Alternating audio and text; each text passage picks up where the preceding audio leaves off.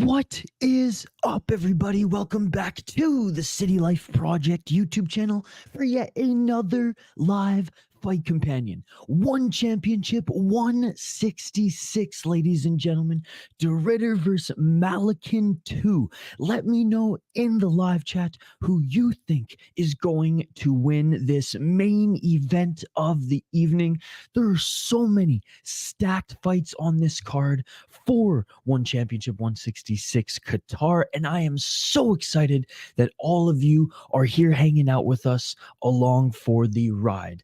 If you're new to the channel, we do live play-by-play, commentary, reaction, and interaction with all you amazing folks in the live chat. Appreciate every single one of you who are joining. If you haven't already, smash that like button and join us. Again, live play-by-play, live updates, live reaction. If you're watching alongside with us, let's go, baby. Let's go. I want to hear your reactions. I want to see your comments throughout the live stream as well. We have so many people in the live chat right now, folks. If I miss your comment, just comment it again. I'm keeping my eyes on it. I will read the live chat in between fights, in between me highlighting the fighters. Again, if you're new to the channel, we will highlight the fighters before every single fight.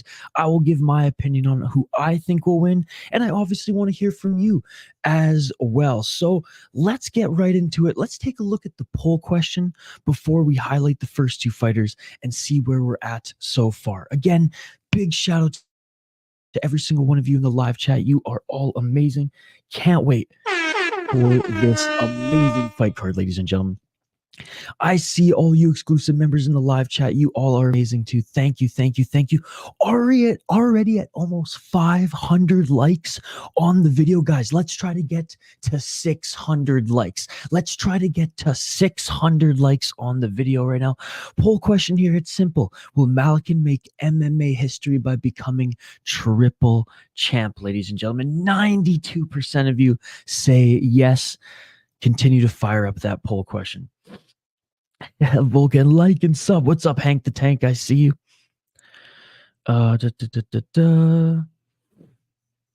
What's up, Peak Master? It's been a while. Good to see you as well.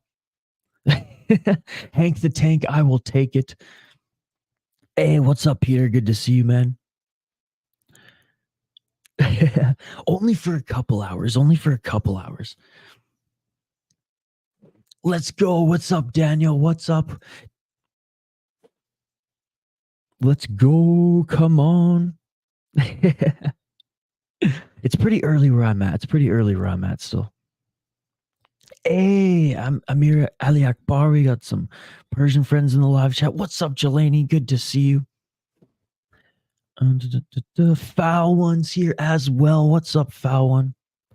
Good morning, everybody. Yeah, for everyone in North America, much like myself, we're just getting up. We're just getting up bright and early. We got some great fights here, ladies and gentlemen. What fights are you most excited to see today? What fights are you guys most excited to see today? What's up, Hans? What's up? How's it going? What's up, Energy? Good to see you, buddy. Dude, look at this. The live chat's awesome this morning. Let's freaking go. Yeah, my roommates, by the way, I live with roommates. They're sleeping still because it's 6:30 a.m. So once they wake up, I'll talk a little bit louder. I'm just being nice. I'm just being nice for the roommates. I'm just being nice for the roommates. All right, let's highlight this first fight here on the card. I'm ready for a sub from the Monkey King. Let's go, ladies and gentlemen. One of the most underrated MMA guys out there. Those who are fans of One Championship, I mean, you all are fans of the Monkey King, especially if you follow One Championship originally for its MMA anyways.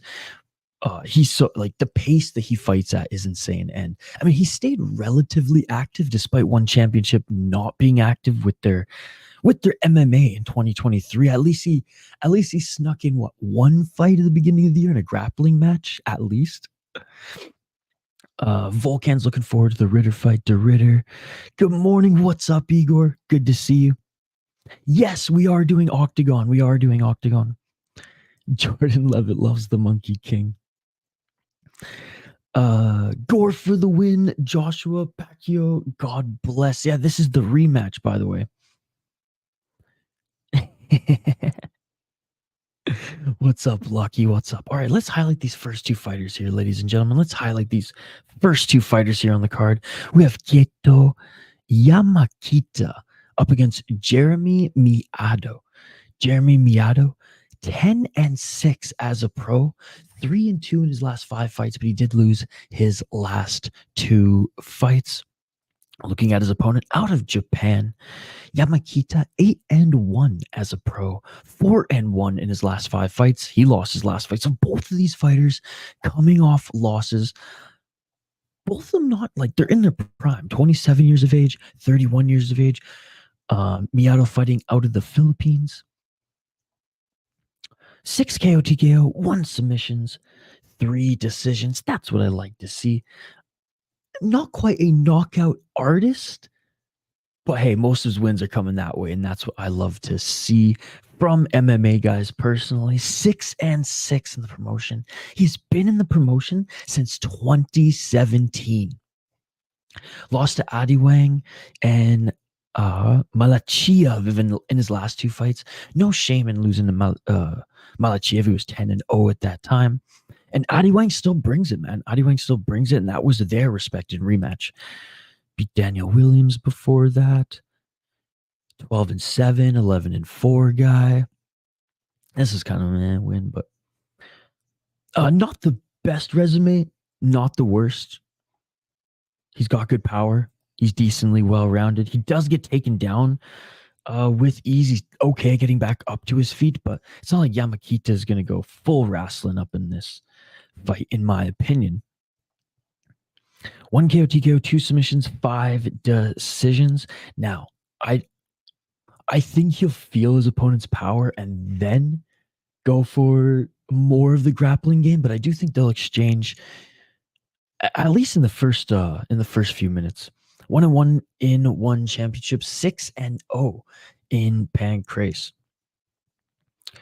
So this is his second fight in the promotion. He went up against a 9-1 guy and lost a unanimous decision only a month ago on the Superlek and Takeru card. So quick turnaround here for this young man. Before then, fought on One Fight Night 8, where he won a unanimous decision as well. Mostly a Pancrase and Shuto guy. Was even on Road to 1 back in 2021. I'm going to go with Yamakita here. I do think he drags this into a boring fight. Second round into the third round, especially after feeling the power of Miado. If Miado doesn't knock him out or stuff his takedowns, keep this on the feet with ease, I do think Yamakita drags out a decision in this one. That is my pick. Let me know yours in the live chat. Why did he shave that beautiful head? Most stacked card this year on 1. So far, yes. So far, yes. Early on, but this is contender for card of the year. It's good. It is good, and it's back to MMA for the most part. We have 1 boxing fight and a few, I think 3 Muay Thai fights on the card, and 1 grappling match. What is up, JC? Yes, we are back in the cage, ladies and gentlemen.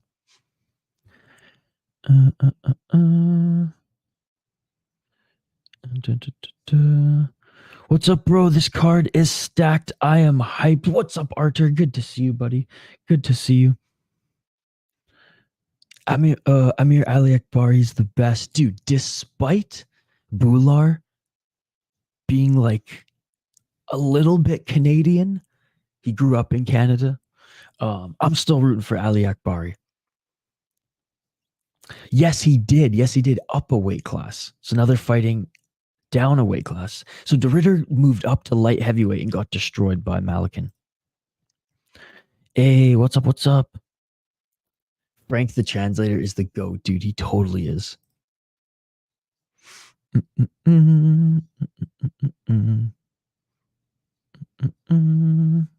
okay. I saw. Yes, Wixie. Yes, we are doing one. We are doing Octagon. Maybe she missed my comment, or he or she, Matt R. But yes, we are doing Octagon tomorrow. Good morning. Let's go. Hey, what's up, Metallica? Melvin's goated. Yo, shout out to Melvin. Yes, Melvin is goated. What is up, Melvin? Welcome to the stream, my man. Wish you could stay and watch, but got work. We'll try to catch you later. Like and sub, guys. Thank you, buddy. Hope you have a good day at work. And it'll be on YouTube for you to check out after.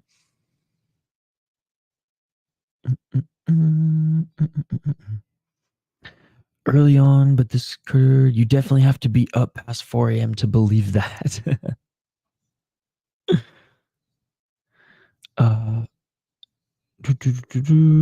What's a chatter like you doing in a stream like this? Peak Master saying, "Let's go Kyoto," and it's good to see you, Peak Master, man. It's good to see you. Hope all is well. Hope all is well. Yes, I do. I do. Well, he's just a better MMA fighter than De Ridder. Like, again, De Ridder, he's got his submissions and he's dangerous once it hits the mat. But I think Malykhin has been dialed. I mean, he was 8 pounds. He was 8 pounds off, like 5 weeks out of the fight. Like he took his nutrition, his diet, his whole drop down to the weight division seriously. Now, does that hurt him? Maybe, because we've never seen him this light. Having said that, he's looked so at ease throughout this process and fight week that I'm inclined to think that he's going to be the same De Ridder that we're used to. Not gonna lie, I took a sick day off work to watch this card live. Daughtry owes me one. Yes, he does. Yes, he does. That shit beautiful than a motherfucker. I have 4 tabs open in all 4 corners of the screen. Could self-destruct at any moment. You make the food for De Ridder? Oh, you're like his nutritionist? Wow, that's super cool. And you're confident he's going to win. What'd you put in his food? No, I'm just kidding. That's awesome. That's awesome. And look, we got Herb Dean in Qatar. All right, fighters are being announced in the center of the cage. Again, smash that like button if you haven't already. Ring that bell for notifications so you never miss an upload, so you never miss a live stream, ladies and gentlemen. Anatoly's not fighting for a while.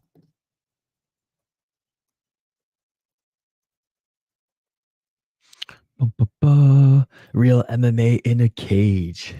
Yeah, we haven't seen a lot of it between Ryzen, between all these Friday fight shows. Hey, what's up, buddy?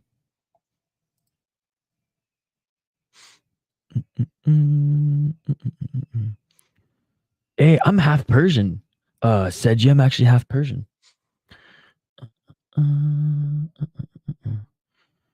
Dude, Herb has to be a hologram at this point or an insomniac. I think just an insomniac, to be perfectly honest. That's the thing. He like does shows all around the world. It's crazy. All right, guys. Round 1 coming up here. First fight on the card. Smash that like button if you haven't already. And let's get right into it. Back into a cage as well in Qatar. Let's get it on. Let's get it on, ladies and gentlemen. Round 1. One Championship 166 starts now. Round 1, center of the cage. Yamakita, yeah, a little bit shorter than Miyato here. Oh, Yamakita tried to load up a 1-2. Yamakita with the inside low kick. Amir Aliakbari, let's go.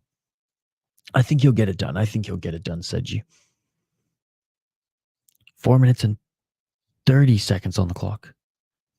Man, look how much taller and lankier Miyato is than Yamakito. Mullet gives +5 stamina. Yeah, but does it give grip percentage? Ooh, a nice straight left jab there by Miyato. Looking for the takedown as Yamakita. Can't get it. Ooh, that bodes well for Miyato. I like the ring in Ryzen, but cage over ring in 1 for sure. Yep, I agree. Looking for that left single leg is Yamakita, and he can't drag Miyato to the ground. Miyato using that cage here to defend. 3 minutes and 45 seconds on the clock. Oh, and here we go. Yamakita finally gets Miatos to the ground here. 3 minutes and 33 seconds on the clock.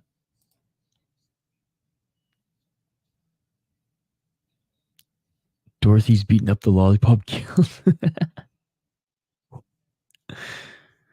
3 minutes and 19 seconds. Couple left hands by Yamakita. And this is what I figured Yamakita would do after a couple minutes in the opening frame. And okay, a little bit quicker.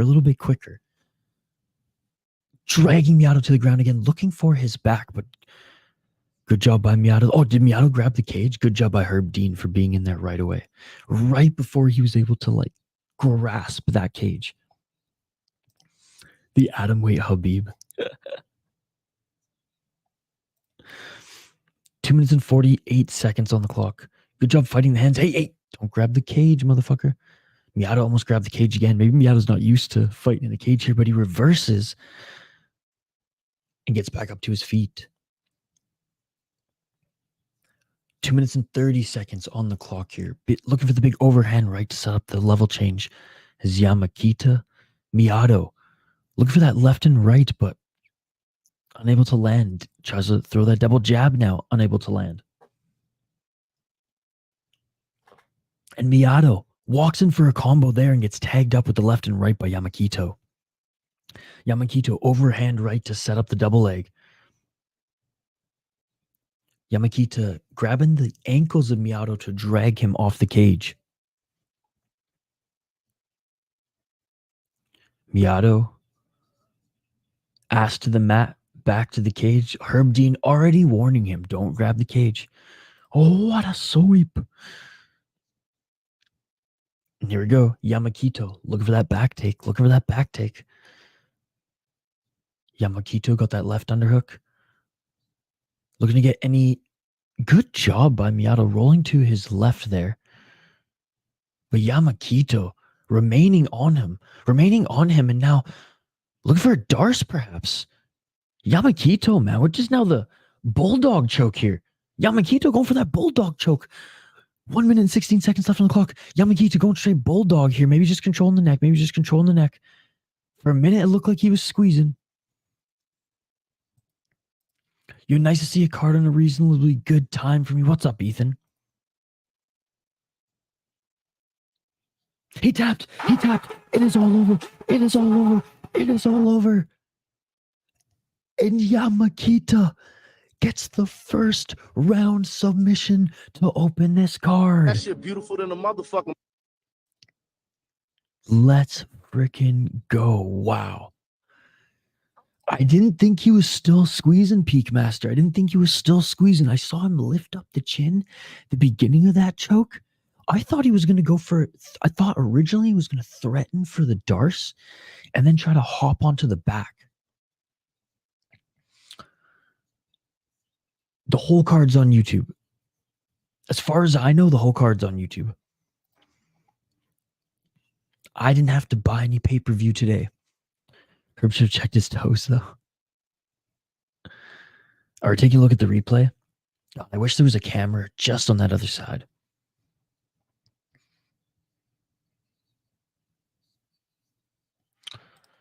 Is the whole card. Beautiful sub from the little guy.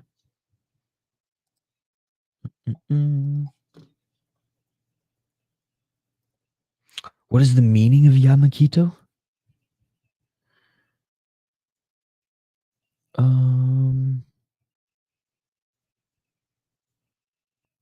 I'm not sure. That's a good question. Dude, he's tiny, eh, Yamakito? Oh, this one's Yamakita. Sorry, Yamakita.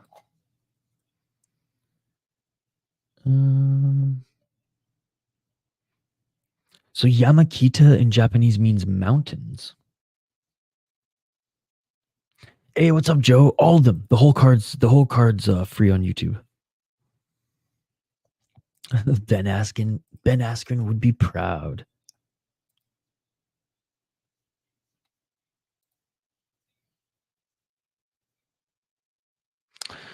What's up, Joe Hogan? Good to see you. Joe Hogan strikes again. Let's go, baby. Let's go. All right, ladies and gentlemen, that's it for the first fight. That's it for the first fight.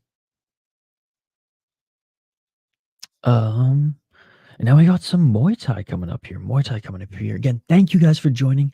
Appreciate every single one of you. Smash that like button if you haven't already.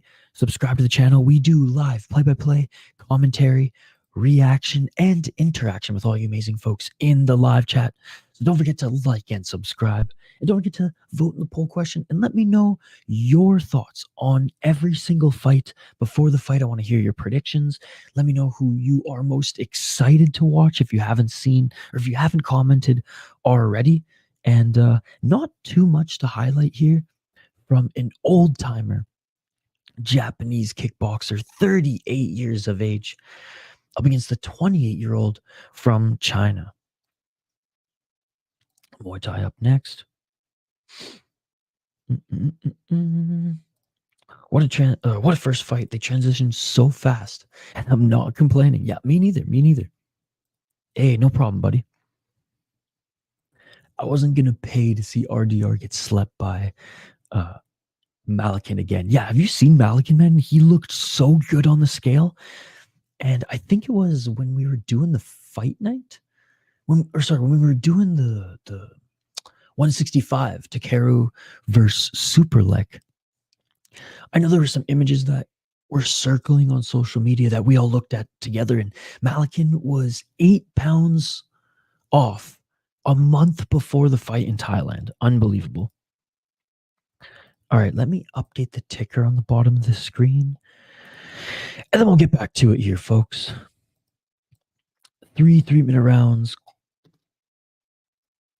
in this Muay Thai fight next. And it's a good balance on this card as well. Let's just quickly take a look. So we got 3 Muay Thai, 5 MMA, and 1 grappling. Like on a heavy 1 championship MMA card, you know Shachi's going to have to put a grappling match. And this time it doesn't even have Musa Menchi or Rotolo brother, or Danielle Kelly. But anyways, damn, 3 Muay Thai fights in a row here for boxing, and then we get, oh man, what a crazy card. How many of you think that this is potentially going to be One Championship's best card of the year? And I'm not talking so far. I'm talking like with their projected cards as well. Because so far, I mean, let's be honest, every fight night has been better than 165. Superlek and Takeru saved that show. Hey, no problem. Thank you so much for joining. Respect to Anatoly, but beating the same guy for 2 belts might be the easiest route to triple champ status. Yeah, but I mean, like you said, respect to him. It's the league that he signed to. I'm sure if his contract wasn't so cutthroat, there'd be other promotions who would want to nab him up.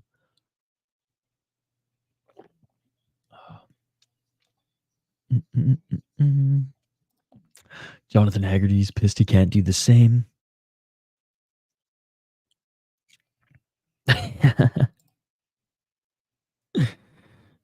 Seji, you in Tehran? Where are you at? Miyato lost, yeah. Hope for all finishes.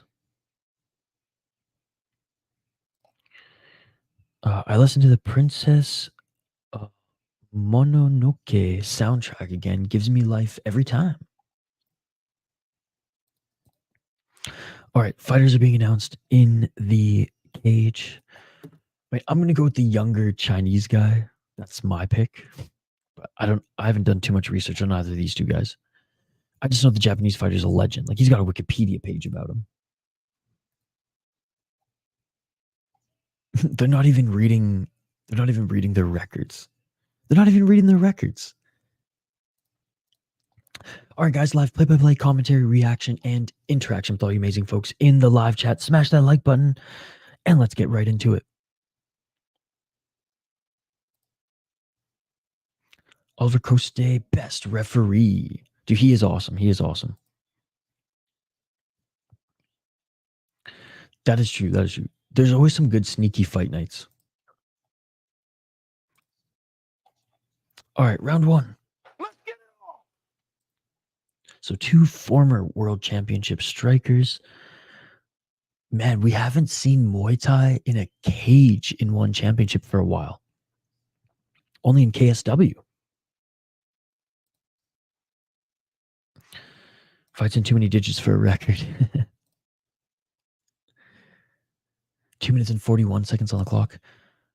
Suzuki with the low kick. Suzuki pressuring Han. Suzuki with the right jab. Suzuki with the inside low kick. That one was good. That one was good. 2 minutes and 22 seconds. That was a stacked card. A lot of great finishes, a lot of great fights. Left to the body by Han. 2 minutes on the clock. Not a lot of action early. Suzuki pushing the pace. Ooh, high kick attempt by Han. Good high guard by Suzuki. Han with the right hand.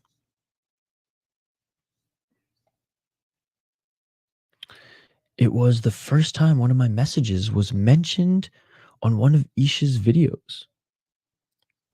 I'm worried for Suzuki.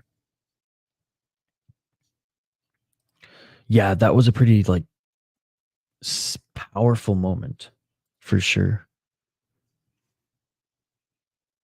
1 minute and 29 seconds on the clock.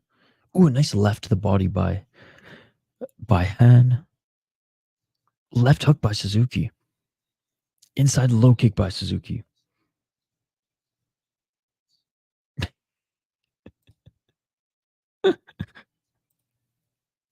One minute and 10 seconds on the clock.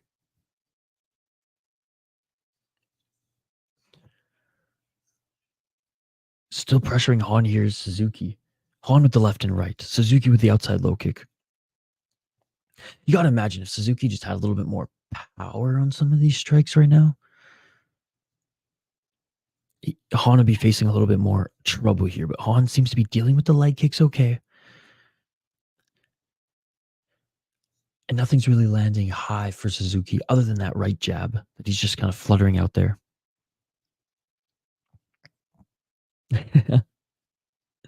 Overhand right by Suzuki.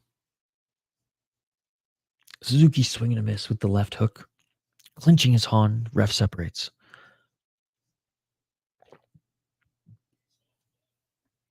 Final 15 seconds. Ooh, big outside low kick by Suzuki. I mean, that's his most damaging strike so far. Oh, nice left hook by Suzuki. Han's got to keep that right hand up.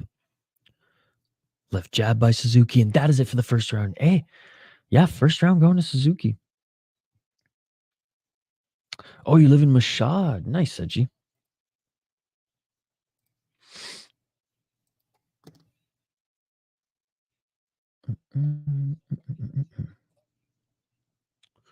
What's near a shot?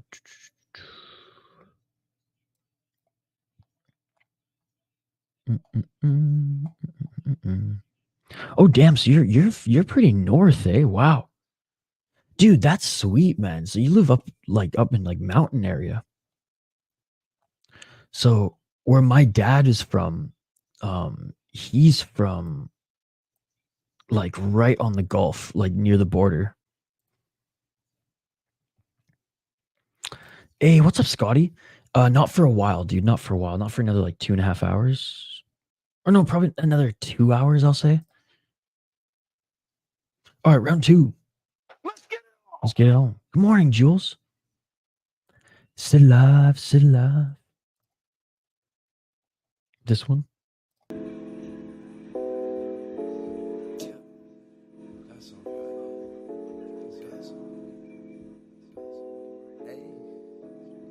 Oh, Suzuki just knocked down Han with the left, with a step in left hook. Great left hook by Suzuki.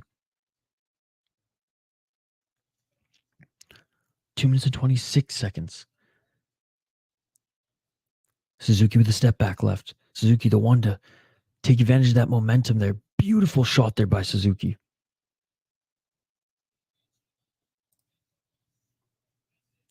Two minutes and 10 seconds on the clock. Ooh, and there's a nice left by Han. Drop the beat. Silla. Ooh, they each land a left there. 1 minute 55 seconds on the clock.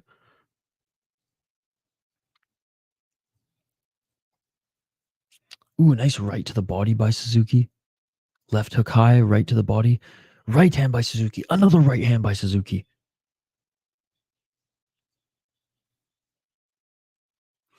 Yeah, Han, some swelling above his right eye. That's where he got tagged. That's why. Suzuki saying that he got poked in the eye, but he's all right. He's going to keep fighting. 1 minute 22 seconds on the clock.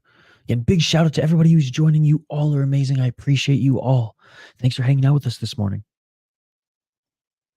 Clinching is Suzuki here. Through a labored combo before that. Right hand by Suzuki. Now Han pushing forward. Right hand by Han. Double left jab by Suzuki. Han swinging a miss with that left. Double left jab by Suzuki as he continues to walk forward. Check left hook by Han. High kick by Suzuki. Suzuki with the right. Han with the step in right. Double left jab by Suzuki. Hey, Suzuki, for 38 years of age, man, this old man still got some fight left in him. They clinch, they separate, and so far Suzuki still with the 10-8 on this round. Han's going to need a knockout, man. To win this fight at this point, in my opinion, Han needs a knockout. Suzuki with a couple left shots. Even if Han gets a knockdown in this round, he's going to have to get a 10-8 in the third to win, or it's going to be a draw tied with the knockdowns. Big push here by Han in the end of the second, though. He understands the assignment, throwing a right elbow, and that is it for the second round. So yeah, first round victory, 10-9 by Suzuki. Oh man, step in left hook. 10-8 for Suzuki in that second round since he got the knockdown. And assuming Suzuki's gas tank can last in this third round, which I mean, I'm seeing no signs that he's slowing down. Han needs a knockout. A simple knockdown won't be enough. Third and final round coming up. Let me know your thoughts on the fight. Let me know who you think is winning, guys. All right. Again, big shout out to everybody joining us here in North America bright and early, and those out east this afternoon. All right, third and final round. Let's get it on.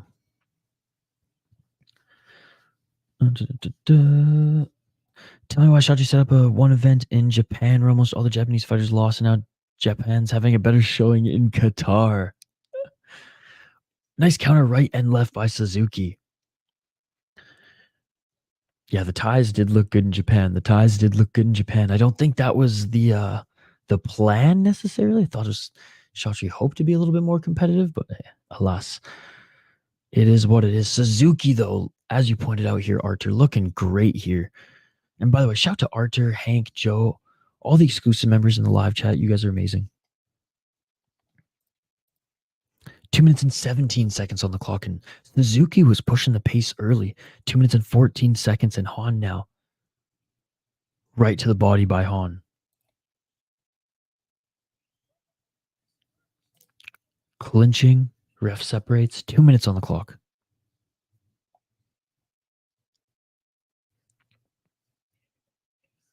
Swing with the left and miss by Suzuki. Okay, Suzuki now slowing down a little bit. Counter right by Suzuki lands, but Han's got his timing still down here, and Han just looks a little bit more light on his feet, just looks a little bit more fresh right now. Step back left for Suzuki. Han with the right to the body. Looks like there's a cut on the forehead of Suzuki. Might have been one of those elbows by Han, but Han looking good right now. 1 minute and 25 seconds left on the clock. Wily veteran beating him up. Right hand by Han. I mean, Suzuki just can't get dropped here. If he gets dropped, I mean, obviously he'll still win the fight, winning 10-9 in the first round, 10-8 in the second, but still, if he can avoid that here, even if he loses this round, it's still a nice unanimous decision on all the judges' scorecards. Oh, really, Joe? I'm live right now, but I'll refresh it after. 48 seconds on the clock. High kick by Suzuki. Right hand by Han. Han with the left. Han with the right. Han walking forward. Han trying to take away space. Step back right by Suzuki. Ooh, big right hand by Han. Final 30 seconds of this third round. Han clearly winning this round, but it's not going to be enough unless he knocks out Suzuki. Oh, wow. Hey, that's weird. That's weird. 15 seconds on the clock.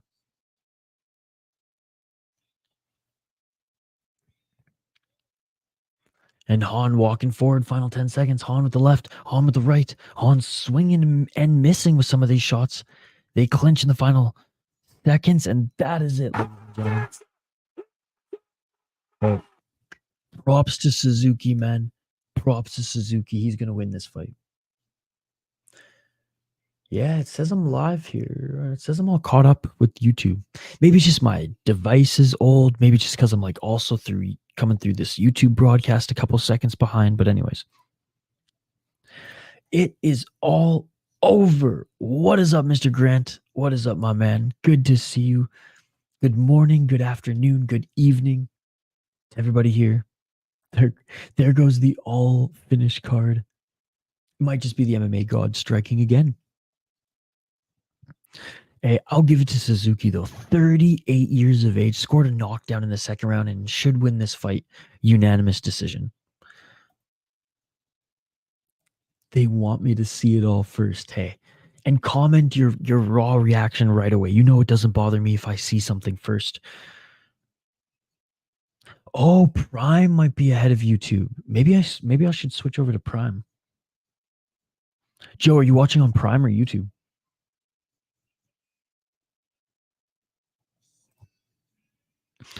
Thingy Suzuki. Decision. Great win by Suzuki, and that was the correct decision. Oh, look at that. Joe's on YouTube, and yet he's on Prime Time. See what I did there? See what I did there? Arthur, Joe, Hank the Tank. Who else is here in the live chat who's an exclusive member? I saw Foul one earlier as well. Appreciate you guys. Dude, the poll has 1,700 votes. It's unbelievable. Let's just say we had a big crowd to start out, Mr. Grant Gregory. It's dwindled down a little bit, but I'm sure once Bhullar fights, India will show up. What's up, Ling Ning? Malykhin, thank you so much for commenting. Appreciate you. Young guy smoking the copium. Clear as day decision. All right, ladies and gentlemen, we have another Muay Thai fight on the card here coming up next. We have Zakaria El-Jamari up against Ali Saldoyev. All right, so out of Morocco is El-Jamari, and out of Russia is Ali Saldoyev. Let's see, do we have any? So he has a pro MMA record of 3-0. Wait, are they fighting MMA or Muay Thai here? Okay, yeah, they're fighting Muay Thai here. An MMA and kickboxer, fought primarily in RCC. We actually fought some decent guys in RCC, and then won 3 kickboxing fights in a row. Okay, all right, I'll take it. But hey, you got a Muay Thai and kickboxer out of Morocco though, and that's still dangerous. And it looks like Ali Saldoyev has a good left kick and good head movement, according to One Championship's keys to the game, keys to the fight. I don't know what they're calling them. All right, let me update this ticker on the bottom of the screen. His opponent out of Morocco, pro boxing record of 4-0-1. Has fought in FCC. Okay, so he's actually fought in Thailand for boxing. And don't really have much else on him here. But hey, Moroccan kickboxers, guys, we know how deadly these guys are. And in the small gloves, I can't wait. I can't wait to see this fight go down, man. I honestly, I did a quick little highlight reel peek at both of these guys. He's got some wicked knockout power with bigger gloves, so I am going to go with Al-Marwe. But again, this is Muay Thai. If this was MMA, I would probably go with the Russian. Going with the Russian by nose to the body TKO. Man, his duct tape wrapped around his waist. Hey, what's up, Kia? Is that how I pronounce your name? Kia? Head movement. I'm going with the Russian. The fact that Malykhin made 185 blew my mind. I will remember during the 165 fight companion that we hosted, I said I saw a picture of him on Instagram, and he was 8 pounds. He was 8 pounds off the limit. He was 8 pounds away and looking fresh. Just a month ago, he was almost on weight. He worked with the nutrition. He properly dieted, and he looked really good this fight week as well. Didn't look depleted. Didn't look like his energy levels were down. It's crazy, Mr. Grant Gregory. It shows how much he wants this third belt. For me, YouTube is ahead by a few seconds. And good to see you, Jules. Ali Saldoyev for the win, locking it in. Bro's got the beak of the week. You should lose all your sleep more often. These fights are transitioning so fast. Ali looks like an eagle or some type of bird. Beak of the week.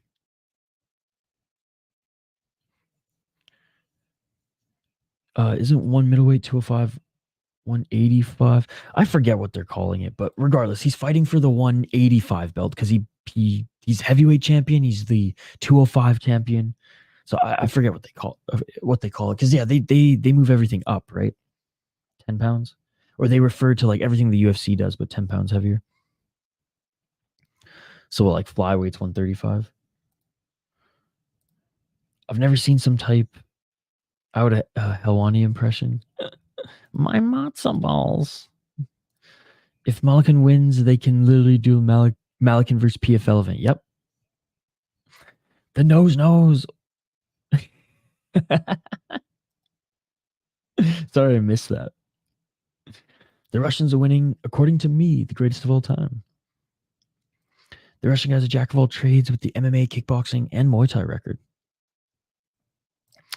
Malykhin competes in 12 fights and wins all of them. What was it? All right, guys. Round 1 coming up here. They were just announced in the cage. And again, seeing Muay Thai in the cage, I'm not used to it in one championship. All right, round 1, ladies and gentlemen. Let's get it A lot of room to work here. Inside low kick right off the bat for the Moroccan. Oh, a big knee to the body on the entry by Saldoyev. Saldoyev with the right and left to the body. And then calls a shot, points at the body and knees. Inside low kick by Saldoyev. Overhand right by Al-Marwe. Oh, shit. 2 minutes and 33 seconds on the clock. Oh, this ain't MMA. Saldoyev. And a knockdown? No, that's a slip. By Al-Marwe. Fair enough. I would be too. I keep thinking every time my door opens or there's a knock. Oh, right hand by Al-Marwe. And he stumbled Saldoyev there. Saldoyev's getting the count. Every time I hear a knock in my door, I think it's hockey from home breaking into my house. Saldoyev with the knee. He's all right. He's back in it. But already with the knockdown is Al-Marwe. And a nice left hand by Saldoyev. Saldoyev, there's a high kick. Saldoyev spinning back. Saldoyev throwing a lot at Al-Marwe. The Moroccan has a nice high guard. He knows how to fight. Ooh, a knee to the body again by Saldoyev. And Al-Marwe goes in for the clinch. High pace to this fight. This Moroccan's going to rock him. We already did once. He already knocked him down once. Stumbled him ever so slightly. But he's got power, man. Oh, and there's a left hook by Al-Marwe. Al-Marwe stalking Saldoyev here. Saldoyev back up against the cage. Al-Marwe throwing hooks here. Saldoyev utilizing that head movement.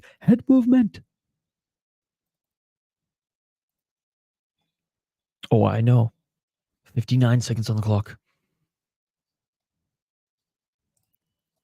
Hey, that's awesome, dude. That's super cool. Oh, a nice left by Al-Marwe. Saldoyev caught his kick and was walking forward. Al-Marwe clinches here. 45 seconds on the clock. This is a wild fight indeed, Peakmaster. Already this card better than 165. Sorry, I didn't mean to jinx it.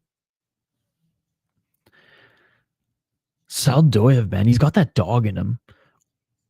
And he does have that head movement. I'll give him that. Oh, shit, Mr. Grant Gregory. 15 seconds on the clock.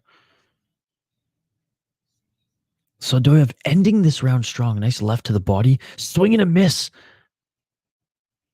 Oh, that's going to count as a knockdown.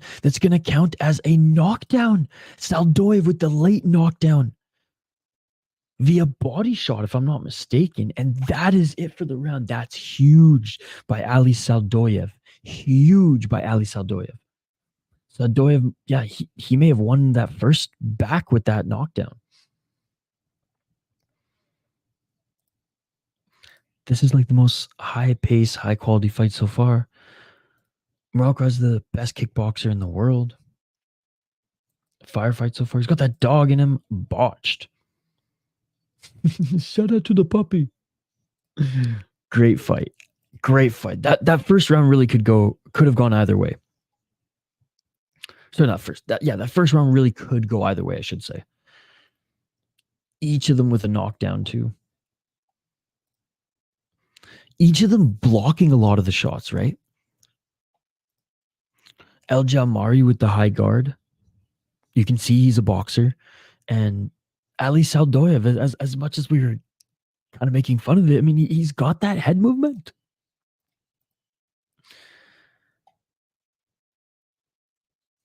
Oh, okay. Got you, Archer. Round 2, ladies and gentlemen. I seen Ali fight a while ago. He was losing the fight and knocked down his opponent. End of each round to win. He's a sniper at the bell. It makes me think of Manel Kapp's famous quote. Which one? He's got a few. I'm scared for the ref. 2 minutes and 31 seconds on the clock, ladies and gentlemen.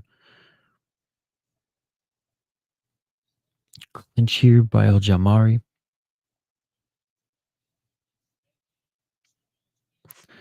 I come to your city. I come to your gym. Oh, and another knockdown by Saldoyev with the left. And Al-Marwe's not getting up. Oh. It's over. It is over. Ali Saldoyev wins. Al-Marwe didn't get back up. He knocks him down with the left, and it is all over. Oh, my goodness. Guy's arms were too short, swinging and missing with those overhands. He's done. Oh my goodness. Dude. He's crazy. Okay, we're looking at it was a straight left and then left to the body. And then a left to the chin. Oh my goodness. Straight left, left to the body, left to the chin. And it was all over.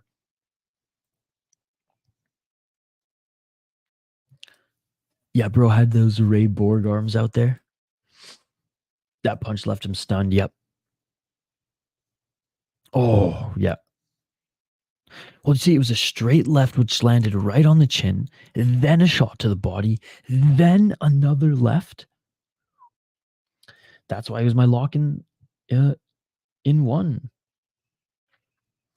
Madar, both these guys are pretty bad. If I'm being honest, any traditional Thai fighters wrecks them. Well, I mean, that's why they're going up against each other. One more of a kickboxer and boxer, one more of a crazy kickboxing style and MMA fighter. Shut down like my computer with too many tabs open. You say Qatar would welcome one back soon. I mean, they would, but I don't think one championship's going to be doing business with them anymore. Because they just signed a deal in Japan. Luke Lessie smokes these fools. Not even the Aljo haircut could save him. All right, ladies and gentlemen.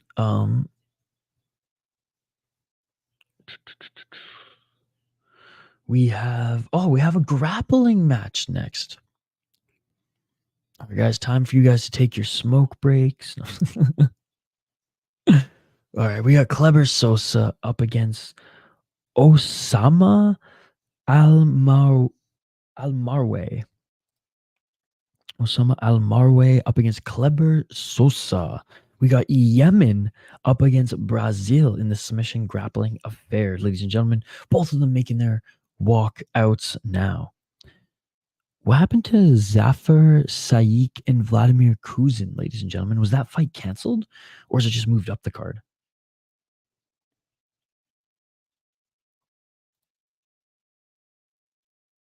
That's not my Osamah. I'm your Osamah. Again, big shout out to everybody joining us live here on the channel. You all are amazing. I appreciate you all. Don't forget to smash that like button if you haven't already. Ring that bell for notifications. Subscribe. Like I said, we do fight companions every single weekend. Undecided on what we're doing here tonight, as there are some options. There's some Fairtex Muay Thai. There's Ring of Combat. But there's no like LFA. There's no Cage Fury FC. There's nothing like that tonight. So I mean, last weekend, I mean, come on, guys, get your schedule together. You could have pushed one of those cards to this weekend, but so we will be streaming something later tonight, but I'll let you guys know. Tomorrow's a busy day, though. Octagon, UFC, and then either Gamebred, Bare Knuckle MMA, or BKFC. Osama Bin Laden, Desu. Yeah, Joe, a good Matt R break.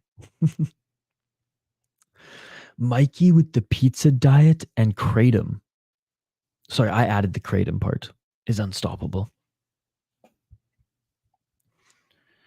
Gamebred card, not a great one. Yeah, well, the BKFC it's a challenger series as well, but the BKFC is being held in Northern Alberta, Canada, on one of the indigenous villages, because I don't think they could get sanctioned anywhere else. So based Alberta and based, I don't know the chief of that village, but you're fucking based, dude, and I love you. One grappling match that doesn't feature a Rotolo brother. I mean, they might. I just know that they signed like a couple big deals in Japan with for like doing some events there and with broadcasting and things. So I just don't know if they're going to be, I know they were going to focus on the Middle East, like, well, especially Qatar, but you know, things changed quickly, right? That this card took so long to make. I mean, we heard about this card so long ago, right? I mean, originally Rod Tang was supposed to be on this card too. If it's one thing Canadians know how to do is throw gloves down and fight bare knuckle, I'll be watching the BKFC. Okay, you know what? What am I saying, bro? What am I saying?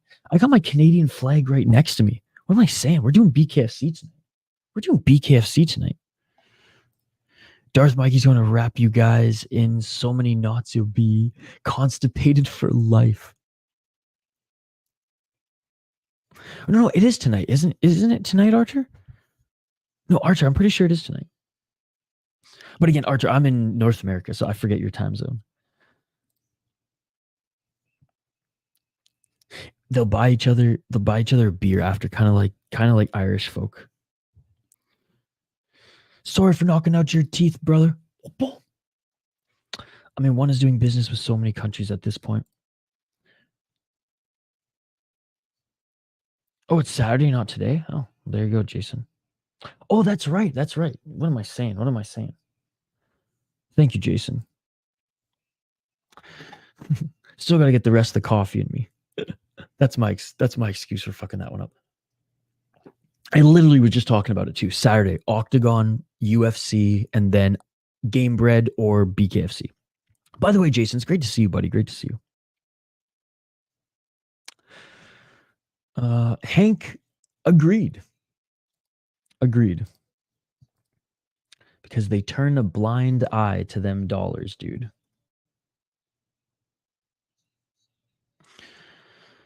All right.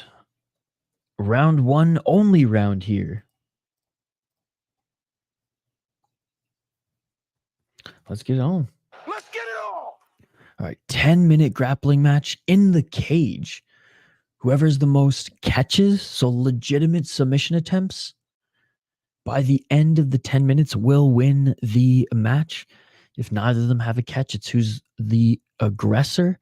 And then obviously, if one submits their opponent, he is the winner as well.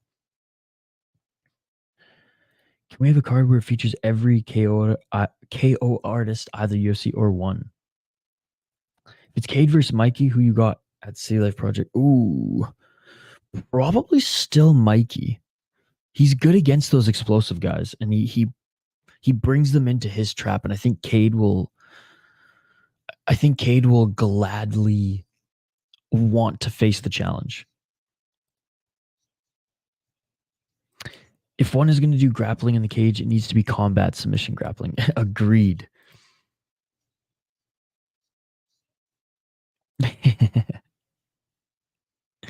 8 minutes and 50 seconds on the clock, and Al-Marwe already attacking the right ankle of Sousa. And Sousa falls to the ground here. Al-Marwe continuing to attack that ankles. Sousa doing a good job of scrambling here.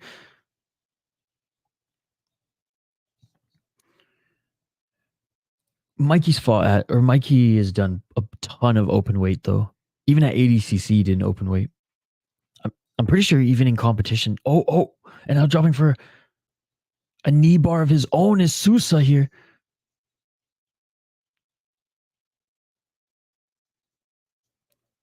Almarwai's rolling as well here. 8 minutes on the clock. Do a barrel roll. And here we go. This is just back and forth with the ankles. Back and forth with the ankles here. Al-Marwe on the attack again.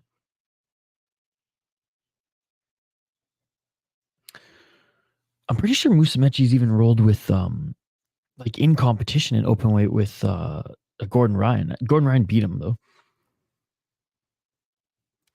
Are we going for the double inverted? Never been done in one. 7 minutes and 28 seconds on the clock. And continuing to chase it is Al-Marwe. And good job by Sousa for getting out of it. Sousa on his feet. This looks so goofy. 7 minutes and 13 seconds on the clock.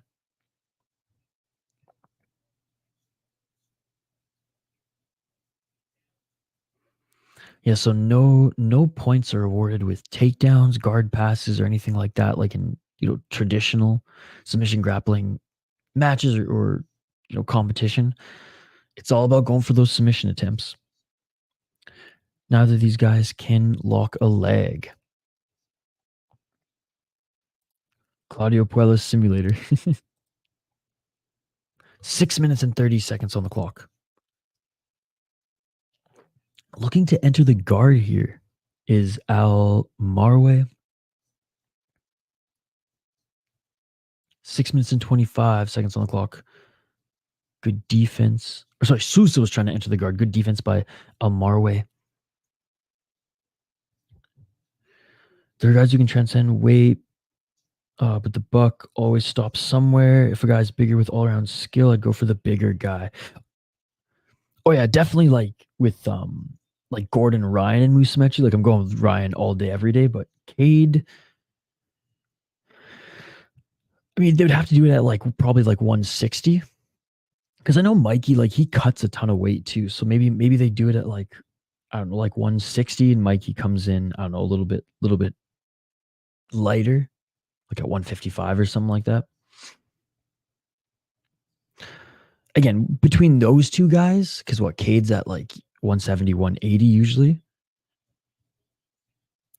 So again, yeah, I agree, Matt, with like obviously with the bigger weight discrepancy, like Gordon Ryan and Musumeci. I'm picking Gordon Ryan all day, every day, and he's beat him before. But with Cade, I think it's a lot closer. 5 minutes on the clock here, and a beautiful back take by Sousa here. He's got that left hook in. Al-Marwe rolling. Al-Marwe looking for the reversal. Sousa not allowing him to get it. Sousa now not quite full mount, but potentially searching for an arm here. He really wants that knee slicer, but his leg's too short to generate the right torque. That's a catch.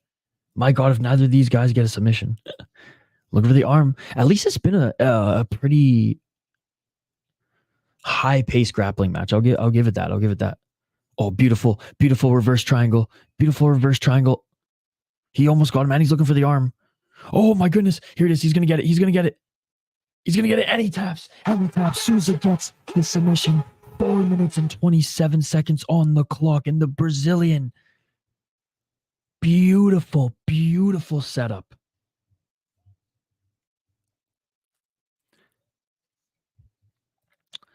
Backpack triangle to get the armbar, and it's done. He's got this man all fucked up. Bingo. Sweet submission for sure. Bro got triangle backpacked and then armbarred. What a submission. Yes, I need to get, I'm sorry guys, I gotta take notes. This is my little sound pad, notepad here. I gotta on the back here. I'm writing backpack. I gotta get the fucking Dora Explorer backpack sound whenever someone gets the back of their opponent in MMA or if something like this happens. He got the backpack. That's a rap. Fuck, I love that. Poetry in motion. No, that was a good back and forth high pace affair. Mikey versus Sousa rematch. That was a nasty sub made off the toilet it made it off the toilet just in time. Let's go. Gotta add the door the Explorer joint. When in doubt, go for the Brazilian. Oh, for sure.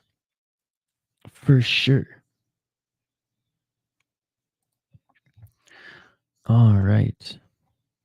So I guess we'll see on the so what do we have next here? Okay, yeah, so we have Muay Thai coming up next year.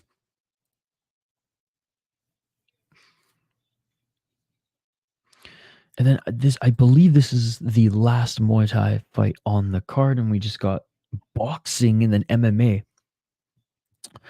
till the end. Bro, that's how every grappling in one should be. Going for the white guy in the next fight.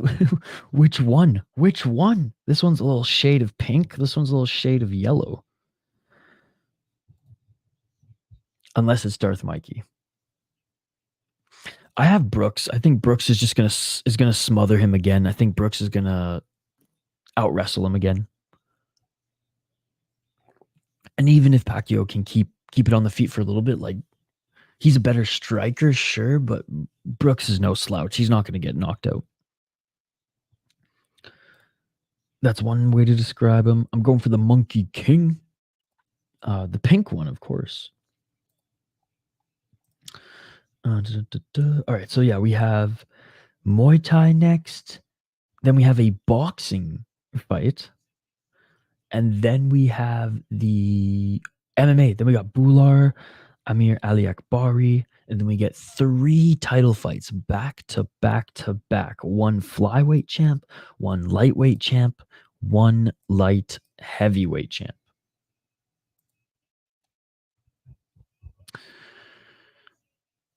Call me bastards. Hey, boss. Okay, so I guess this is officially now the main card. So those were the prelims. Now we are officially on the main card as one championship is doing their walkouts. Bum, bum, bum, bum, bum. All right, let's get the ticker on the bottom of the screen going. So this is a catchweight Muay Thai fight at 148 pounds. I mean, once we're like in the card and invested, it's kind of weird to do your opening ceremony this far into the card. Because, I mean, even Ryzen, if they do prelims, I mean, not on a landmark card, but if they do prelims, they'll do their 2 prelims and then go right to their opening ceremony.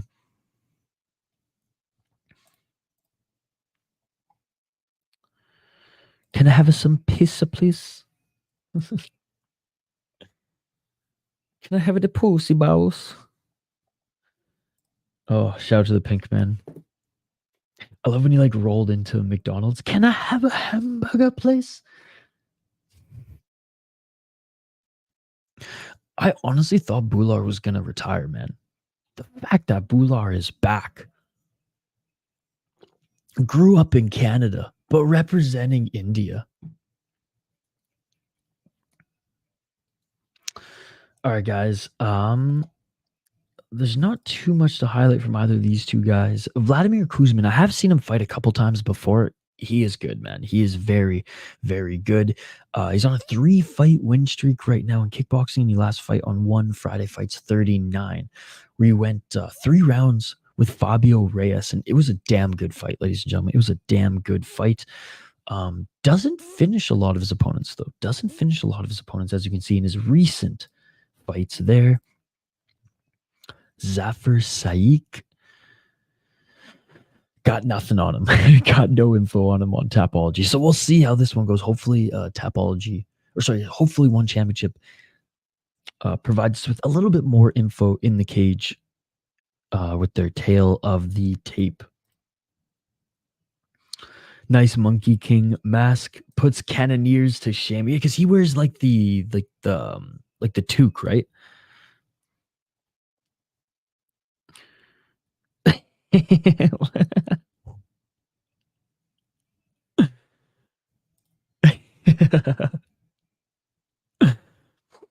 All right, Malykhin and Ritter are being announced now in this opening ceremony.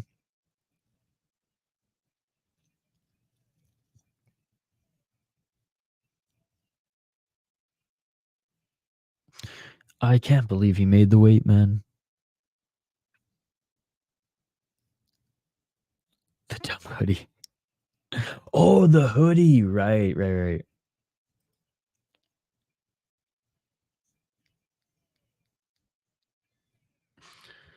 Like a 6-year-old. Bro, I remember those zip up hoodies in like the mid 2000s with like the eye holes in them.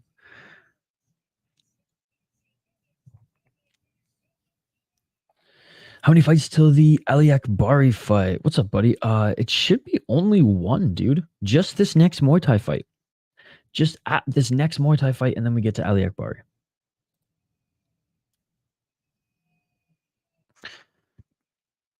I know their slogan and like their hashtag is "We Are One," but they totally just ripped off Ryzen, eh? How does he look smaller when he's the heavyweight champion? It makes 0 sense. When he's the heavyweight champion and light heavyweight champion. He's shorter. He looked shorter before.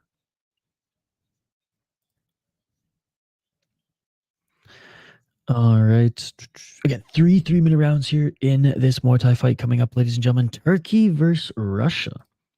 And I've seen Kuzmin fight before. Again, doesn't have that knockout power, but is a very technical fighter. He's got good speed. He's got good range. I've never seen this Turkish fighter fight before. Never heard of him, to be perfectly honest. So let me know your thoughts, guys. Let me know your thoughts. Kuzmin making his walkout right now, and that's who I'm picking to win.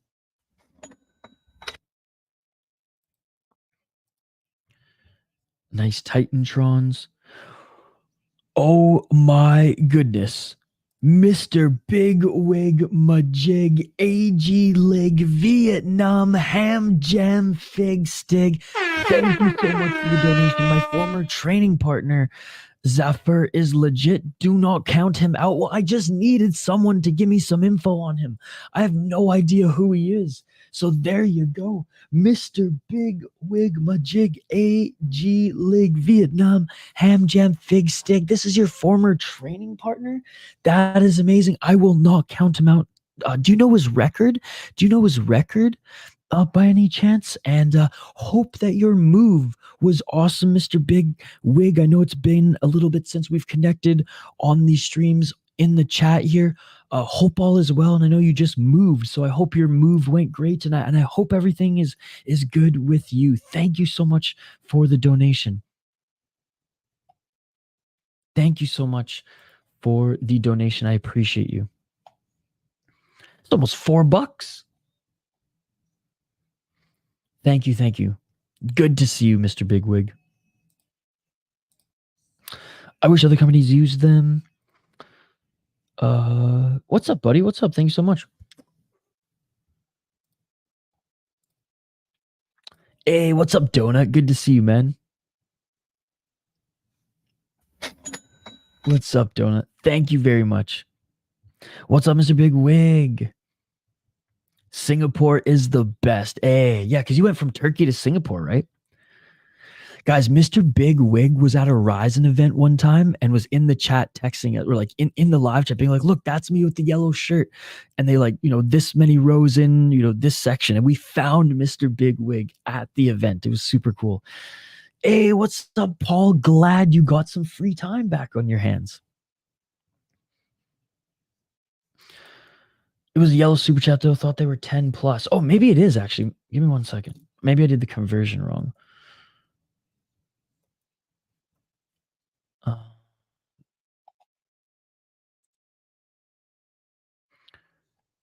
TRY. Oh, you might be right actually.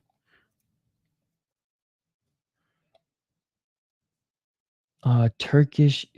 Oh shit! No, you're totally right. Well, actually, no. It says 3 point.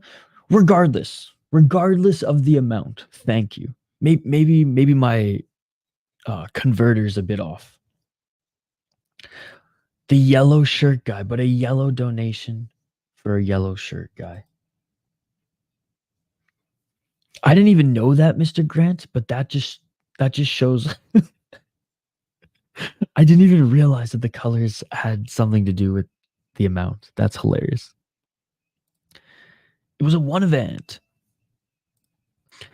Thank you so much for the donation, Mr. Bigwig. Reinier should be careful for Anatoly striking, or else he will get knockout even worse. All right. Vladimir Kuzmin is being announced in the cage right now. He has a record of 20 wins, 3 losses. So basically run away. Yeah, he's going to have to go full Chelsea Chandler. By the way, for my friends who are sipping on some coffee this morning, what do you put in your coffee? You guys black coffee, you cream and sugar, you just sugar? All right, 7-1 record for Zafir Saik, Mr. Big Wig's training partner, former training partner. If it's red, it means it's big. I have come to learn that. And green is membership. That's what the women tell me. Ayo. I drink oolong. Ooh, nice. I mean, tea is probably better for us, better for our gut than coffee. All right, round 1, ladies and gentlemen, in this Muay Thai fight, last Muay Thai fight on this card. And Mr. Big Wig, I'm rooting for your boy. Round 1, let's go. Let's get it on. Absolutely, 100% agree. Hey, what's up, Kayvon? Aliakbari's coming up after this. All right, ladies and gentlemen. There you go.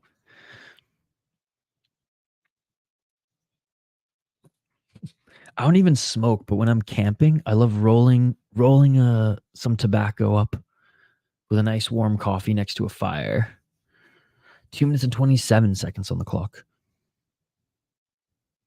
Mustafa, what's up, Mustafa? Aliakbari will be fighting next. 2 minutes and 16 seconds on the clock. This is where I got to brush up on my Farsi. I'm letting down my cousins here in the live chat. 2 minutes on the clock.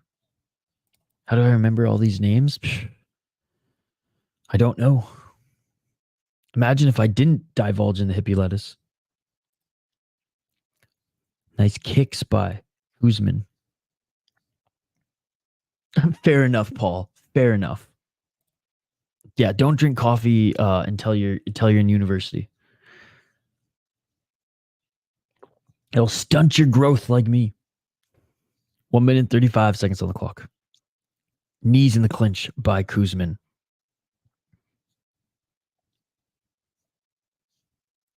Hey, shout out to Mustafa. I have an uncle named Mustafa, by the way. I'm half Persian.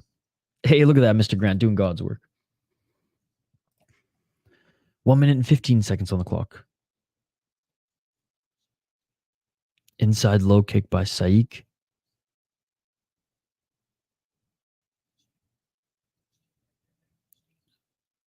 One minute on the clock. Outside low kick by Saik. Saik with the left hand. Kuzmin is just a lot bigger than him, man. He just has a lot, like you can just see he's more of an athletic physique here. So I'm interested to see if he just got a little bit more power. But Saik's not out of this yet. Kuzmin having the better first round so far, but good job by Saik staying active in the clinch.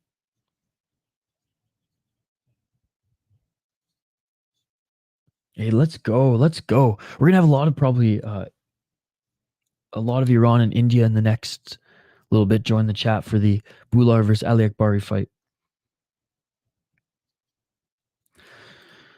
Yeah, I'm half Persian, half Persian by blood, half American, born in Canada, and I speak French.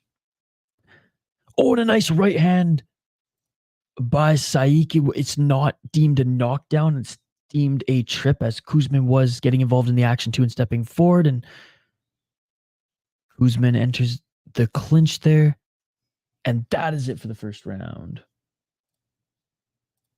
What is up, HM? Good to see you. All right, ladies and gentlemen, that is it for the first round. That is it for the first round here. And I'm going to close round. I'm going to give it to Kuzmin. He was a little bit more active. He landed more strikes. And even though Saik was active in the clinch, it's not like he didn't throw anything. Kuzmin's knees did land more than Saik. So I am going with Kuzmin for the first round. Should have been a knockdown, said Mr. Bigwig. I honestly thought it was.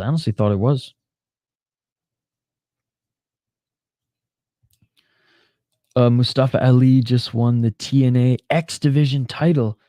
Pakistani represent. Let's go, baby. Again, shout out to Mohammed and Kayvon in the live chat here. Appreciate you guys for joining.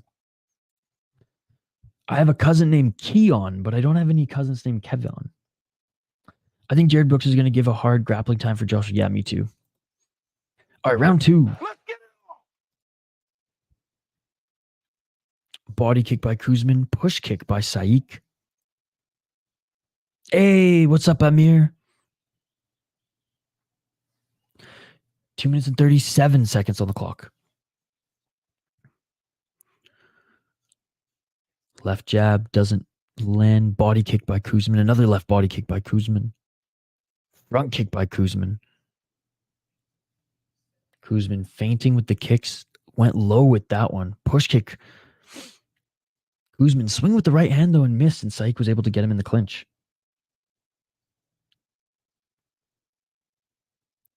Two minutes and 5 seconds on the clock. Hi, Amir. Welcome. Thank you so much for joining. Sorry I don't speak Farsi, guys. I know. My dad's Persian and I don't speak Farsi. Dude, Farsi is, and I'm not biased, out of all the Middle Eastern languages, Farsi is the most beautiful in that it flows. It's less choppy like Arabic and Pashto and some of these other, like I said, Middle Eastern, Turkish. It flows. Farsi flows, and that's why I like it so much. Oh, and a nice left hand by Kuzmin. He knocks down Saik. Oh, a right hand. My apologies. I thought it was a left hook that knocked him down.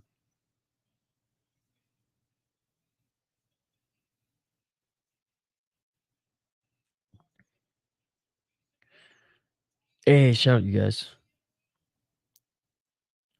Get your dad on the horn. 1 minute on the clock. Had 4 mates who were Persian when I started BJJ. I mean, they still are Persian. Don't know why I said it. Their names are Daryush, Karush, Abtin, Kamran, and Arash. I have a cousin named Arash. I should. 45 seconds on the clock.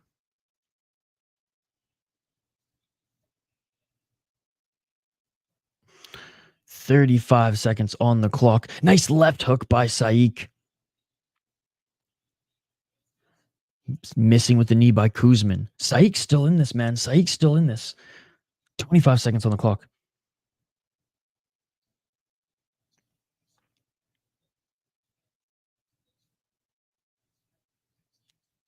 Oh, a nice left by Saik as he pushes forward. A nice push kick by Saik. A nice left hook by Saik. Saik's still in this, throwing hands here, but Kuzmin is going to win this second round due to the knockout.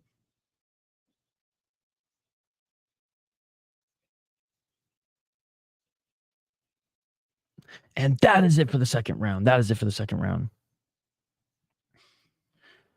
All right, round 3 coming up here, guys.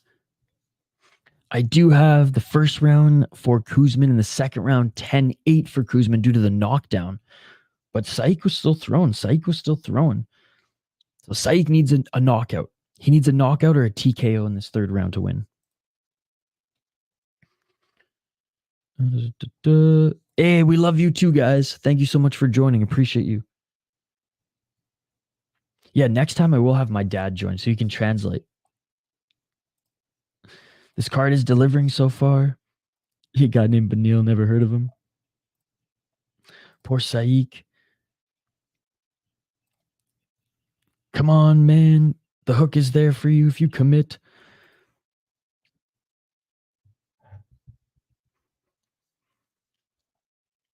Hey, what's up, Haj? Good to see you.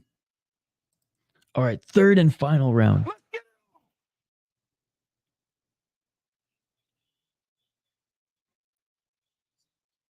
Mr. Greg Gregory, thank you so much for the gifted membership. Mr. Greg Gregory, gifting 5 memberships. Thank you so much, brother. Thank you so much. 2 minutes and 37 seconds on the clock. Eye poke. Saik says he got poked in the eye there. Dirty hippo.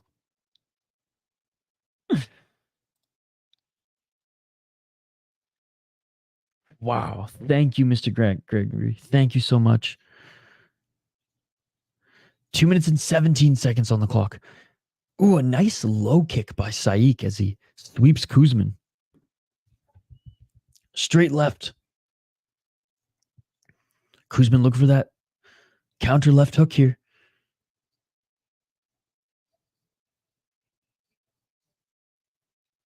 And there was a slip there. And Saik missed with the spinning back fist, but a nice right and a left by Saik.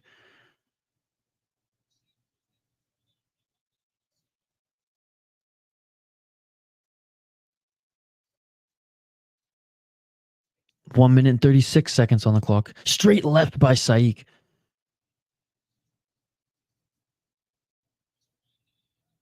Nice right hand by Kuzmin, but Kuzmin looks like he's running out of gas here. And Saik still looks fresh despite being the one dropped in the second round.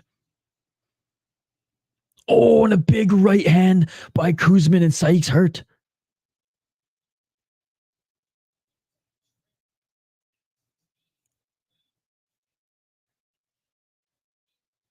Oh, it was a knee by Kuzmin.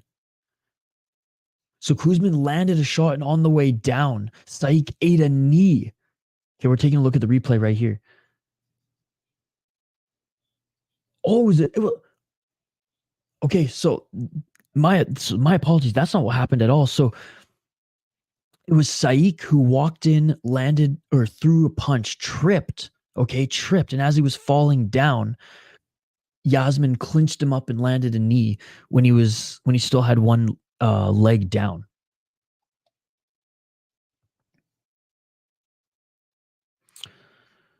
How do you do that in striking? Kuzma hit him with the Piotr Jan knee. What's up, Shane? You can't sleep. Sorry to hear that, man, but at least we got some one championship. Good to see you nonetheless.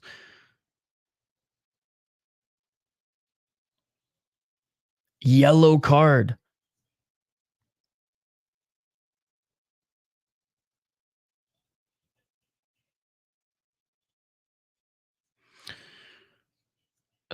No, he never did. He never did.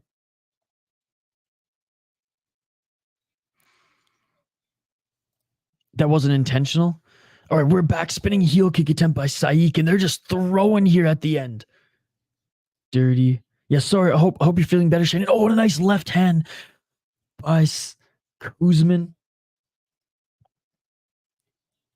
Nice, dude. Yeah, it's early for us. It's going to be a draw here soon. They're pissed. Don't let him bully us, son.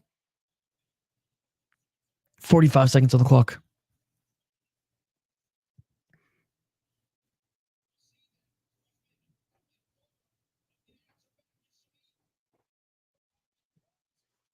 "35 seconds, ladies and gentlemen."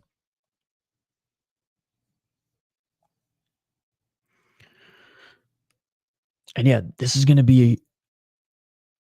Well, I thought there were no draws in one championship in Muay Thai. It goes to whoever gets the most knockdowns, which still would be Kuzman. Outside low kick by Saik. Final 10 seconds. Kuzman pressing forward here. And you know what? And that's it for the fight. I hate to say it, but Kuzman was looking more tired before he landed that knee. And I'm not saying it was intentional. I'm just saying he benefited from that little bit of a break.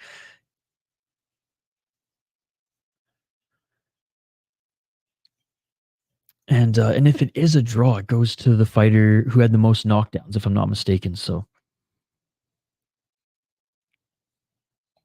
let's take a look here.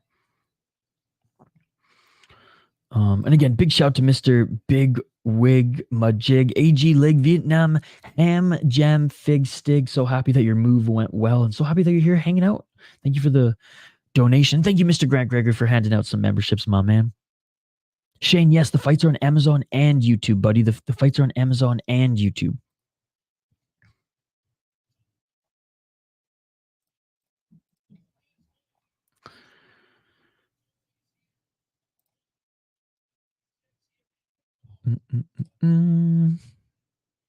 Kuzman more like Usman. Kuzman got some sneaky tactics. I kind of like it, almost on the line of being dirty. All right, we're listening in for the official decision.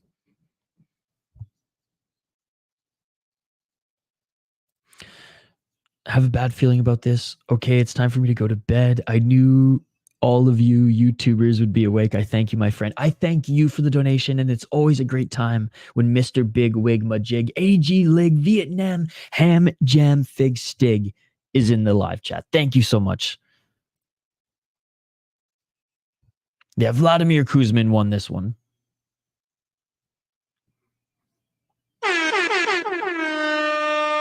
A good display of respect between them there, Mr. Big Wig, as I hope you can see. And your boy, he's only, what, 7-1? I believe 7-2 as a pro. So he's got a bright future ahead of him.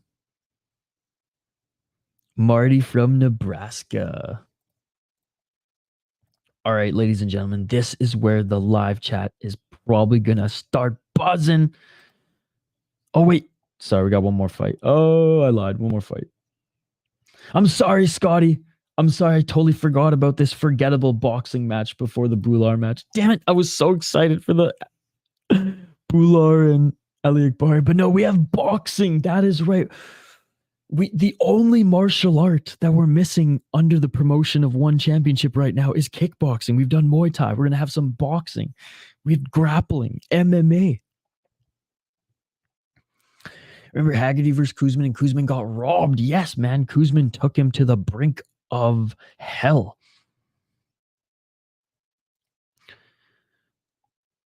It went the other way. I wouldn't have been upset with it, but it would have been a wrong decision. Yeah, absolutely. It's 3 3-minute rounds of boxing. This is going to be crazy.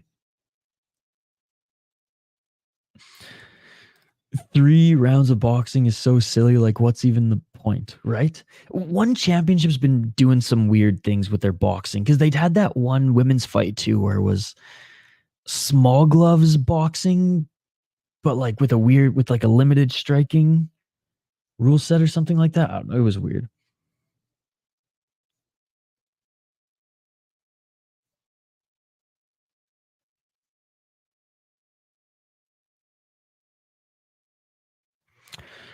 Bum.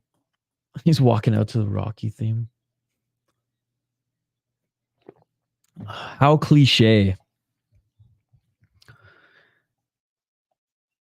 Dude, it's like 7 rounds of MMA, 2 minutes at a time. Better pray it's a lucky shot. What's up, Roman? Hey, Roman, thanks so much for stopping by, my man. I'm actually excited for this boxing. Nothing cringier than a boxer walking out to Rocky. All right, we have Zuhayr Al-Qatari up against Mehdi Zatout. Mehdi Zatout out of France. Looks like he's a kickboxer and Muay Thai fighter by trade in one championship, and he hasn't fought since one Fight Night 3 back in 2022, but he's back to box in this one. Going up against Zuhayr Al-Katani. 9-0 as a pro boxer. Brawl in the hall. Okay, let's take a look at his box rec. 0 knockouts. Oh my goodness. That's why they made it 3 rounds.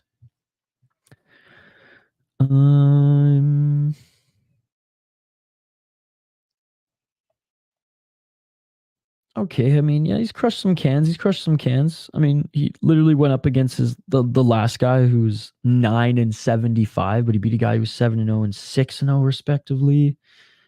How do you lose 130 boxing fucking fights? How do you lose 130 boxing fights? That's crazy, man.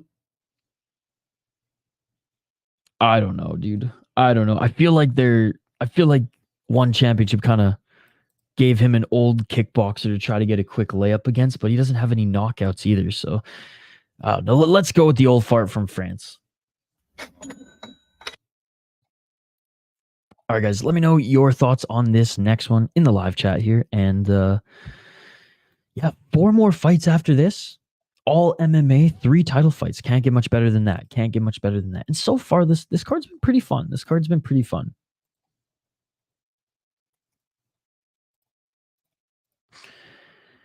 All right.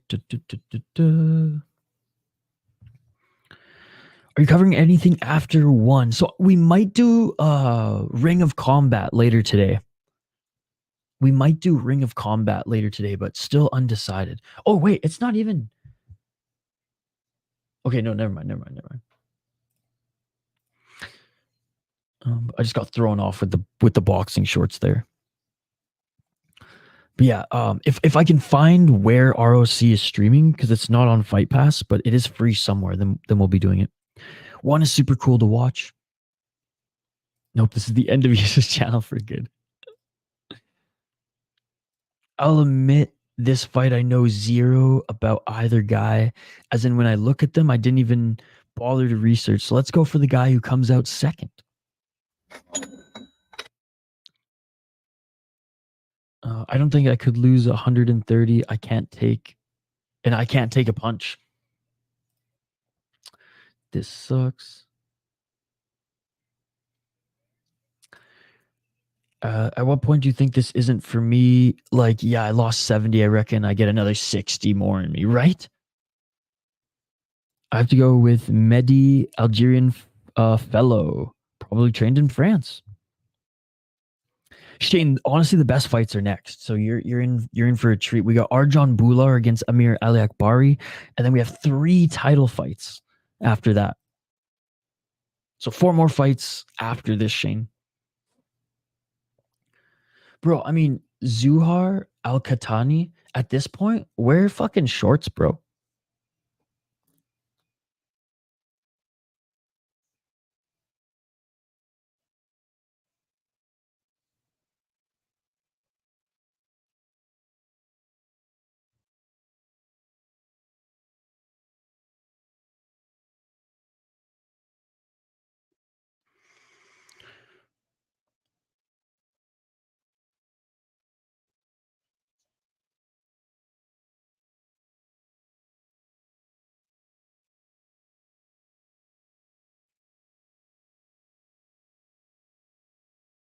All right, ladies and gentlemen, round 1 is upon us here. I'm going with Mehdi Zatout. 3-minute round boxing match. Yep, that's what we're doing here in Qatar.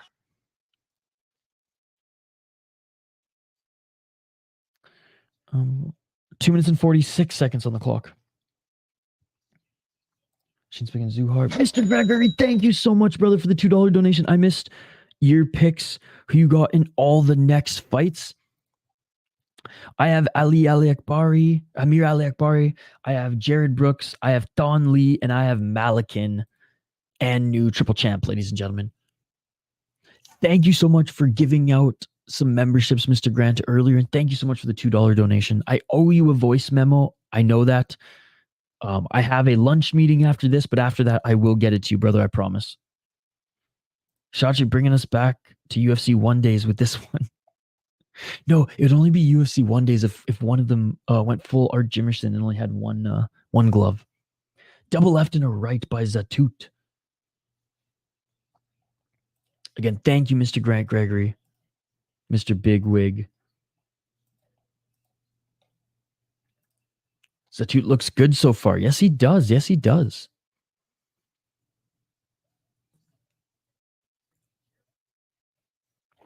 One minute and 36 seconds on the clock.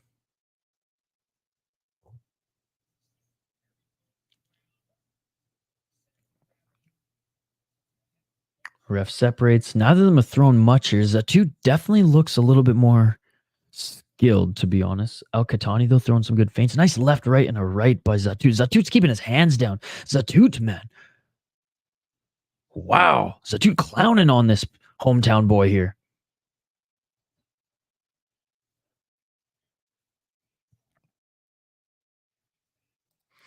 So who do you all think Zatout pillow hands or Al-Katani can handler? I got Zatout winning this one. I mean, Al-Qahtani can't even land a shot on Zatout. Zatout's hands are down saying, come on, hit me. Zatout's clowning this motherfucker. 35 seconds on the clock.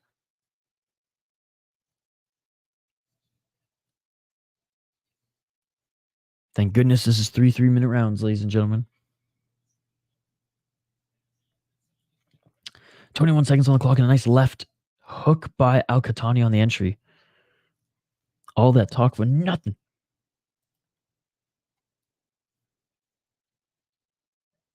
I mean, right hand by Al-Qahtani, but to the body there, nothing super devastating. And despite the clowning and good, display of respect and glove tap between rounds.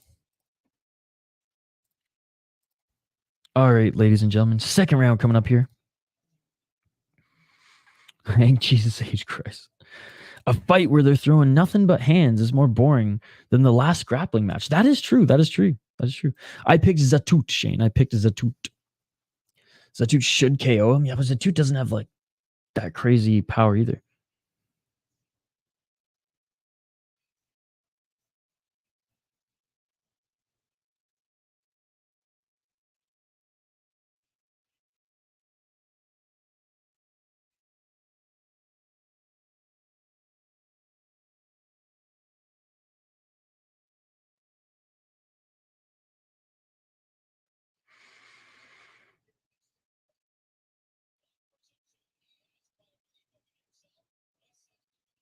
All right, round 2, ladies and gentlemen. Let's get it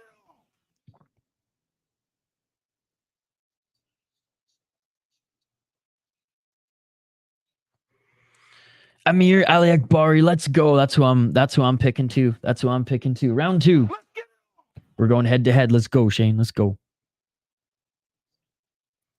If Zatout wins, there will be Zatout riot. Thought I seen a headbutt. What's up, King James? Zatout's dealing with the toots. Too many beans before the fight. I missed the headbutt, King James. But good to see you, brother. 2 minutes and 18 seconds on the clock. Good morning, hockey from home.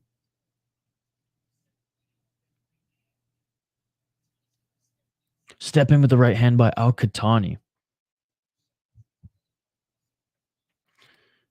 Picking Amir to win. 1 minute and 55 seconds on the clock. Come on, don't spam, dude. 1 minute and 96 seconds on the clock. Everything in me wishes just one time a boxer throws a calf kick and nails it. 1 minute and 34 seconds on the clock. I feel like one was like trying to be nice to Al-Qahtani and give him like an older guy, an accomplished guy, but an older guy. But like Zatout's just clowning him. Counter left by Zatout. Zatout with the left and a right. Boxer breaks the other guy's leg like Chris Weidman. Oh my goodness. Oh, and a nice right hand by Zatout in the clinch, and Al-Qahtani gets knocked down. He's getting a count. I'm so tired. I don't think I've seen a single person picking Arjan. Well, based off his last fight, dude, he pretty much gave up. He looked okay in the first round and then just gave up. It's crazy. People don't remember Arjan was in the UFC. The former pride of British Columbia, Canada, but now he's wants to represent India instead. I get it. 35 seconds on the clock. Counter left again by Zatout, right by Zatout. Zatout winning a knockdown mean you can lose by judges. 22 seconds on the clock. Head movement by Zatout. Man, Zatout's been clowning this guy all fight. Switching up his stances. You could call it that, or you could call it dancing. Head movement by Zatout. Dude, Zatout is clowning this guy like it's sparring right now. Oh my goodness.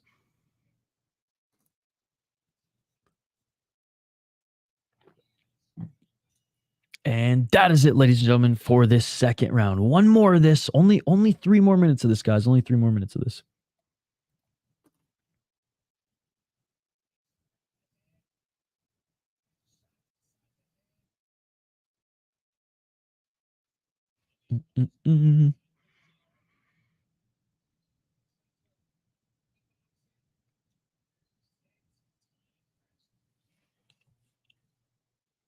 All right, just looking at the replay of that knockdown there.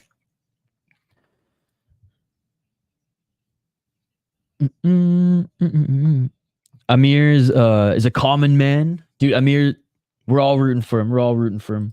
I mean, half of India might join us in the live chat in this next one. Where's Jubilee? Shout out, where's Jubilee? I saw that hog around. Prize Brewing is actually really good. Zatout walking around like the fight is finished. Bad sportsmanship. Dude, come on, man. Don't be that guy. All right, third and final round.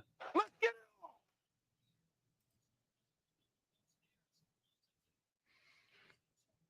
Yeah, it's like Zatout, if you're going to be that confident, like look to finish the fight. I have Hockey from Home. I have. 2 minutes and 35 seconds on the clock. And Zatout saying, stand in the middle. Stand in the middle. Zatout just wants to stand and bang. I haven't been to Prize Brewing Hockey from Home, but I've had a few of their beers. 2 minutes and 24 seconds on the clock. And Zatout saying, right here, pointing at the center of the ring. He wants to go. He wants to throw hands. Al-Katani with a right to the body. 2 minutes on the clock.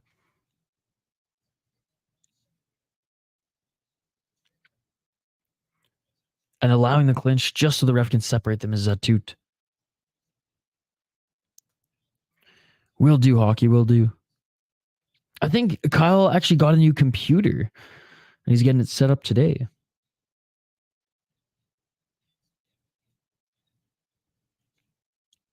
Third and final round. There's a counter right by Al-Qahtani, but he's just no drive to pull the trigger here on anything but that right jab. Let's fucking bang. Do the man dance. I mean, he didn't want a new computer because it cost him a lot of money. 1 minute and 15 seconds on the clock.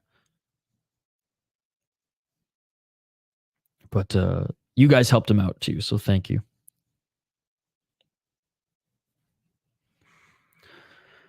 One minute on the clock, still throwing that right jab is Zatout. 55 seconds on the clock. Well, I think he's ranked number 1 in Saudi Arabia, Artur. Just shows how good the Saudis themselves are at boxing. It wasn't a knockdown in round 2, but he got the count. Overhyped boxer.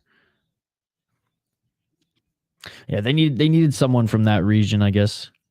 Oh my goodness, Zatout, man.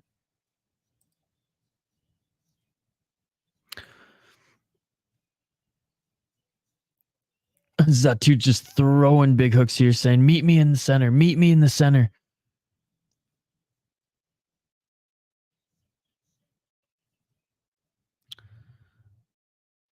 So we might do ROC tonight, Hockey from Home. We might do ROC. And that is it, ladies and gentlemen. That is it. Let's get it. Whoops. All right, let's just get the fuck off this tab right away, ladies and gentlemen. Let's just get off that right away. Because I don't give a shit who won that one, to be honest. And it's going to be our boy who's clowning. He's going to win that one, the 40-year-old. And yeah, let's just move along because that wasn't great. That was not great. I'm done with one championship doing boxing because they're not actually bringing real I mean, they are bringing real boxers in, but they're not bringing high-level boxers in, okay?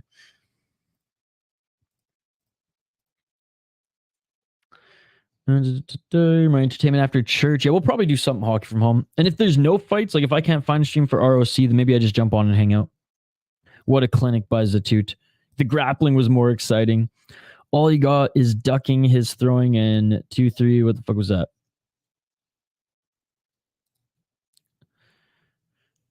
All right, Aliakbari is coming up next, guys. It should be a no contest or DQ, dirty boxing technique. Oh, got you, yeah. Welcome, heading to bed. Good night, Isha. Pleasure chatting with you. You're going to bed? Oh, because that put you to sleep. I was just like, wait, what? You're going to bed? It's bright and early, Hank the Tank. And Zatout wins, not surprised. No worries, Hockey from Home, no worries. Limited stable of boxers don't help. No, for sure. Well, it's just like, they already got so much going on with their kickboxing, their Muay Thai, their grappling, and their MMA, which is lacking because they're not putting their attention into as much as the other strands right now. So, like, that's what I'm saying. If they're going to introduce boxing, it's just not going to be good. And we've seen that before. Joe, honestly, great timing. Great timing. You can't throw strikes in a clinch. And he knocked him down. How did they allow that? Wow. Oh, you went to your brother's grad. That's right, Hog from Home. One is brave on trying boxing, but needs a lot of improvements based on this fight. Yeah. Yes, congratulations to Hockey from Home's brother. Yep, waking up at 1:50 p.m. Hank the Tank's on the Guru's sleeping schedule. He doesn't go to bed until 11 a.m. Damn. At that point, I just elect not to sleep at all. I love how you guys are stronger than them at sitting behind your keyboard.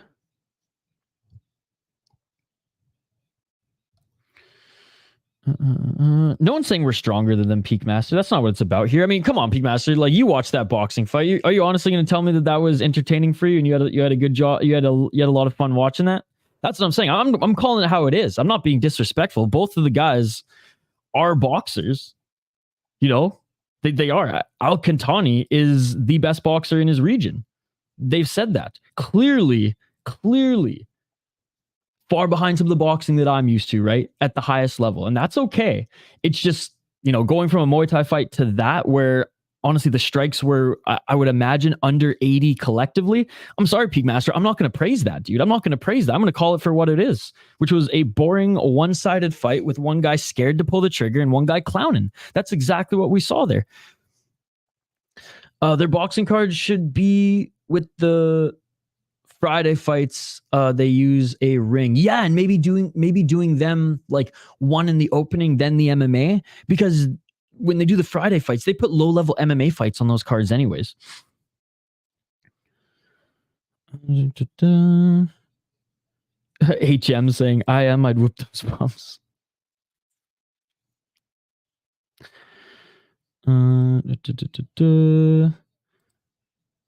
Still appreciate one for attempting another combat sport. Yeah, I just don't like the route that they're going with boxing. They did like the small gloves boxing with weird custom rules. I don't know. Even KSW last weekend, they did boxing on their card too, and it didn't work. I mean, the first couple rounds were way more exciting than what we just watched. But then Buddy broke his hand. Khalidov broke his hand and couldn't continue. Put you to sleep with the punch and with their fights. If one plans boxing, make sure they know the rules first and foremost. There you go. All right, ladies and gentlemen. Lukey Prod on Amazon or YouTube? All right, and making his walkout now, ladies and gentlemen, Amir Aliakbari.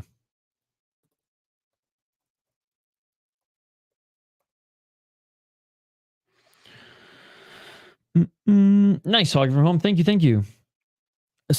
Aside from the so-called boxing, how's the card been so far for you, man? Overall, the card has been really, really good, man. It's been better than 165 so far. Yes, they're on YouTube and Amazon Prime. All right, Amir Aliakbari against Arjan Bhullar. We have the heavyweights up next, ladies and gentlemen. 13-3 for Amir Aliakbari. Training out of Phuket, Thailand. Hailing from Iran. He's on a 3-fight win streak right now. He's 3-2 in his last 5 fights. Originally a Persian wrestler turned Thai boxer, now MMA fighter, is Amir Aliakbari. 10 KO TKOs, 0 submissions, 3 decisions. 5-1 in Ryzen. He fought 6 times in 1 year, by the way. In Ryzen, moved over to one championship in 2021. He went 3-2 in one championship. Also fought in ACB and ACA. This guy's legit, man. He's fought in some of the best promotions out east. Beat a 7-1 guy, 16-9, and 14-4 in his last 3 fights. Lost to the champion, Malykhin, first round knockout in 2021. And before then, a fight that he probably wants back against Ji Won Kang, where he got knocked out in the first round, but that's heavyweight MMA. Before then was on a 5-fight win streak in Ryzen, ACB, and ACA. Looking at his opponent, 37 years of age, and has fought less fights than Amir Aliakbari, yet faced injury, and for some reason, just it feels like he has more miles on him. Maybe it's just because he's been around and he's been a bigger name in North America a little bit longer. Regardless, out of Richmond, British Columbia, Canada. I know he says he's from India, but he's actually from Richmond, ladies and gentlemen. He's actually from British Columbia. Just had to say that. Just had to say that. He is 11-2 as a pro, 4-1 in his last 5 fights. He took a lot of time off between his win against Brandon Vera and the Malykhin fight, and Malykhin absolutely destroyed him in his last fight. He looked okay in the first round, but man, did he ever gas hard. 4 KO, TKO, 0 submissions, 7 decisions, 3-1 in the UFC, 2-1 in one championship. And again, had 2 fights against Malykhin canceled between 2021 and 2023. Yeah, survived the second round and was taken out in the third. But the first round, he didn't look too bad. I will say that the first round, he didn't look too bad. And before then, I mean, look, had some good wins in the UFC against a 6-1 guy, 5-0 guy, and looked good upon coming into one championship, being 13-3 guy and 18-8. But then after that, after beating Brandon Vera, which was a good win at the time, took 2 years off. Took 2 years off and has not looked the same. But interested to see how he looks against the big Amir Aliakbari, who will surely get a title shot again. 4-fight win streak, kind of clearing out this thin, but still heavyweight division of one championship. I got Aliakbari winning this one. You think it's a card where Shotri can please the Qataris? I mean, so far, I think so. So far, I think it's delivering. I didn't see the Leafs trade, Hockey from home. I've been covering the fights all morning. You got the Canadian dude. Heavyweights and thin in the same sentence is crazy. I know. I can say the same thing about the UFC too. The UFC heavyweight division is super thin. I'll go head to head with Bhullar.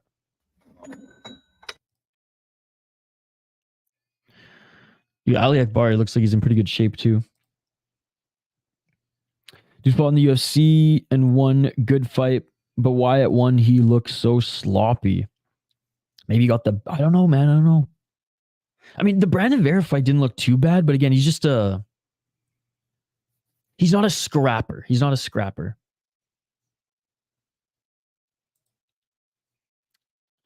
He trains at AKA still? Oh, shit. Yeah, Shane, we're trying to get to 600. The goal is 600, guys. Smash that like button if you haven't already. We're trying to get to 600 likes.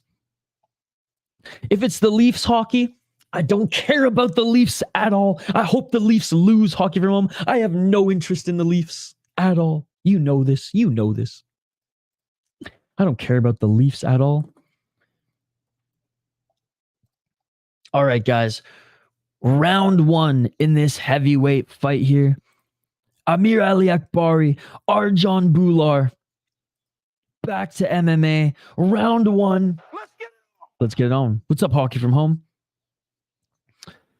I think we had 800. I have to check. I don't keep tabs on that kind of stuff, JC. All right, round 1. Let's get it on. But I think 800 was the record. All right, a couple feints by Bhullar as he already looks for his entry. Hockey from home, we're going to watch the fights now, okay? 4 minutes and 43 seconds on the clock.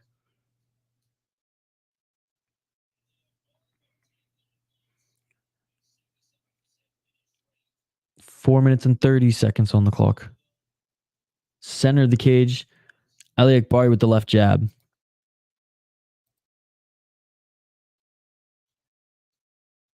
Four minutes and 20 seconds.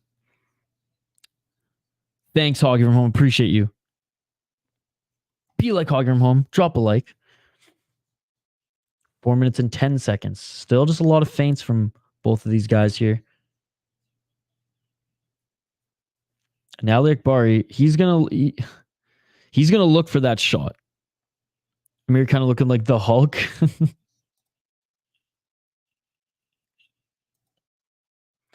3 minutes and 51 seconds. Arjan looking gun shy. Arjan looking for his entry on the takedown, I imagine. Sounds good, Hockey from Home. 3 minutes and 30 seconds on the clock. And Herb Dean telling him to work. Herb telling him to work. He will give out a yellow card. Nice left jab by Bhullar. Bhullar with the right. Aliakbari with the right to the body. 3 minutes and 13 seconds on the clock. I haven't heard from Activate A yet. Hockey from Home. Straight left by Bhullar. Probably not. That'll probably happen tomorrow.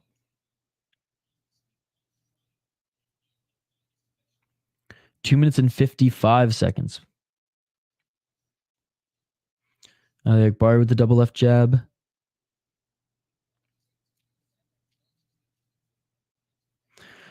This is, I mean, barring Bhullar not getting the takedown and just laying on Aliakbari with the lay and pray, this might be a boring fight until it's not, right? This might be a boring fight until we see that one big strike by, well, in this case, let's be perfectly honest, by Aliakbari. Why is Amir afraid Arjan hits are nothing? I don't think he's afraid. I think he's just trying to pick his shot. As we saw there, walk in and didn't land any of those flurries. But he's going to have to work soon here. They're going to get fined, dude. Yellow card, these guys, they refuse to engage. Absolutely, absolutely.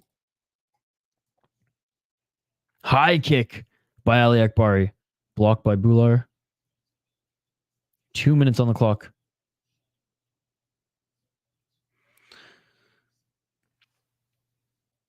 Yeah, I'm surprised Bhullar hasn't shot in yet.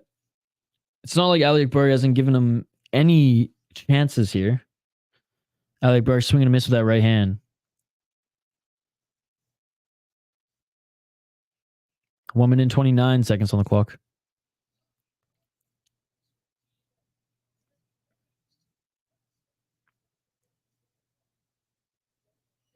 Herb Dean, firm warning, saying if you guys continue to backstep here, I'm going to pull out this yellow card. And the fans are cheering Herb Dean on. Let's go. Bhullar got traumatized by Anatoly. He practiced striking.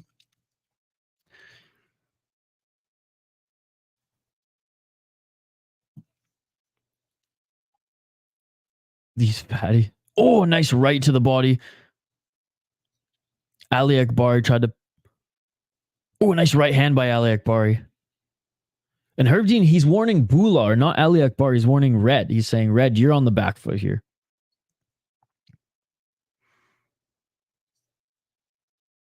$30 left on the clock here.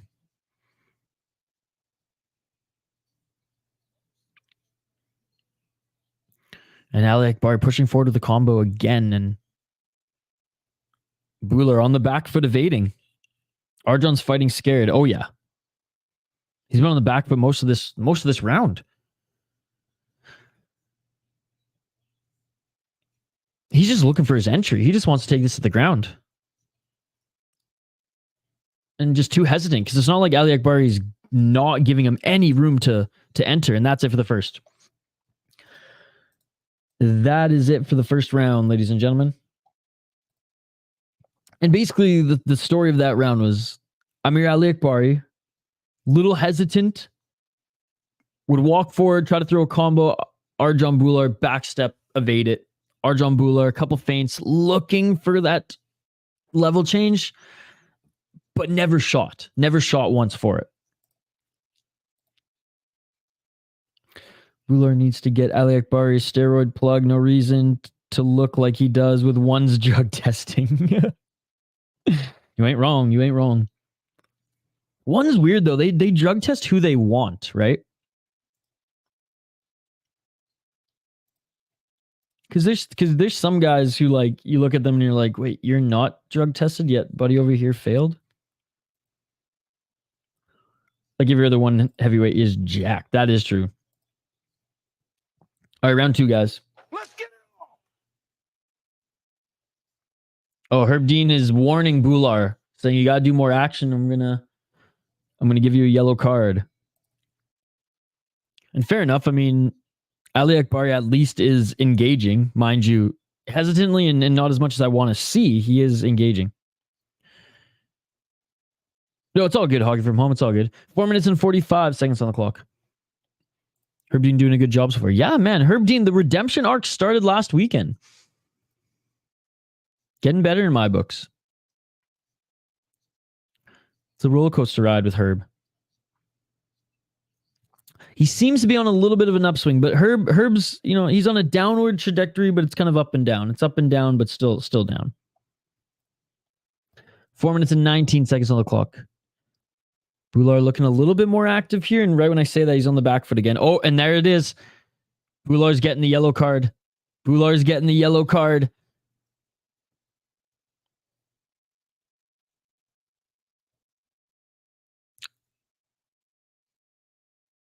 Herb Dean is giving out a yellow card. He's having a hard time finding it in his back pocket, though. He's been digging at it for a little while. There it is. Yellow card to Bhullar for inactivity.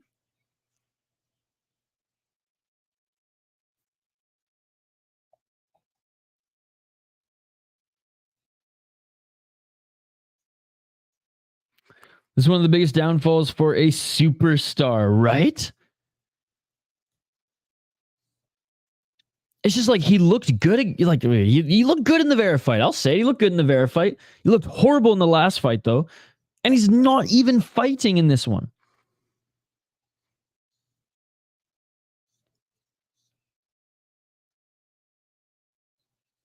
Get him, Herb. Arjan really looking sloppy. My God. He smacked Vera. Nice right hand. And a left and a right by Aliakbari. Aliakbari with the right to the body. Yeah, Bhullar just doesn't have it anymore, man. He just doesn't have it.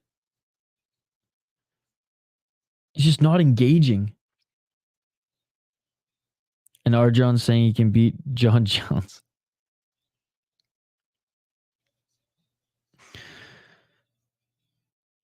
Three minutes on the clock.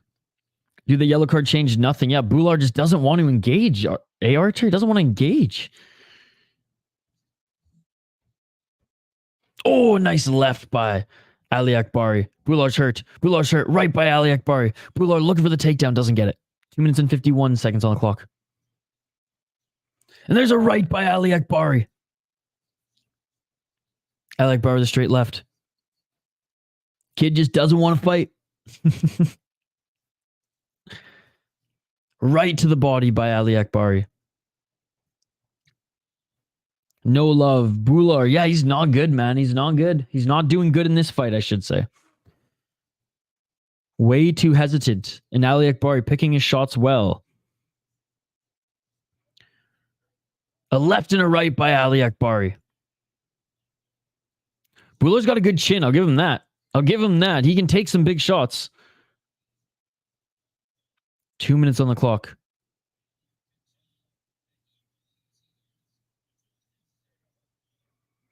One minute and 58 seconds. Straight left jab by Aliakbari. Herb Dean. I never heard Herb Dean say, let's work this much in my life. Oh, straight left by Aliakbari. Dude, at this point, Bhullar's just walking into his strikes.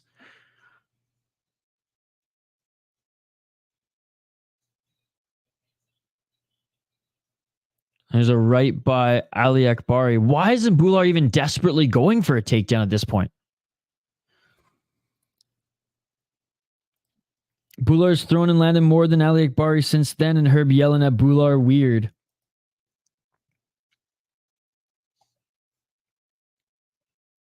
1 minute and 11 seconds on the clock.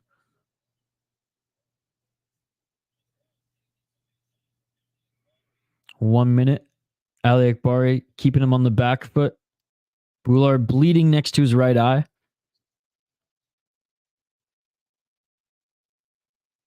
Oh, Herb going to give Bhullar another yellow card?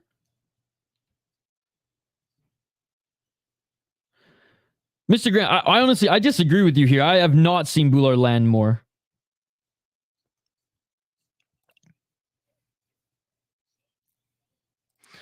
Is this the Anatoly fight all over again? I mean, I don't agree with that second yellow card, but I don't think that I'm not here saying that like he's being active, saying he's moving a little bit more.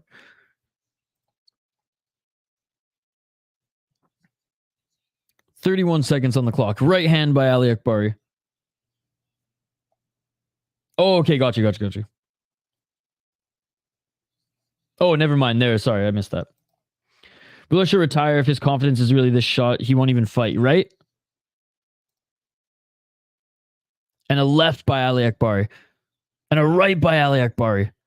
And again, Aliakbari, he's not like walking forward, brawling by any means either. He's taking that slow approach, but at least he's picking his shots and they're landing.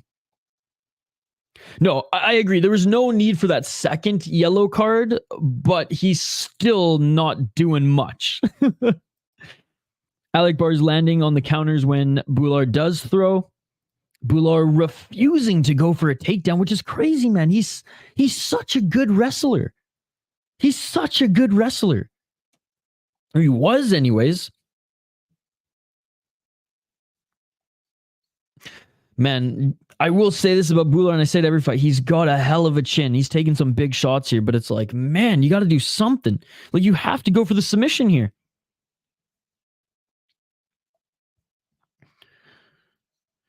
There was more engagement in this fight than the boxing one. That is true. That is true. Glass half full. Glass half full. How much money do they get if they get a red card? Like 50%? Yeah, I think they only get half, Shane. UFC needs the yellow card system, right? Thank you, Will P. I agree. Knees to grounded opponents, soccer kicks, stomps to the head, and yellow cards. Dude refuses to engage? All right, round 3, ladies and gentlemen.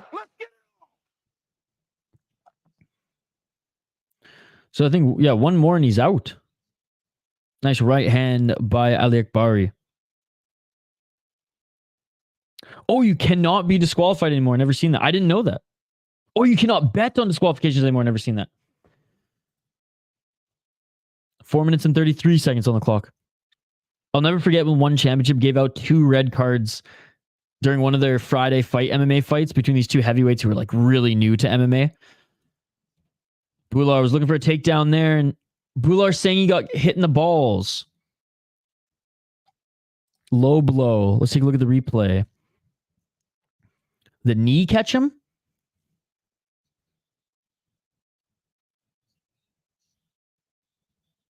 Yeah, it looks like he lifted up his knee when Bhullar clinched with him here. We're looking at it right now. Oh no, it was just a straight up punch to the dick. I thought maybe from the first angle, I thought maybe Aliakbari's knee clashed into him there, but Aliakbari's been throwing that left overhand right to the body in sequence all fight, and that right to the body was a little low, and that was right to the dick. Fist to the dick, indeed. That was my mate who was who got one of them, poor Shano. UFC does take a point if a fighter refuses to engage. They just don't use cards. King James, I can't. When was the last time they did that? Because I don't even remember the last time they've done that. Based.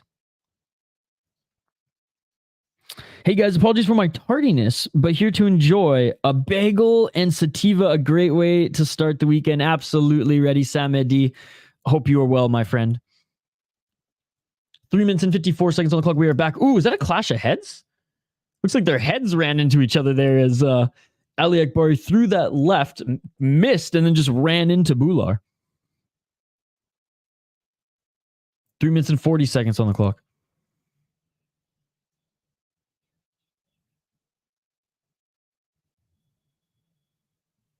Left and a right by Aliakbari.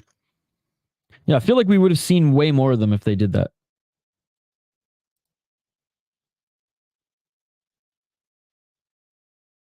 Three minutes and 18 seconds on the clock. The arena's booing. 3 minutes and 10 seconds. Bhullar side to side here. Aliakbari taking away his angles. Herb Dean, the best man inside the cage. Well, he is right now. I'll give him that. I'll give him that. He's probably the best fighter right now. That would be crazy. To watch Bhullar knock him out last minute and not fight for another 18 months. One yelled, "Fight, damn it." What's up, man? Do you ever call Ring of Combat? Tonight, I'm hoping to call it, dude. So some ROC tonight, Will. I just don't know where they're streaming, so I just have to find where it is. I know it's for free. But yeah, we're hopefully gonna do Ring of Combat tonight, my friend. I see in your picture, Will, you train? Bhullar bringing shame to the DC body type. Bringing shame to British Columbia. India, you can have them. Fuck it, disqualify, man. I don't want to see this shit anymore. Well, the audience chanting fight sounds sick. Oh my god, it's almost a clinch. My teammate fighting for the welterweight championship, Josh Jackson. Oh, nice, dude. Well, yeah, we'll definitely try to fire that up, and we'll definitely be rooting for him. Appreciate you stopping by, Will. Yeah, we cover all combat sports, all promotions, buddy. 1 minute and 41 seconds on the clock. Straight left by Bhullar doesn't land, and now Aliakbari landing a left and a right up against the cage. Yeah, boxing train jiu-jitsu. Nice, dude. Well, yeah, keep us posted whenever you got any fights coming up, and we'll be happy to cover those as well, dude. But welcome to the community. It's good to have you. Josh Jackson is awesome. There you go. You already got a fan base.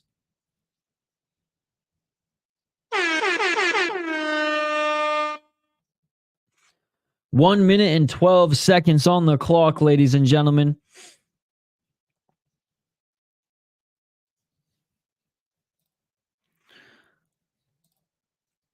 Right uppercut and left hook by Aliakbari. High kick by Aliakbari, and Herb Dean disqualifies Bhullar.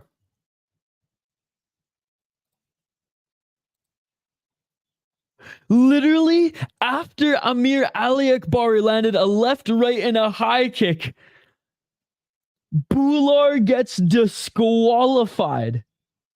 That's 2 yellow cards, and the third is a red.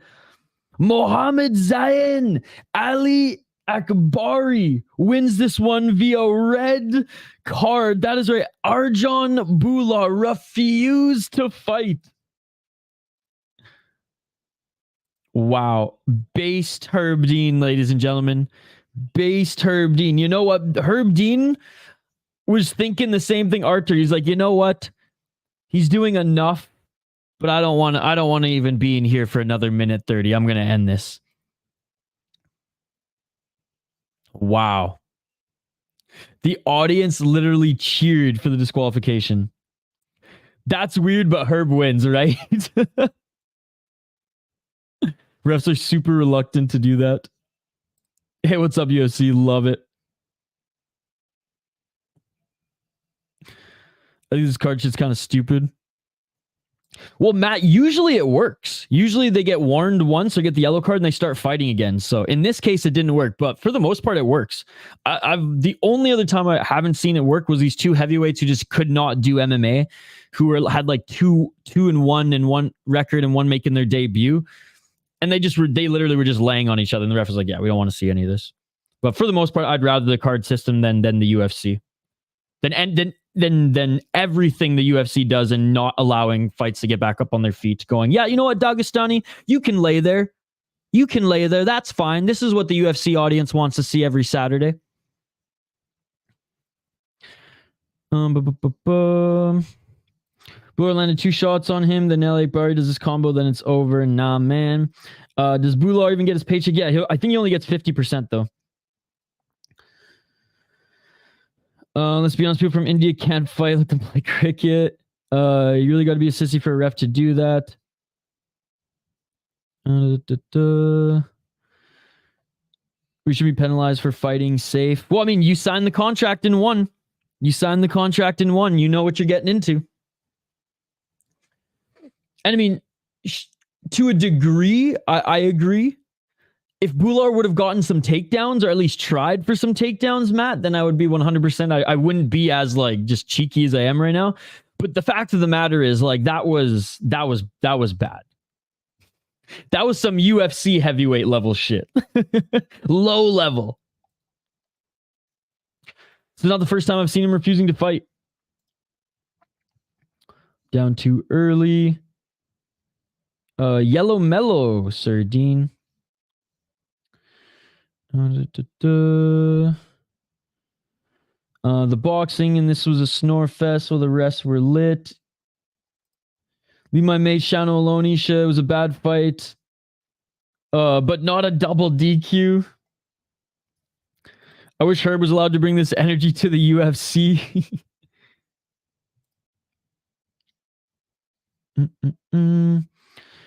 Was the Al-Katani fight fake? I don't think it was fake. I think it was just one guy on his way out and clearly had the skill level above his opponent, and the other guy is like, yeah, you're the best boxer in Saudi, but going up against like a former world champ, I mean, I don't know.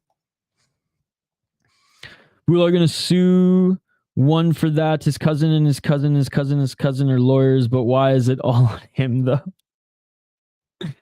Wonder if an unknown injury prevented him from shooting. Maybe. It's in the contract. I'm aware, but it doesn't mean I cannot like the... Oh, no, for sure. We're having a conversation, though, here, right? Did this guy just say that he would beat John Jones? At one point, he did. Early in his career. But yeah. I like encouraging fighters to fight versus allowing them to have the... I mean, that's just me as a fan. Like, if I was a fighter, it would probably be different, Matt. I'd probably be like, all right, yeah, no. I'm down to have to play it safe. I'm down to play it safe and still get paid thousands of dollars and stay injury-free and things like that, right? But as a fan, that's why I love Ryzen. That's why I love One. I like the violence. I take the empathy for the fighters and put it on the shelf and empathize with the fans. Bhullar was the one backpedaling, refusing to engage. One live. What's up, duh? How the title fight can close the show with fireworks. Well, there's 3 title fights. There's 3 title fights. Yeah, Amir Aliakbari wins. I think Brooks wins. And I think he's going to employ another wrestling heavy game. Anyways, first of 3 title fights next year, ladies and gentlemen.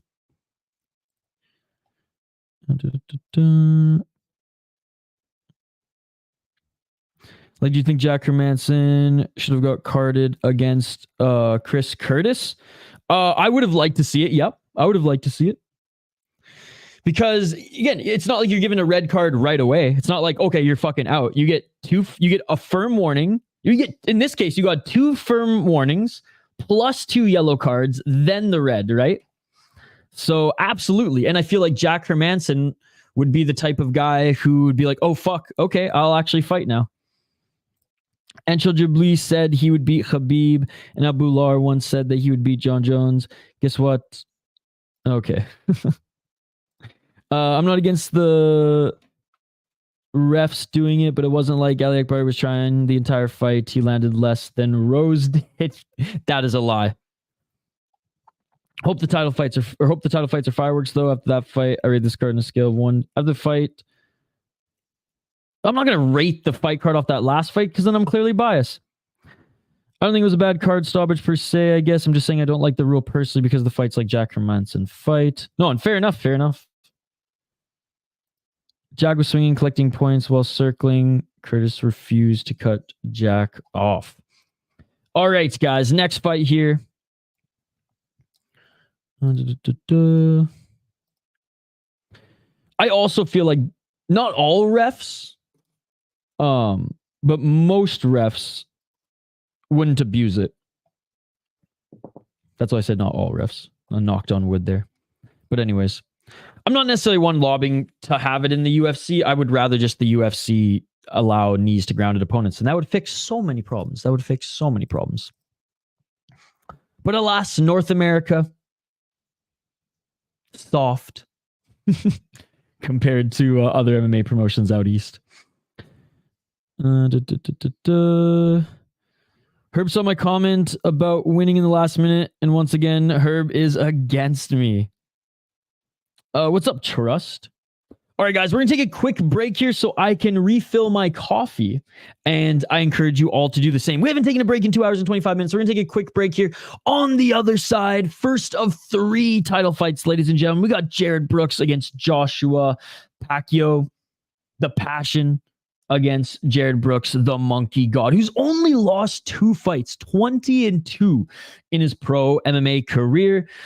Joshua, 21-4, both of them outstanding records, both of them great careers, both of them in their primes, and this is going to be a great rematch. But before we get into it, before we run down the card, before I give my prediction, his name is pronounced Pacio, not Pacquiao, Pacio. There you go. Then why isn't there a fucking C in his name, Mr. Grant Gregory? God damn it. God damn it. Why isn't there a C in his goddamn name? It should be Pacio. It should be Pacio. Yeah, that's right. I'm telling motherfuckers how their names should be pronounced, ladies and gentlemen. That's what I'm doing here. All right. Back live here on the City Life Project YouTube channel in just a couple minutes. We're going to take a quick break. I want to refill my coffee, and then we'll get back to highlighting both of these fighters here. I will give my prediction, and then I want to hear yours. Talk amongst yourselves. We'll be back here 2 minutes on the other side as the fighters are making their way to the cage. We'll be back quickly for a rundown. Like and subscribe, and we'll be back after this quick break. Don't go anywhere, ladies and gentlemen. One Championship 166 will be right back. Let's go.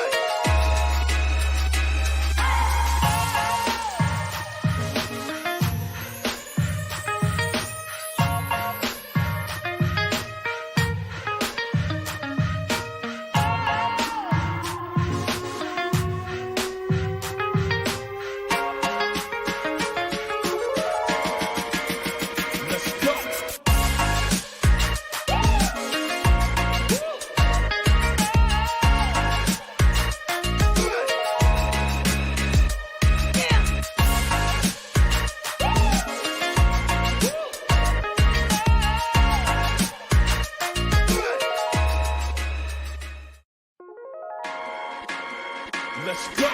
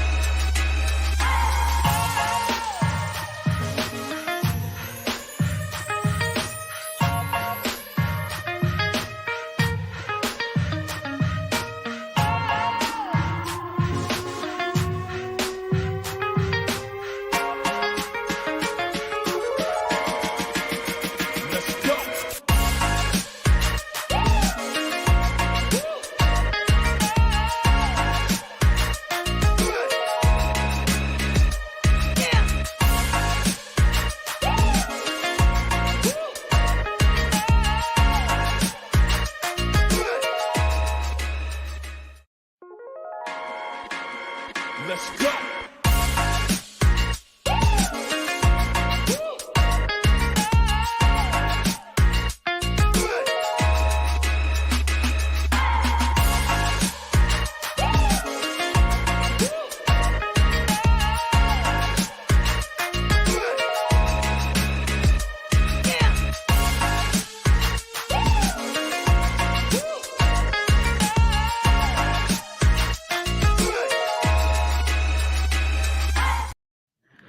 And we are back live here on the City Life Project YouTube channel for One Championship 166, Zuhayr vs. Malykhin 2. But before the main event of the evening, we have Jared Brooks against Joshua Pacio, 21-4 for Pacio. He is 4-1 in his last 5 fights. 28 years of age.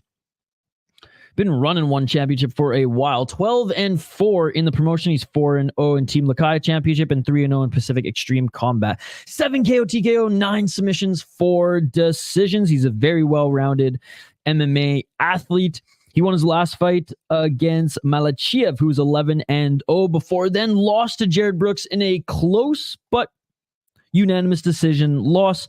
Before then was on a 4-fight win streak, ladies and gentlemen, where he avenged a earlier loss against Saruta. And then he avenged it again there. So I remember that trilogy. That was actually a good one. That was actually a good fight there back in 2021. Anyways, has had ups and downs in the promotion, but always goes on win streaks in between losses. Let's see if he can go on one again here and regain that belt against the monkey god, Jared Brooks, who is 20-2 as a pro, out of Detroit, Michigan. Herb Dean, double duty here. Well, I guess Herb Dean's going to have 4 fights in a row that he's going to officiate here. The monkey god, 2 KO TKO, 8 submission, 10 decision. He is a very high-paced wrestler. 2-2 in the UFC, 4-0 in one championship, 1-0 in Bellator, and 1 no contest in Ryzen. He lost a grappling match against Mikey Musumeci in his last combat sports competition. Before then, beat Pacio, beat an 8-0 Bokang, beat a 13-0 Minowa, beat a 13-3 Adi Wang. I mean, he was just taking out all. He beat Victor Altamirano at WXC. I mean, come on. Now, I have Jared Brooks winning. Pacio is very well-rounded. He's good on his feet. He's good on the ground, but Jared Brooks fights at such a crazy pace that he's going to be relentless, and I don't think Jared Brooks is going to get knocked out by Pacio, even if he loses the striking exchanges again, as there were some points in their first fight where Pacio was able to get some good strikes on him. But anyways, I am going with Jared Brooks. And still, ladies and gentlemen, let me know your thoughts in the live chat. And if you guys are new to the channel, we do live play-by-play commentary, reaction, and interaction with all you amazing folks in the live chat. So don't forget to get your live reaction, your predictions, still last second to get your predictions in here, and comments in the chat. Shane's going Brooks. There were, Shane, there were. It's dwindled quite a bit. It's dwindled quite a bit. All right, I didn't even have time to drink coffee. I had to make some. So after this fight, I'm going to bolt upstairs again to grab some. All right. Featured fight, ladies and gentlemen. Round 1. Let's get it on. Let's get it on. I don't even think there is no Brave today, King James. It might be a rerun again on their YouTube channel. 4 minutes and 46 seconds on the clock. Ooh, nice outside low kick by Pacio, and Brooks already going for the back. Brooks with the left hook in. Man, he's quick. 4 minutes and 31 seconds on the clock. Already looking for the backpack is Brooks. There's one Qatar event tonight. Donut, I'm watching one Qatar right now. Donut, Qatar's on, the one Qatar is on right now. And Brooks with the takedown. Brooks landing some big shots. Brooks landing some big shots. And it is all over. It is all over. Just like that. TKO. The monkey god with the TKO. Are you kidding me? Are you kidding me? He absolutely destroyed him. He absolutely destroyed him. He didn't need 5 rounds. He slammed him to the mat, and Pacio covering up for dear life. It is all over.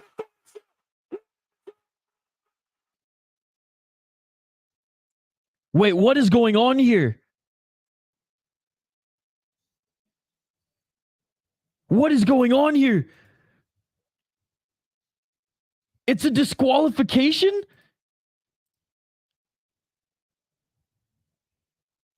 We're looking at replay of the takedown right here. Oh, beautiful slam. Oh, he slammed him right on his head. That's why he was out.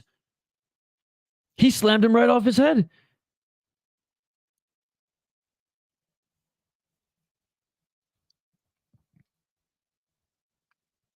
Fuck off, Weisbrook shaking his head. Damn, it's a DQ. Wow.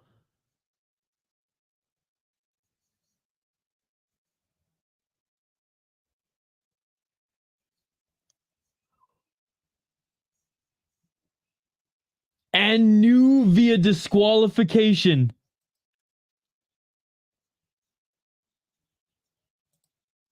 Wow.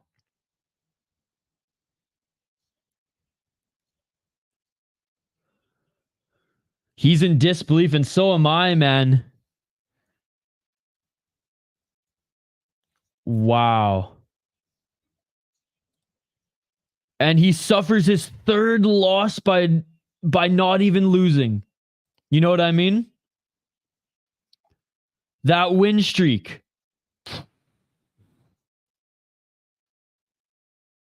Damn, dude. I don't know, one rule is extensively been in the UFC. That's illegal because the opponent held onto a sub.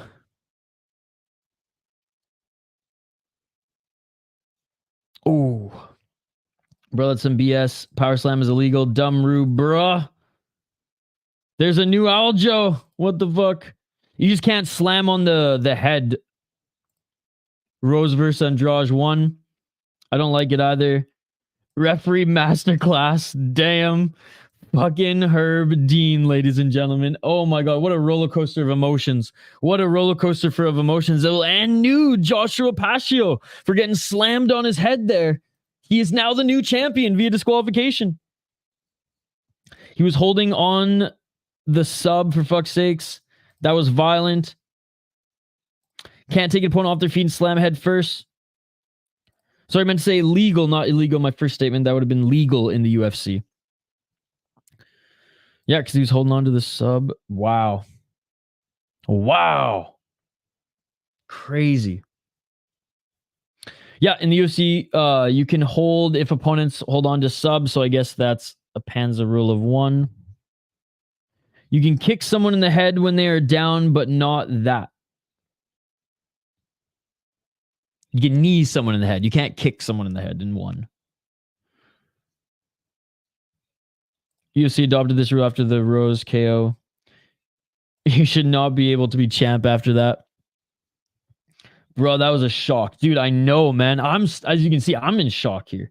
That's crazy, man. Pansy. It's all good, man. It's all good. Man, wow. I mean, I hope, obviously, I hope Pacio's okay, but fucking poor Brooks, man. You don't want to lose like that. You don't want to lose your title like that. You don't want your win streak to end like that, right?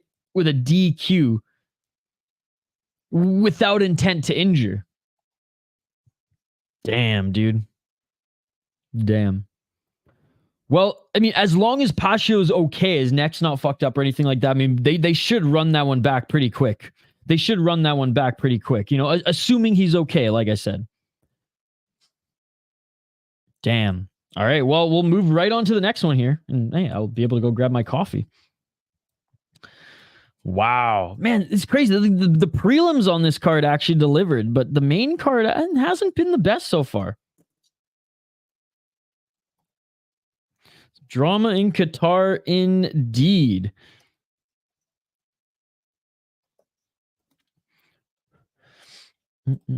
All right, co-main coming up here. We'll highlight the fighters in a minute, but yeah, I want to hear your guys' thoughts, man.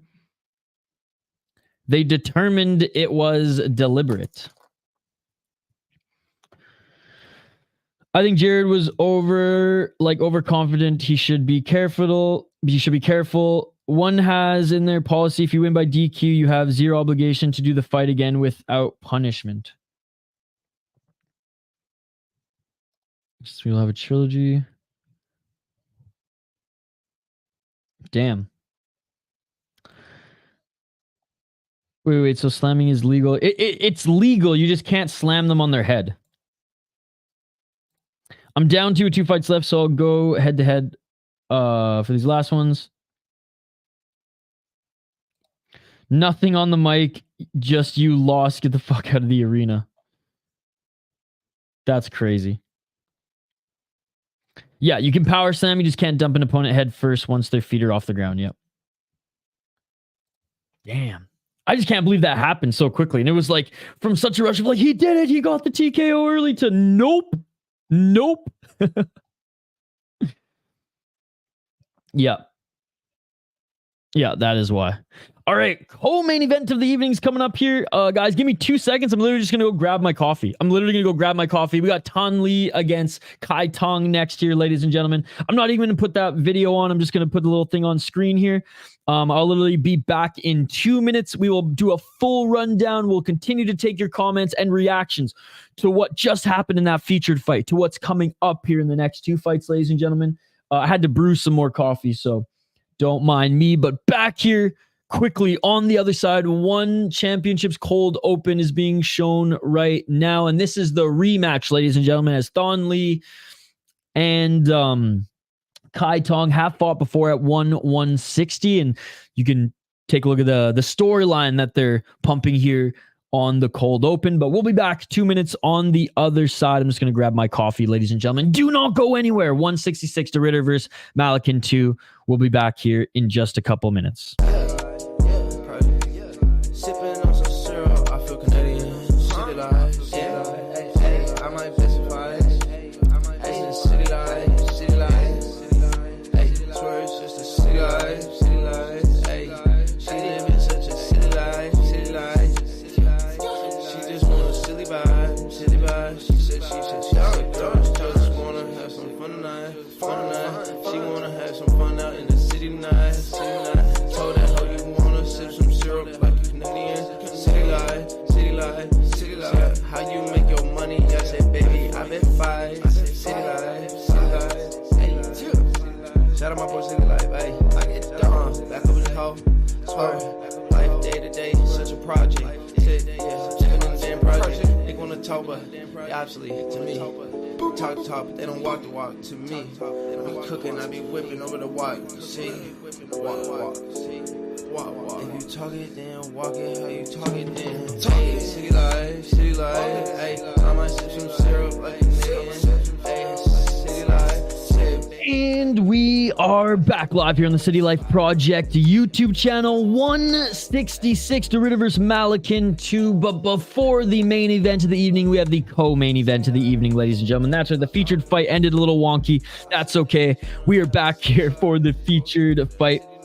Again, or sorry, for the co-main event of the evening, but I appreciate every single one of you who are joining. If you haven't already, smash that like button. We're trying to get to 600 likes before the stream ends. There's 50 of you watching right now. If all of you smash that like button, we will surely hit our goal. If you guys are new to the channel, we do live play-by-play commentary, reaction, and interaction with all the amazing folks in the live chat. So don't forget to vote in the poll question, smash that like button, and comment in the live chat as we are totally interactive. Thanh Le by sub, baby. I can't imagine how this fight's gonna get fucked up. When was the last time on a planet 2 fights were won by DQ? And remember when I said they stopped betting on DQ for this card? Suspicious. I don't like the rule personally. I'm for soccer kicks to the coconut. Let's go, baby. When is the humbling? Imagine? What's up, JL? Third MMA title, very generous title, but kudos to that Indian talent. He's making bank. Hopefully we don't get 3 DQs in a row. That would be crazy. Got a mega parlay for this weekend. I stayed away from the main. It's a coin flip. Yeah, JL's not a fan of the illegal kicks. Do you like illegal slams, though, JL? Do you like illegal slams? That's the real question. Where's the line for you, JL? I'm waiting for UFC weigh-ins before I put in my long shot parlay. Nice. Good call. All right, fighters are making their walk out now. Kai Tang, the champion, against Thanh Le, the challenger. They did fight before. It went the distance. Tang was the winner. So in a rematch here, we have Thanh Le, 38 years old, but man, looked great in his last fight. He's out of Louisiana, 14-3 as a pro. He is 4-1 in his last 5 fights. 12 KO TKO, 2 submissions, 0 decisions. That's what you want to see. That's what you want to see. A guy finishing all his opponents. 6-1 in one championship, 2-1 in LFA, and 1-0 off Contender Series. He beat Fremanov. Heel hook first round, made it look easy back at One Fight Night 15. Before then, in 2022, he lost to Kai Tang. Before then, beat Gary Tonin, beat Martin Nguyen, beat Takahashi. Man, he beat some legit guys. 13-3, 13-3, 17-4. Freaking beat Bobby Moffitt in LFA. Love that name, Bobby Moffitt. Tonley still got it, man. He's getting up there in age, 38 years old. He doesn't have too much longer left. Like I said, looked good in his last fight.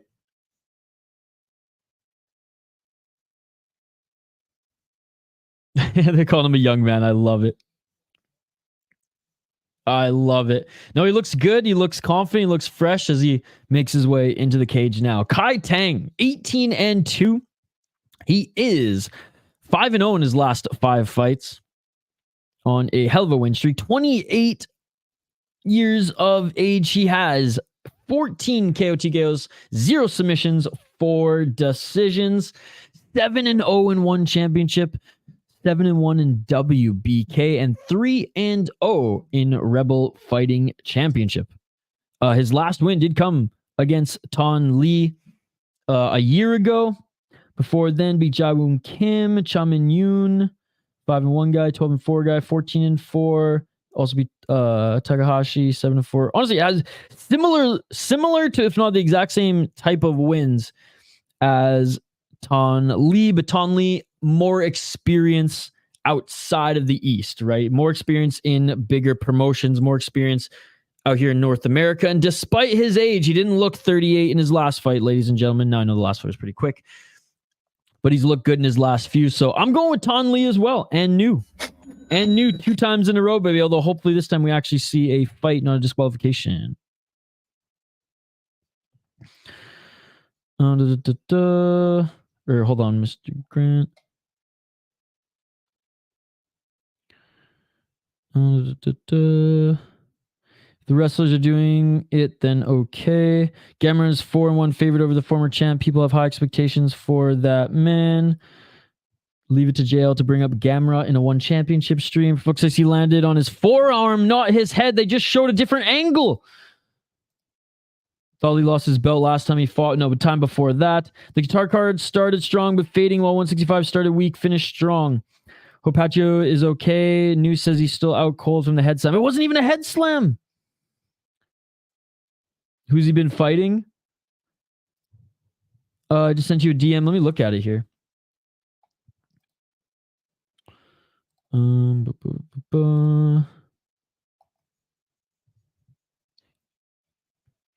mean, it did land on the forearm first. It did land on the forearm first. Mr. Grant Gregory is not wrong here. He is not wrong here.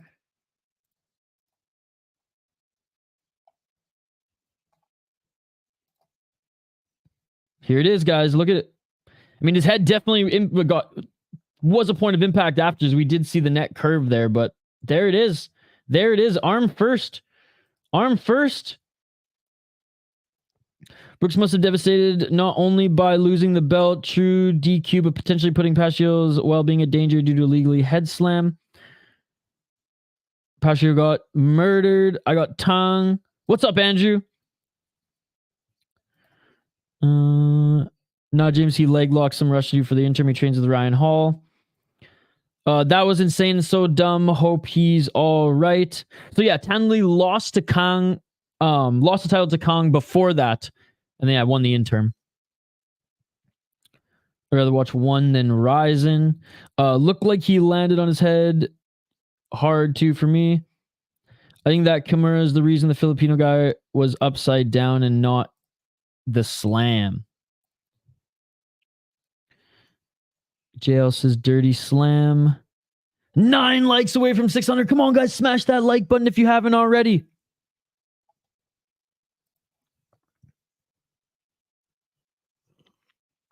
Yeah, I think we all agree on this, Matt. I don't think like the slam, it wasn't a dirty slam. He didn't try to slam him on his head necessarily like that. There was a potential Kimura in, and he wanted to slam him out of it. Like, I thought it was on the initial impact. I did not think that that's what hurt him. I thought it was the strikes. Brooks got robbed by a highlight KO in his belt. Yeah, man.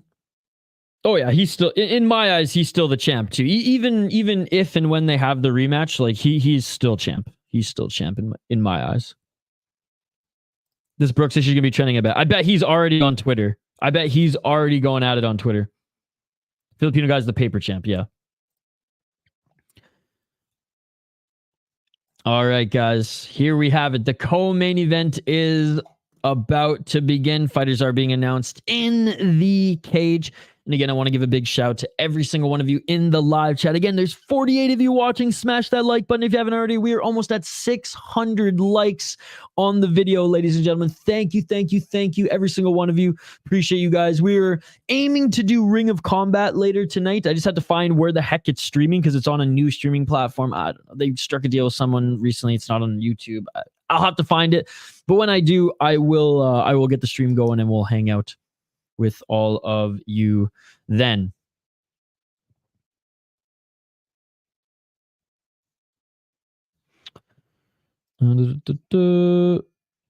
Richard Pacio 3 will be on USA, but good time for Pacio to recover. I don't like the disqualification either, says King James. You can break someone's arm or leg and it's considered clean, but you slam someone and they get KO'd and that's dirty. Wake up. Bro hasn't even woke up yet and he realized he won the belt by DQ. All right, round one, ladies and gentlemen. In the second 2 of 3 title fights on the card.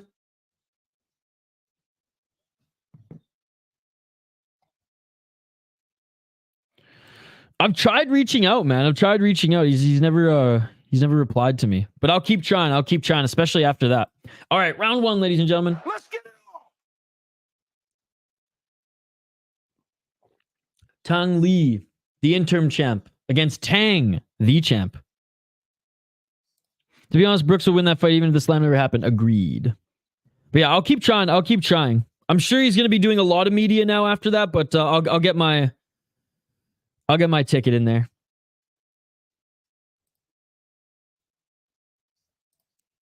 Let's go. Let's go. 4 minutes and 24 seconds on the clock. In 5 rounds if needed. Ton Lee going high with that kick.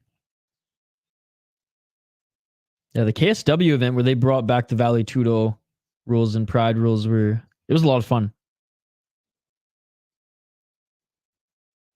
4 minutes on the clock.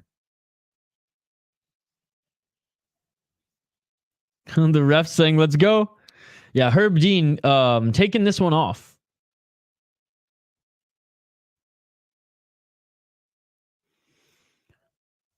And the ref saying that these guys got to work. 3 minutes and 42 seconds on the clock.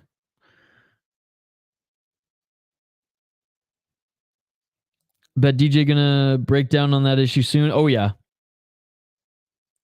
Yeah, you gave him 3 warnings. Someone's getting a yellow card. Give them a warning. Less strikes landed in the last heavyweight fight. 3 minutes and 24 seconds on the clock. Come on, guys.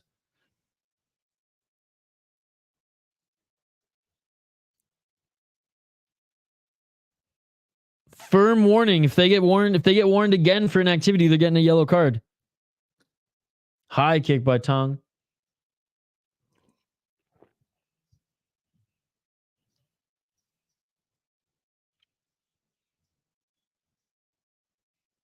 Body kick by Tang.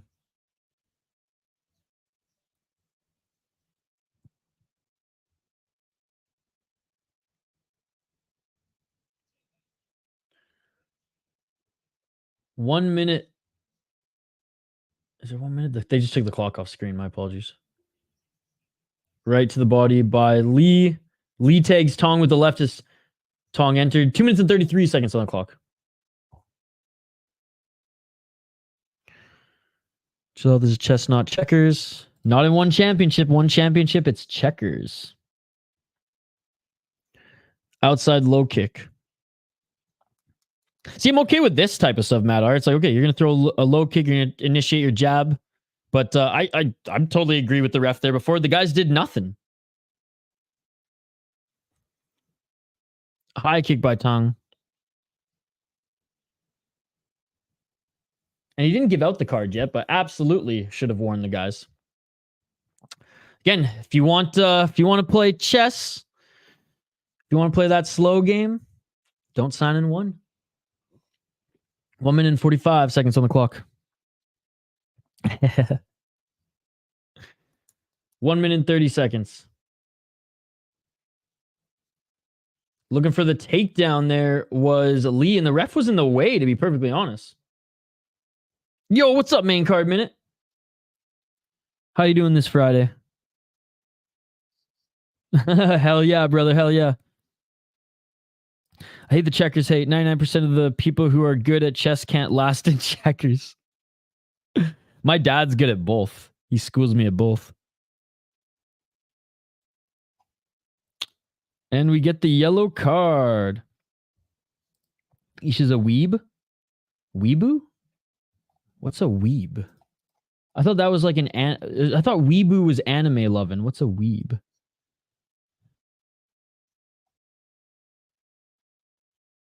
Yeah, it says a person who's interested in anime and Japanese culture. Am I a weeb? For inactivity. Because they want to dance, not fight. Chillin' man, this is a rare one card that I know the last 4 fighters. Yeah, but honestly, the prelims have been better than the main card. Go figure in MMA. You're not white enough to be a weeb? I haven't read enough anime to be a weeb, to be perfectly honest. I don't even deserve that title. What happened so far? In what fight, Andrew? He's pretty white. It's just because I don't go out anymore. And I have these blaring friggin' studio lights on me. I'm actually brown. Ask border control. I am brown, man. I get stopped every fucking time. Ask every airport I've ever entered. I am brown, dude. You guys may see me as white. The government does not. End of the first round, guys. I am a threat. Arabs are kind of white, some of them. I'm not even Arab.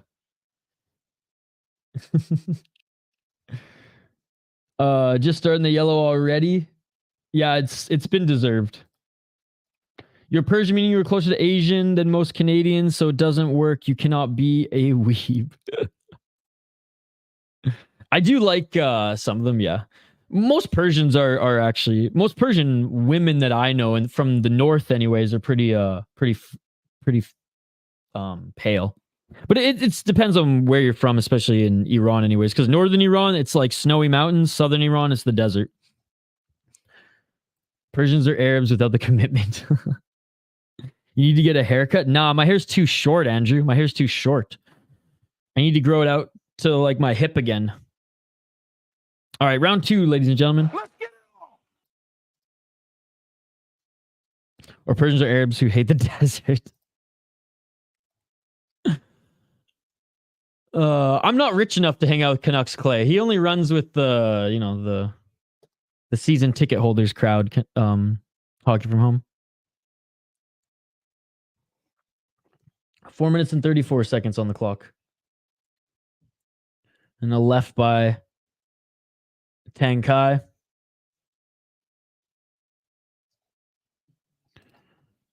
What race? Persian. They are Persian. We are not Iranian. We are Persian.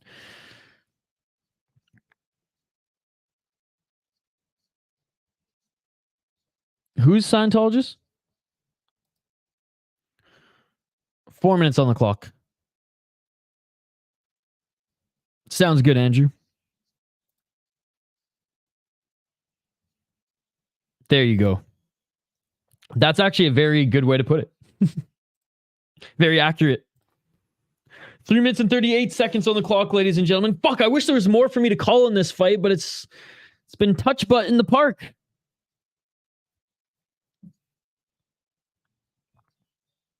No, I'm just saying what I'm just answering you what they would say. They would say, we're Persian. No, that stuff. We're Persian, brother. We're Persian. I'm answering you in what they would say. 3 minutes and 17 seconds on the clock. Tang is scared of Lee up kicks and knees. Matt, I'm telling you what they would say if you asked them. They would say, it doesn't matter, ethnicity, it doesn't matter, we are Persian. That's what they would say, Matt. I'm answering you. I'm answering your question. 2 minutes and 52 seconds on the clock. It's from Kenny versus Spenny. 2 minutes and 46 seconds on the clock. In this second round. Oh, man, this is going to be fun to go 5. Oh, and there's a right hand by Tang. They would say, it doesn't matter, brother. It doesn't matter. We are Persian.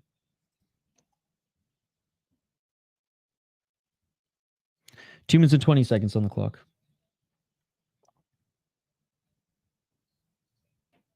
But yeah, I don't know, Matt, at the end of the day.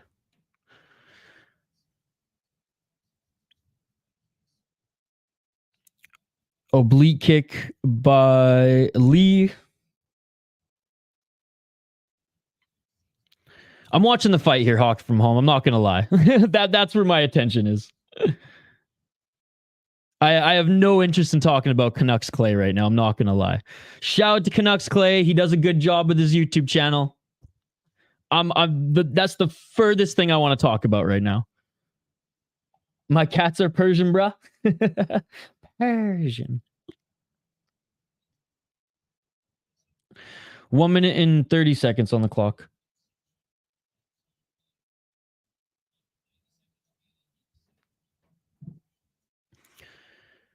Ref warning them again to be more active.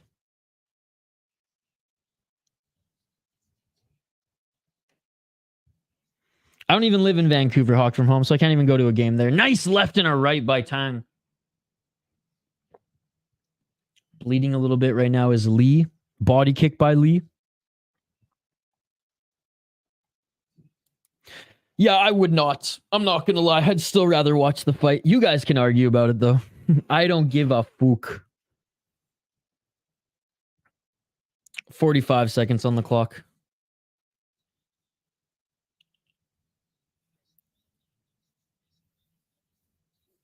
Oh, a nice body kick by Thanh. And a nice right hand by Lee on the entry, but Tang's actually bleeding a little bit too. 22 seconds on the clock.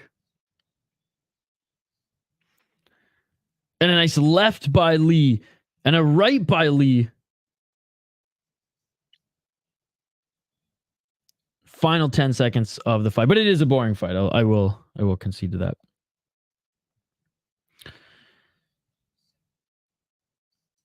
And look for that spinning heel kick at the bell, but doesn't get it, is Tong Lee, and that is it for the second round. It is a 5-round fight, so hopefully just starting a little slower and really gonna up the pacing now, but Tang Lee has taken some big shots by Tong as we look here at the replay. It just hasn't been like a consistent fast pace to this fight.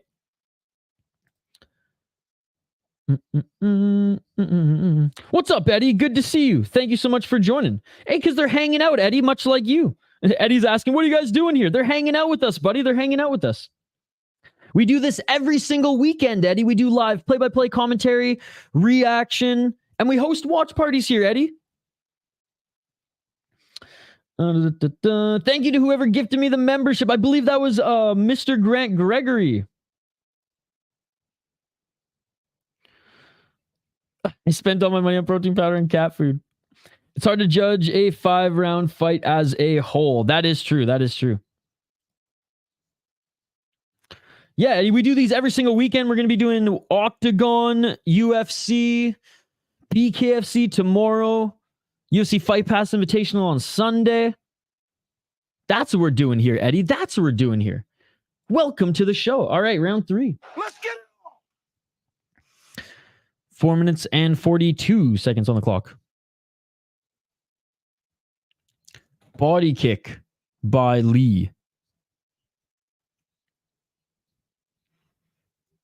Tang going for the high kick, swing and a miss. Body kick by Lee. Then he went high right after.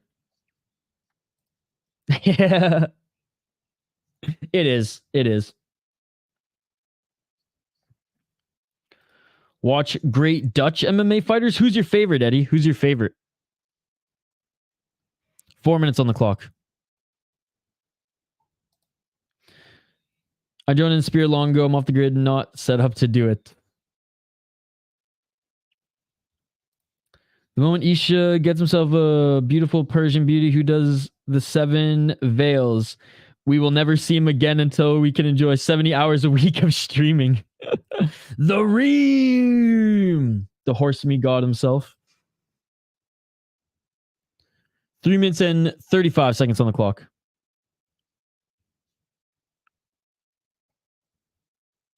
The Dutch lumberjack.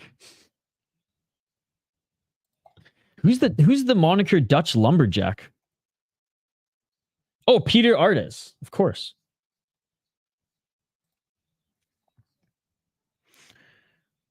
Three minutes and 13 seconds on the clock here. And we're getting more yellow cards.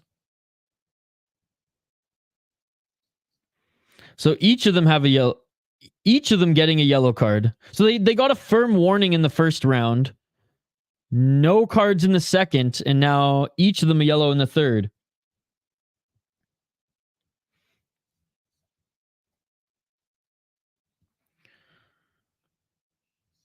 All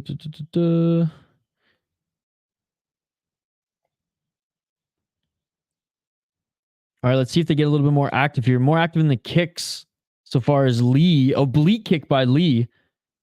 Hoggy, I'm not gonna lie. I just Sure. Next time he said it will be a double DQ. A legend member. There's such a bad look for one. Fumbled. That's both their both their second yellow. Sorry, so they did get a yellow in the first. Sorry, I've been back and forth with the chat a lot this fight.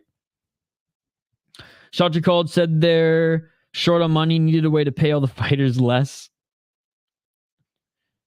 I honestly have no interest unless he paid for it. 2 minutes and 12 seconds on the clock. I don't know Canucks Clay personally. I don't digest his content. All I know is that he's a Canucks fan. And he's been a season ticket holder for a while. And he's rich. 1 minute and 53 seconds on the clock. Yellow cards in a championship unification bout. Ouch. 1 minute and 43 seconds on the clock.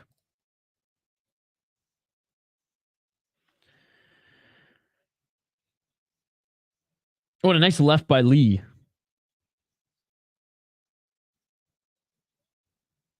Yeah, if he pays for the tickets, I'll go with him, and I'll even buy him a beer, Hockey from Home.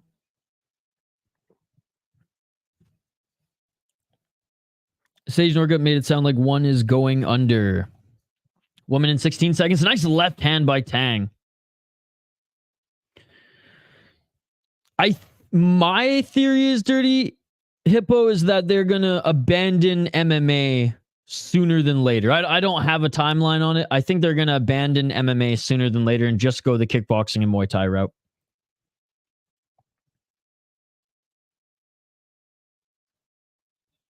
.51 seconds on the clock. Body kick by Tang. Yeah, I'm not going to a game with him Hockey from Home. I just said if he buys me a beer, or sorry, if he pays for my ticket, I'll go. But like, I have no interest in other than that. I got nothing against Canucks Clay. It's just I just don't follow his content, Hockey from Home. And I'm watching a one championship fight right now, Hockey from Home. Why are we talking about Canucks Clay up in this mouth? 24 seconds on the clock. Oh, big right hand by Tang. He just dropped Lee. And looking to finish it. And it is all over. It is all over. And still.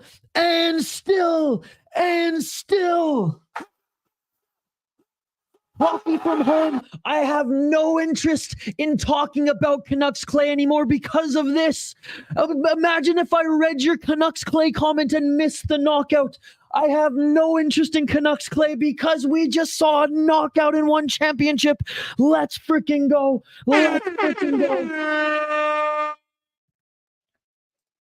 And Tang Kai wins TKO.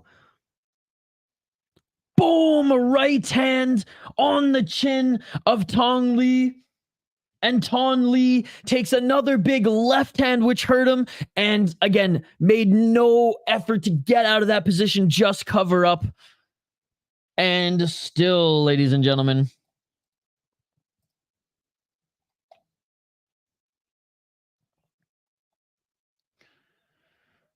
yeah,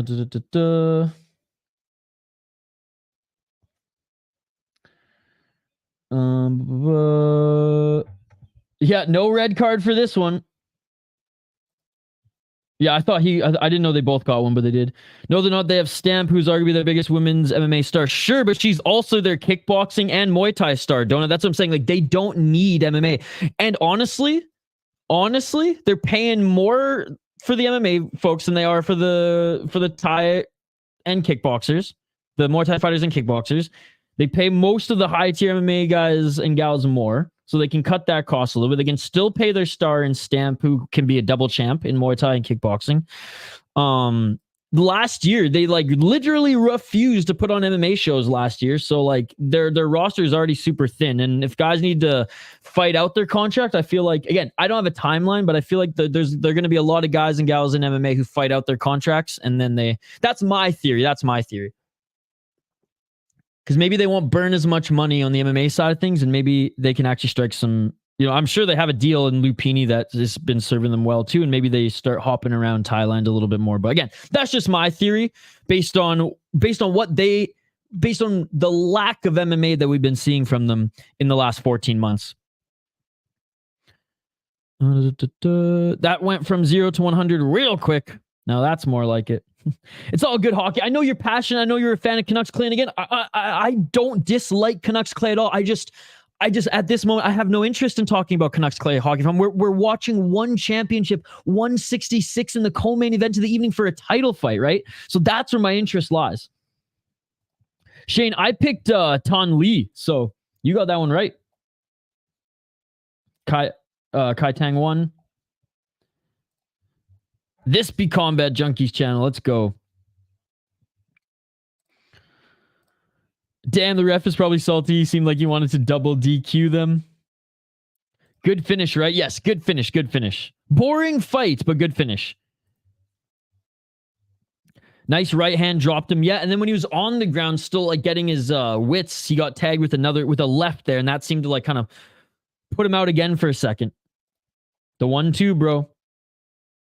Yeah, you go because you're a big fan of his channel. I'm sure you'd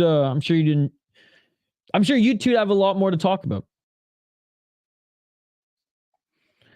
He only landed 2 shots and covered up, but that big left, I think, like knocked him out again for a second, or at least rocked him. I guess China's getting better at fighting.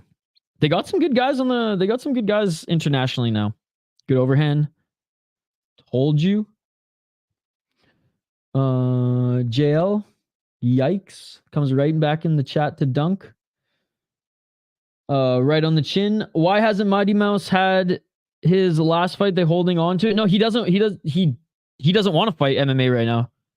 I just listened to his podcast with, it was either Guru or Marab. It was either with the MMA Guru or Marab, where he said like he's just content, like unless a name excites him, he's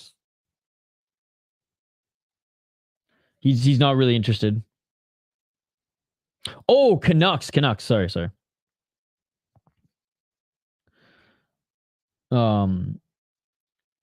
Wait, what about the Canucks you're talking about? I'm so confused, JL. You're talking in riddles. What are we talking about? I was talking about Canucks Clay, the content creator. Or actually, Hockey from Home was talking about Canucks Clay, the content creator. They like to drop MMA and then Mighty retires. He says he's almost done. Yeah. No, that's all good. I just didn't know what you meant. Did you pick Kai Tong to win? Is that what you're referring to? When you said told you? Why are we wasting time talking about Canucks Clay during an MMA title fight? Right? Mighty Mouse has fought like 5 or more times for one. What are you talking about? Has fought no. Mauer, like Mighty Mouse has fought like 5 or more times for one. What are you talking about? I'm saying I'm not saying he hasn't fought a lot for one. That's not what I'm saying. I'm saying that he is almost done with MMA. He literally said in his last 2 podcasts that like unless a big name or an exciting fight comes over his table, like he'd be content and even not fighting again in MMA and just continuing to do jiu-jitsu right now and competing in that realm. I'm literally just repeating what he said. I didn't mean to say if it slipped out that way that he hasn't fought a lot in one championship. He has fought a lot in one championship. He got 50K but got fined 20 of it. Oh, he got the bonus? Tang won. I said he's about to retire. Yeah. No, don't. Why are you Hockey? Why are you being over dramatic now? You do not have to unsub. I'm so confused, Hockey from Home. Hockey from Home, we're just telling you that we are watching a title fight in mixed martial arts. This is a mixed martial arts channel. You know this. You come here every single day. When we're 3 rounds into a title fight, the fact that you think I'm going to talk about Canucks Clay and not the title fight is crazy to me, right? You can follow Canucks Clay. You can sub to him. He makes good content. I'm just saying, I have no interest in talking about Canucks Clay, the content creator, when we're watching one championship, 166 title fights, Hockey from Home. That's it. You don't have to unsub. If anything, I'm saying don't unsub. Continue to subscribe to him. That makes no sense. Why are you unsubscribing to his channel? Because we don't want to talk about him during a title fight. You know what I mean? It's not even shit talk. That makes no sense, Hockey from Home. It's not even shit talk. Now for the good fight. Finally, MMA worthy main event. Malykhin is a bit too cocky. He knows what's up. RDR has humbled up.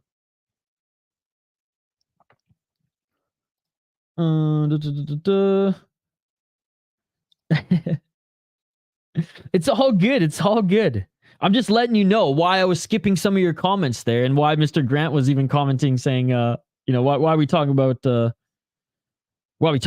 right now? Shachi's Apprentice is so cringe. Have you watched some of it? I haven't watched any of it yet. And again, no need to apologize, Hockey from Home. Like, no one's mad here or anything. That's what I'm saying. Don't unsubscribe to his channel. That makes no sense. All right. Main event's coming up next year, guys.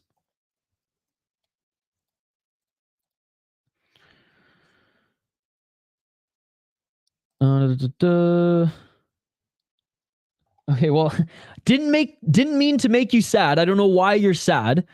And you didn't need to delete all the messages. I'm just letting you know that that's why I'm not reading them all when we're watching a fight, Hockey from Home. Every fucking stream.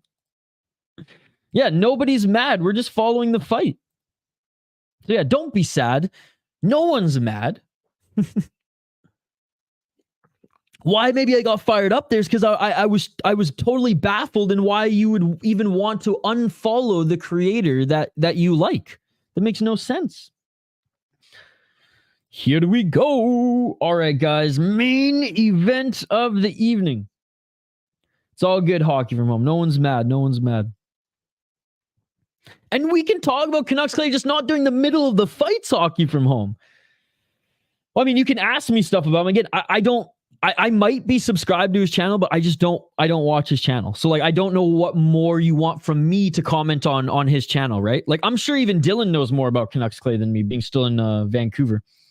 It's still early, guys. Let's get into the weekend with positive vibes, sending out virtual hugs. Hell yeah, dude. Nothing but positivity here. I'm just being honest. Next hockey stream, I'm going to talk about a YouTuber, Albert Malykhin, the third best table tennis YouTube channel on the planet. Dude, you should. Cheer up. We have a fight card. Yeah, no, he does have a great channel, Hockey from Home. But again, like context, right?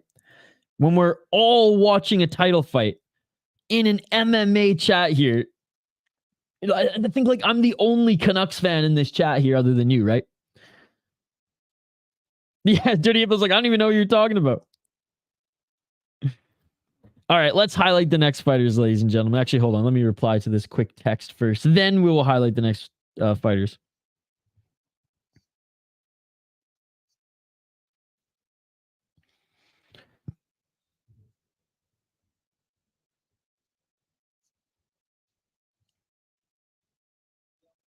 All right. No, it's all good, Hog from Home. No need to be sad. You know who has a great channel? Isha. It's an MMA channel. It's a little bit of everything, but yeah, it is an MMA channel today because one championship's going MMA heavy. Well, they're going yellow and red card heavy, I guess. It's crazy. Like I know there've been Muay Thai and kickboxing heavy one championship cards as of late, but even in the MMA fights, especially the ones again recently in the last 30 to 40 weeks, I haven't seen any yellow cards in MMA in one championship for a long time. This is like the most I've seen in a long time, and it's at the highest level, ironically enough.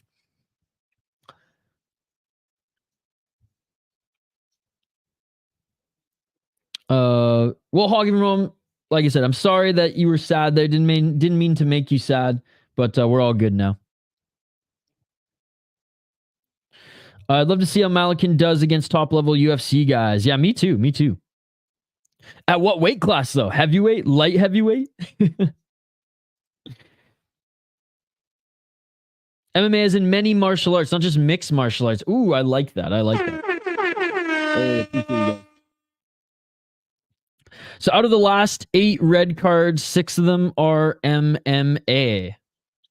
I do remember, like, the last one, not Bhullar, but the last one.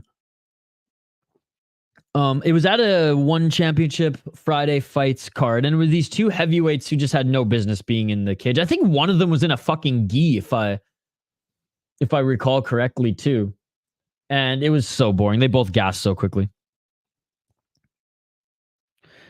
Again, Hockey, nothing did happen though. Like I didn't mean to make you sad, but like at the end, nothing happened. No one's mad here. No one's, you know, we just don't want to talk about Canucks Clay on a. Yeah, I don't even want to talk about the Canucks right now on a MMA stream. Who are you picking? I'm going with Malykhin. No, you're all good. You don't have to keep saying sorry, Hog from. You're good. We're good. Everything's fine. Many martial arts make up MMA. All right, let's take a look at the next 2 fighters. And Anatoly Malykhin, 13-0 as a pro. He is undefeated. He's the champion at heavyweight. He's the champion at light heavyweight. And he's looking for triple champ status here today. He's 36 years of age, 9 KO TKO, 3 submission, 0 decision, ladies and gentlemen. That is what you love to see. Look at him. It's a skinny Malykhin. Oh my goodness. 5-0 in one championship, 3-0 in GTC. He beat Bhullar in his last fight, 3rd round, ground and pound. He beat DeRitter in the first fight, 30 seconds in for the light heavyweight strap. Before then, at heavyweight, he beat Grushenko, who's a 5-0 guy. Aliakbari, who was 10-2 at that time. A 9-3 guy. Man, he's just been ripping it up. Dude, it is so crazy. Look how small he is. What the fuck? How is this cat even going to get back up to heavyweight? He is a lot shorter than DeRitter. I will say that. As we saw in the face-offs. I mean, I'm going with Malykhin. Let's take a look at DeRitter here. The Dutch King. 16-1 as a pro, and his only loss is coming to Malykhin. This is the rematch. 33 years of age. The Dutch King, a very, very scary submission artist. 2 KO TKOs, 12 submissions, 2 decisions, 7-1 in one championship, and he's 3-0 in Superior Fighting Championship. Lost to Tai Ruotolo in a grappling match. Lost to Malykhin for the lost the light heavyweight strap.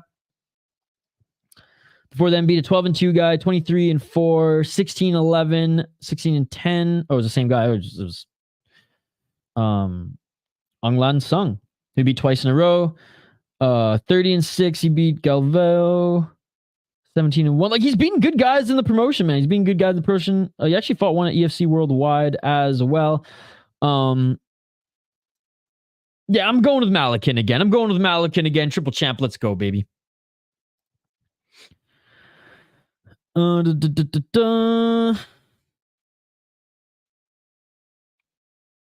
He's wearing a pink hoodie. The curse will hit him. JL, I love how JL like changed. Was it this week he switched over? He was on the Malykhin train all start of the year, all 2 months, but this week hopped on the De Ridder train. See you later, Hog from home. Shane's got De Ridder. Mickey Mantless. Let's hope he gets it so then Henry shuts up about being Triple C. Have a good day, Hog from home. Hope you feel better. His last fight was heavyweight. Oh, it was heavyweight. Sorry, heavyweight. You think the weight loss might be an issue losing? Maybe, but it wasn't immediate, Jules. Like a month ago, he was 8 pounds. He was 8 pounds away from the limit, right? So he's been training and like it seems like he really wants this third strap. It seems like he really wants this, and he's been doing everything right, working with the proper nutritionists and taking his diet and everything seriously. So it very well might, but it's not like he did it in just like 2 months. He's been taking his time. So I'm very, very curious to see how it works out. Peace out, Cub Scout. Fu, come out, doctor's appointment. May have to split after this fight. This is the main event of the evening, King James. I remember when De Ridder was going up to heavyweight to become the first Triple C. Amazing. How now he needs to stop someone else. Dude, how crazy is that storyline? At least one actually has a good main event on a Friday morning for a fight for once. I don't know. Those Muay Thai fights have been pretty good every Friday morning. I did, Andrew. I did. Well, the one you posted yesterday, I saw. Rear looks huge. He's a tall guy.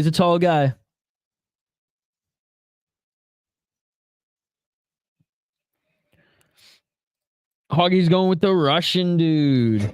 Locking it in. I'm not out because of the clay dog. I need to go. Yeah, no worries, Hog from. Like I said, everything's good. All is good in the hood. All right, main event of the evening. Coming up, ladies and gentlemen, fighters are being announced in the cage.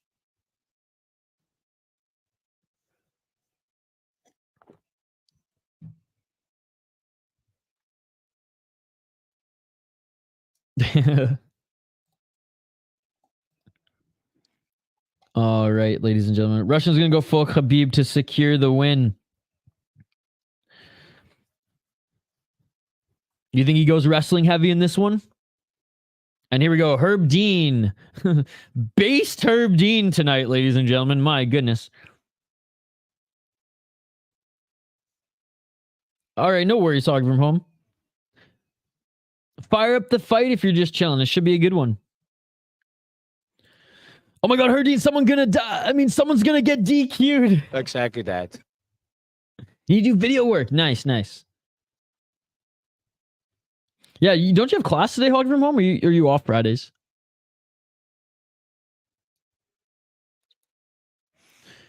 All right, the challenger. The one heavyweight and light heavyweight champion.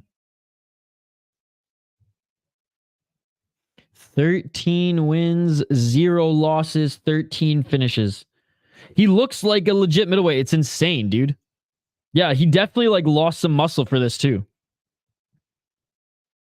Nice, nice. Shout out to Reading Week. Doesn't look sunken in though, doesn't look sick. No, that's what I'm saying. Like he took the proper time to properly drop down a weight division for this. And he knows one championship, their next MMA card is not going to be for another 8 months, so he doesn't have to fucking even worry about defending at light heavyweight or heavyweight. All right, Reinier de Ridder, the champion. This is his weight class, though. This is where he dominates. Russian guy clearly Sousa. He lost muscle for this, believe it or not. That's why I had time to hang with my friends yesterday. If it wasn't Reading Week, I wouldn't have had time. Got you, got you. Is this on live or just on repeat? The event is live right now, buddy. The event is live. We're watching it on YouTube and Amazon Prime if you're here in North America, my dude. It's live right now. We're just commentating on it in real time, my friend. Live play-by-play commentary, reaction, and interaction here. If you want to watch the fight, it is for free on One Championship's YouTube channel or Amazon Prime if you are here in North America. All right, round one, ladies and gentlemen. Final fight of the card. Let's get on.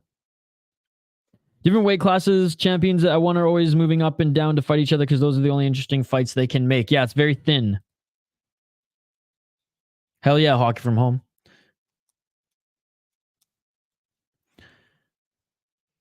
And Malykhin pressuring him early. Kicks by de Ridder. Malykhin with a right hand and already pressuring de Ridder to go for the takedown. Knees by de Ridder in the clinch.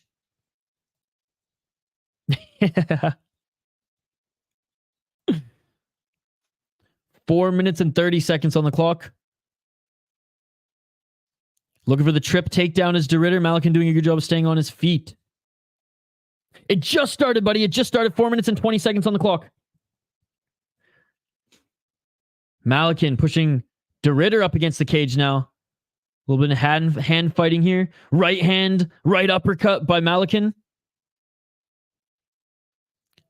Knee attempt by Malykhin. Look how much taller de Ridder is than him.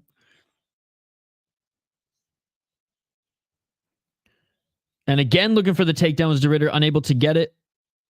3 minutes and 53 seconds on the clock. Malykhin, he's a lot shorter than him, so if he's going to throw those knees, he's got to watch the groin. More yellow cards than groin shots here today, though. Let's be perfectly honest. And they separate. 3 minutes and 38 seconds on the clock. De Ridder with the front kick. Trying to manage that distance.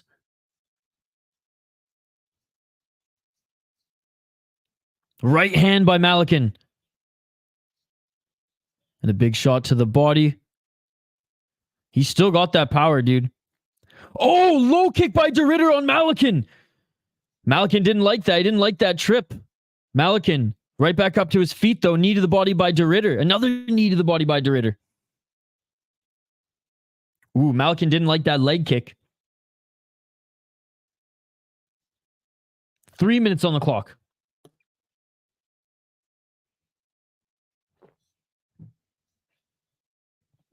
2 minutes and 52 seconds. Clinch work right now.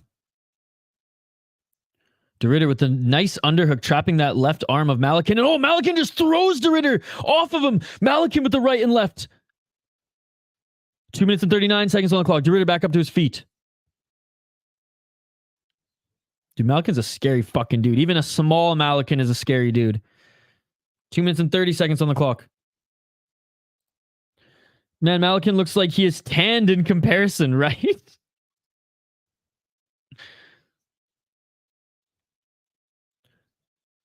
Malykhin swinging and missing with those right hands. Counter right by Malykhin. De Ridder going for that low kick again. And de Ridder looking for that single left leg. He gets it, but unable to take him to the ground. Yet, anyways, 2 minutes and 4 seconds on the clock. Going back to the clinch work here. De Ridder with a good old foot stomp. Good takedown defense so far. Absolutely.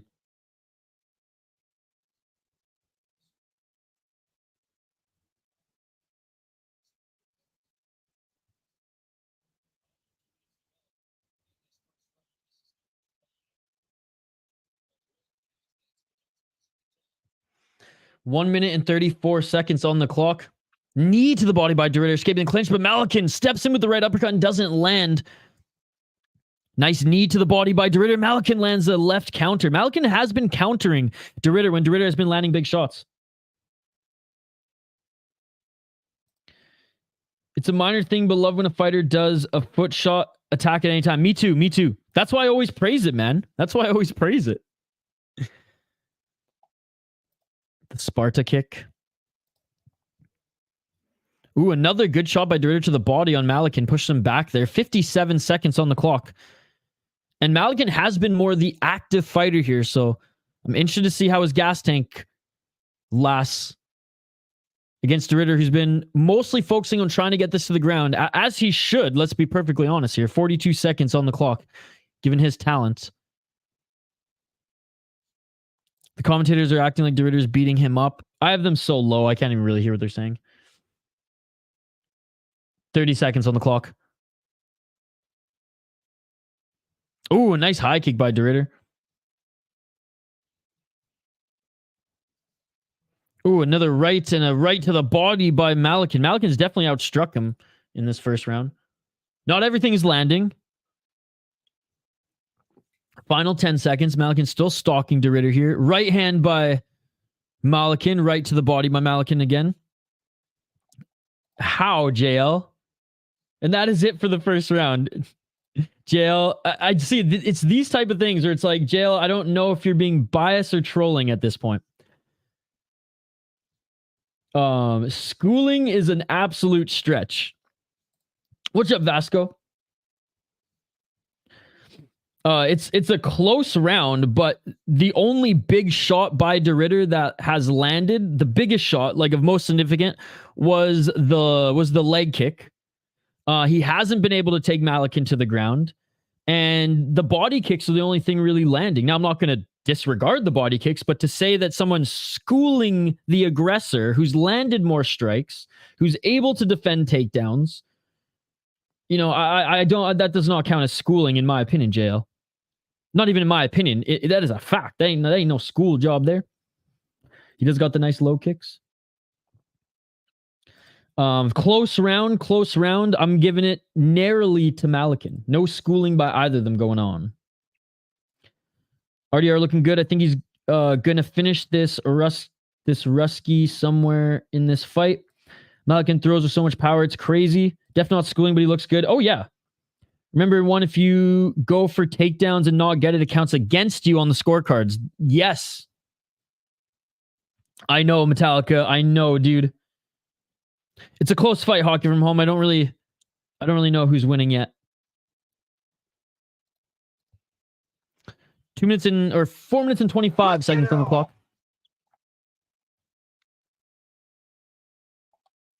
10-9 Malykhin. Herb Dean warning Malykhin to work. Here we go. You pick the Russian fighter, Hockey from Home. And de Ridder going for a takedown and Malykhin stuffing it. De Ridder holding on to that left leg, but full sprawl by Malykhin. I don't like that takedown attempt. And de Ridder rolling to his back and Malykhin saying, get back up to your feet. Well, if you forget the prediction, I don't remember either, Hawk from Home. I don't know which guy did you pick Tang or Lee? 3 minutes and 33 seconds on the clock. de Ridder grabbed his wrist on the way up. There might be an issue. A nice left. Swing and a miss, though, actually, by Malykhin. I was going to say nice, but no, he missed with that left uppercut. And de Ridder looking for the takedown again. Looking to trap that right arm of Malykhin. Oh, no, he lost. He got disqualified, Hockey from Home. He got kicked out of the fight for not fighting enough. 3 minutes on the clock. Up on their feet. Malykhin continuing to pressure de Ridder here.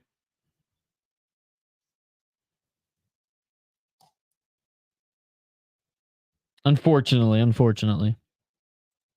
There's a lot of fights tomorrow, Hockey from Home. You'll get back in the win column tomorrow. Nice left hook by Malykhin. DeRitter again going in for that clinch, and Malykhin punishes him with a couple left hooks. RDR should throw a left head kick. The moment he said he was Indian over Canadian, he lost. Agreed. Oh, and Malykhin landing some big shots on DeRitter. DeRitter on the back foot. Right hand by Malykhin. Right hand to the body by Malykhin. Malykhin's being a little bit more patient than he is in that first round where he was just throwing huge hooks there. But now DeRitter's starting to land some counters, but he's slow. And a right shot to the body by Malykhin again. 1 minute and 53 seconds on the clock. There is openings for DeRitter for sure. When Malykhin's throwing those big hooks and stepping in, he's dropping his opposite hand. So there is room for a counter. Just like there, DeRitter with a nice straight right jab on the counter. Nice step in elbow by DeRitter. DeRitter's starting to mix it up a little bit here. Looking for the takedown. That's not going to work. That is not going to work. Still in the clinch. 1 minute and 25 seconds on the clock.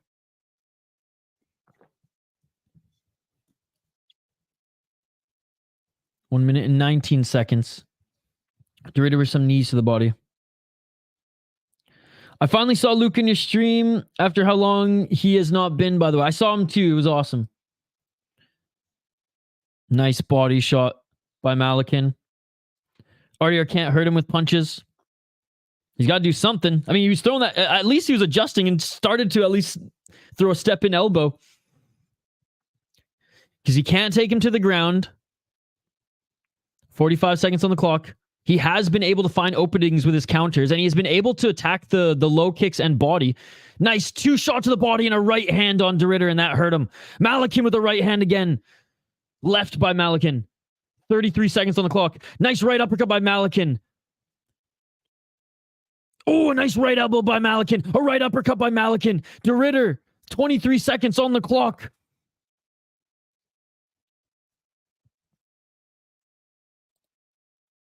No, that's awesome. Glad we cleared the air. He likes your beer vlog. I was trolling you last weekend.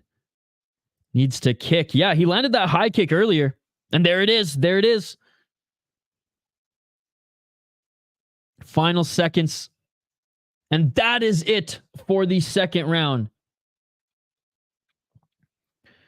He's running. He's a track star. All right, clear. I mean, I know these fights are judged as a whole, but for our reference, clear second round for Malykhin. Where the first round was close, the second round was clear as day, ladies and gentlemen. It's all good, Hog from home. Malykhin got stone hands with a stone chin. See, that's the thing, Madar. Whether it's effective or not, you need some more offense. It's like the takedowns aren't working, so employ the counters because they have been working. There have been points because Malykhin, like, he leaves at least one hand down when he throws that big hook, and even with the uppercut, because he follows through with those big strikes, and he leaves himself open at times. Now, I know DeRitter's getting hit at that point, easier said than done, but we've seen it a couple times, even with just a straight punch on the step back in counter.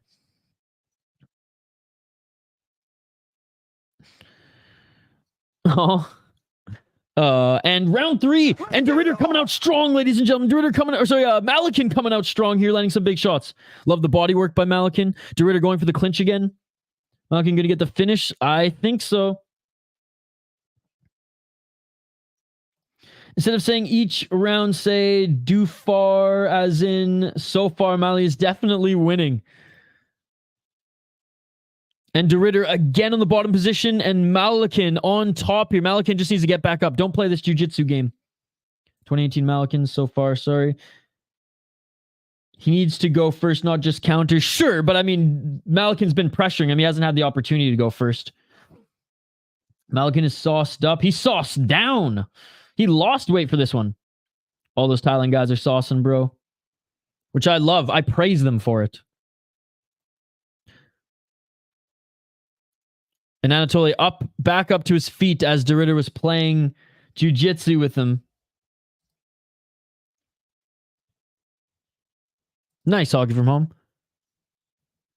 Oh, DeRitter Not getting back up to his feet. He quit. DeRitter quit. DeRitter quit. DeRitter quit. He didn't want to get back up to his feet. DeRitter quit on the mat. He wasn't even getting punched. He quit on the mat and new, making MMA history. Triple champion, ladies and gentlemen. Triple freaking champion.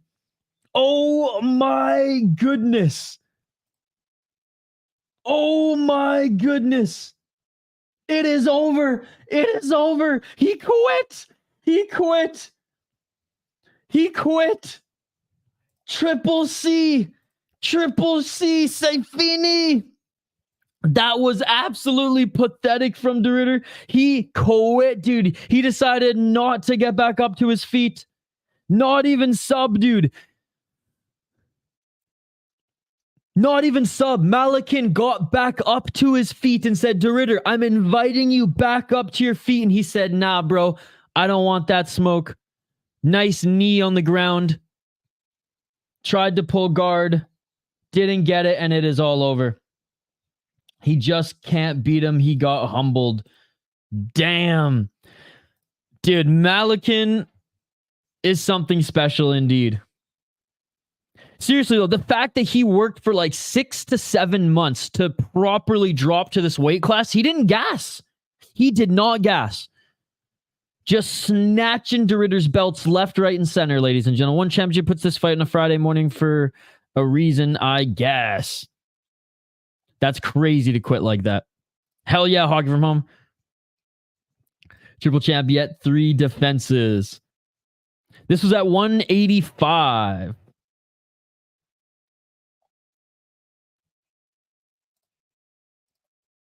I'd rather die. Stayed down. No, that's schooling. That shit beautiful than a motherfucker. Oh, it's 205?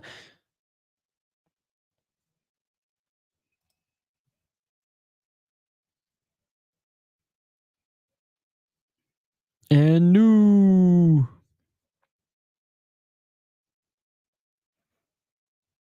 So middleweight, light heavyweight, and heavyweight.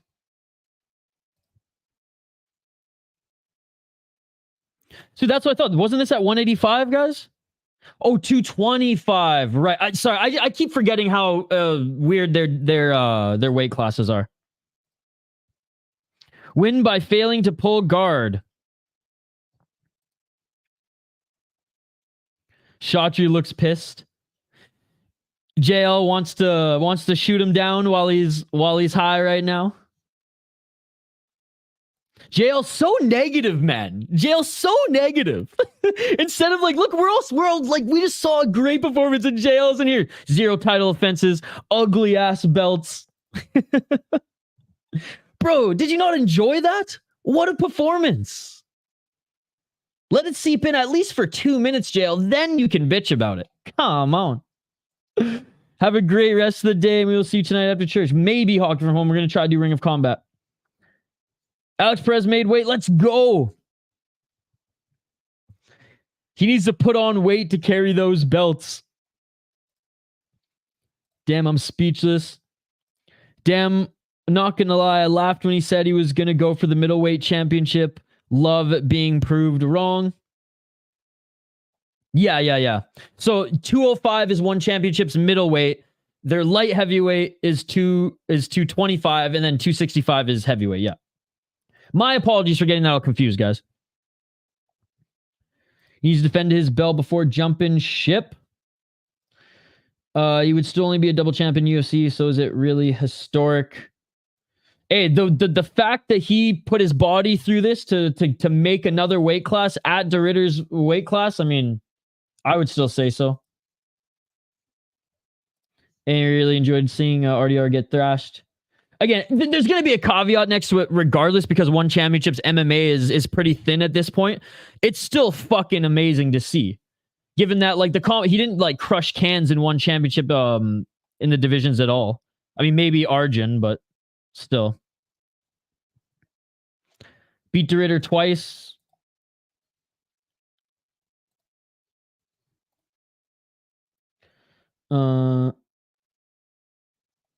The first time in history, you got to be a downer. Come on, man. Let us enjoy history.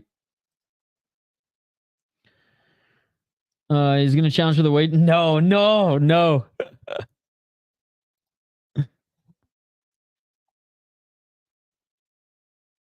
Hey, good display of respect, man. He's just giving De Ridder respect here, which is awesome.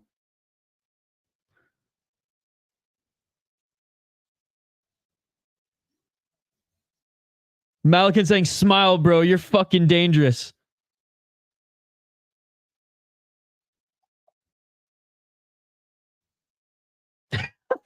They're literally... Malykhin's just talking about how hard De Ridder hit him with an elbow. Good on him. I loved... He's like, I know you can talk all night, but I got to give you a bonus there. I didn't hear that he was almost traded. I heard that they were talking that's one of the teams they're talking about. All of one's weight class are just bigger than normal, like bantamweight's 45, yep, featherweight's 55, lightweight's 70, welter, yeah, exactly. I got mixed up with the middleweight. That's what I got mixed up with. Bro, if he can maintain, I would say this one. If he can maintain, I would say this one, and then slowly move back up to heavyweight. I'm not taking anything away from him. It's just there's almost no contenders at the weights, and he fought 3 different belts in his last 3 fights. Yeah, but 3, decent opponents. The guy's more excited about getting 50K than the 3rd belt. How much money did he get? See you later, Hoggy from home. So Bellator wanted to make a 150 division, and Pitbull became 145, 150, and 155 champ. We really call him a triple champ, really? I mean, we would literally call him a triple champ. I don't think we would then, and I don't think we should now. I mean, I would, but you know me, Potan. I'm an idiot. We also almost traded. It was close. Yeah, no. Drugs.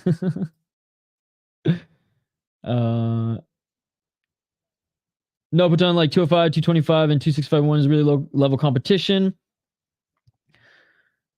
I agree. I wanted RDR to pull that off, but he got smoked. What's up, Funkmaster? The triple champ should get 100K. Shotzi doesn't even have 100K to give out. It was very close. He almost got traded. That's not what I read, but hey, you're more dialed in than I am right now. Low level 185 and above. Dude, it's so thin right now. I mean, all of one's MMA is so thin right now. Now let's rate this card from 1 to 10. I would say a solid... JL didn't even watch all the cards, so I don't even know what he's talking about. He didn't even watch the prelims. I'll say 6.57. 6.57. The prelims are really exciting, and the main event helped bring us home. Again, I don't know why, Hoggy, why are you still hung up on that? You brought it up. Okay. I didn't do anything wrong. I apologized many times, and now you're bringing it up again. So I don't know what to tell you, Hog from home. It might be thin, but he beat the best of each division. No, that's true. That's true. And I mean, honestly, he would come into the as a heavyweight or light heavyweight in the UFC. He'd make some noise. Probably more as a heavyweight than light heavyweight. Let's be perfectly honest here. But UFC's heavyweight division is as trash as these other leagues. RDR would be the middleweight Peru guy. Can't wait for a Brooks Pacio trilogy. Hope Brooks knocks that bum pansy out. Rigo's live. Can we rate him? Yeah, guys, go check out Rigo's stream right now. Go say what's up. If you were the heavyweight champ, what are you really proving by going down to fight smaller guys? Just defend your heavyweight title. That's more impressive to me. I literally think there weren't enough guys. I think he beat Aliakbari and that was it. So what's the verdict for the Pacio fight? It's a disqualification. They set RDR up for saying he wanted to go to the UFC. Send Izzy to 1 and he would murk him. Oh yeah, I'm not disagreeing. I'm not disagreeing. Just saying that vlog link someone made about PD almost being traded. Okay, but Hog from who is this person? Is it like a random Joe Schmo or is it like Elliot Friedman? You know what I mean? BKFC's tomorrow, if I'm not mistaken. In the UFC, in the UFC, he would be there. Like, he would beat all the other cans. Like, I mean, maybe I think he could hang with them for sure. Because in the UFC, there's like 4 or 5 good heavyweights, and that's it, right? He wants to fight smaller guys. He's short too. This Russian guy would not even be able to beat any of the UFC's top 15 at heavyweight or light heavyweight. Light heavyweight, no. Madar, heavyweight, wholeheartedly disagree. UFC's heavyweight outside of like the top 5 is absolute trash, dude. Absolute trash. So wholeheartedly disagree on the UFC top 15 take, but 100% agree on the light heavyweight take. This kid has the best defense. My dad can beat your dad at any size. Why don't you make a 245 division and make him a quad champ, make him 215, and he can be a 5 champ. Poatan was not impressed with his performance. Man, Poaton's more negative than JL today. Must be a bad Friday. I hope your Friday brightens up, Poatan, because that was a good fight, and everyone's just shitting on him now. Light heavyweight is a happy medium. Probably Izzy. But again, can he even get that low, right? What weight class, JC? That's the thing. At 225, well, I don't know. I mean, Izzy fought the bigger guy and didn't look that good, but Izzy is a better fighter. Okay, I'm not trying to get this construed. Izzy is a better fighter than Malykhin. But again, different weight classes. Different weight classes.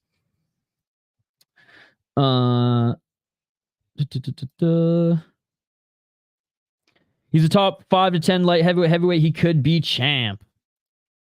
Damn, BKFC's tomorrow. Hopefully there's something on tonight. There is a Ring of Combat tonight. I just have to find a stream. I haven't been able to...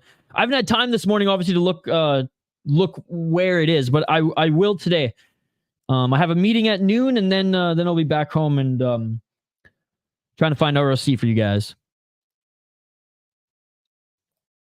Oh, got you.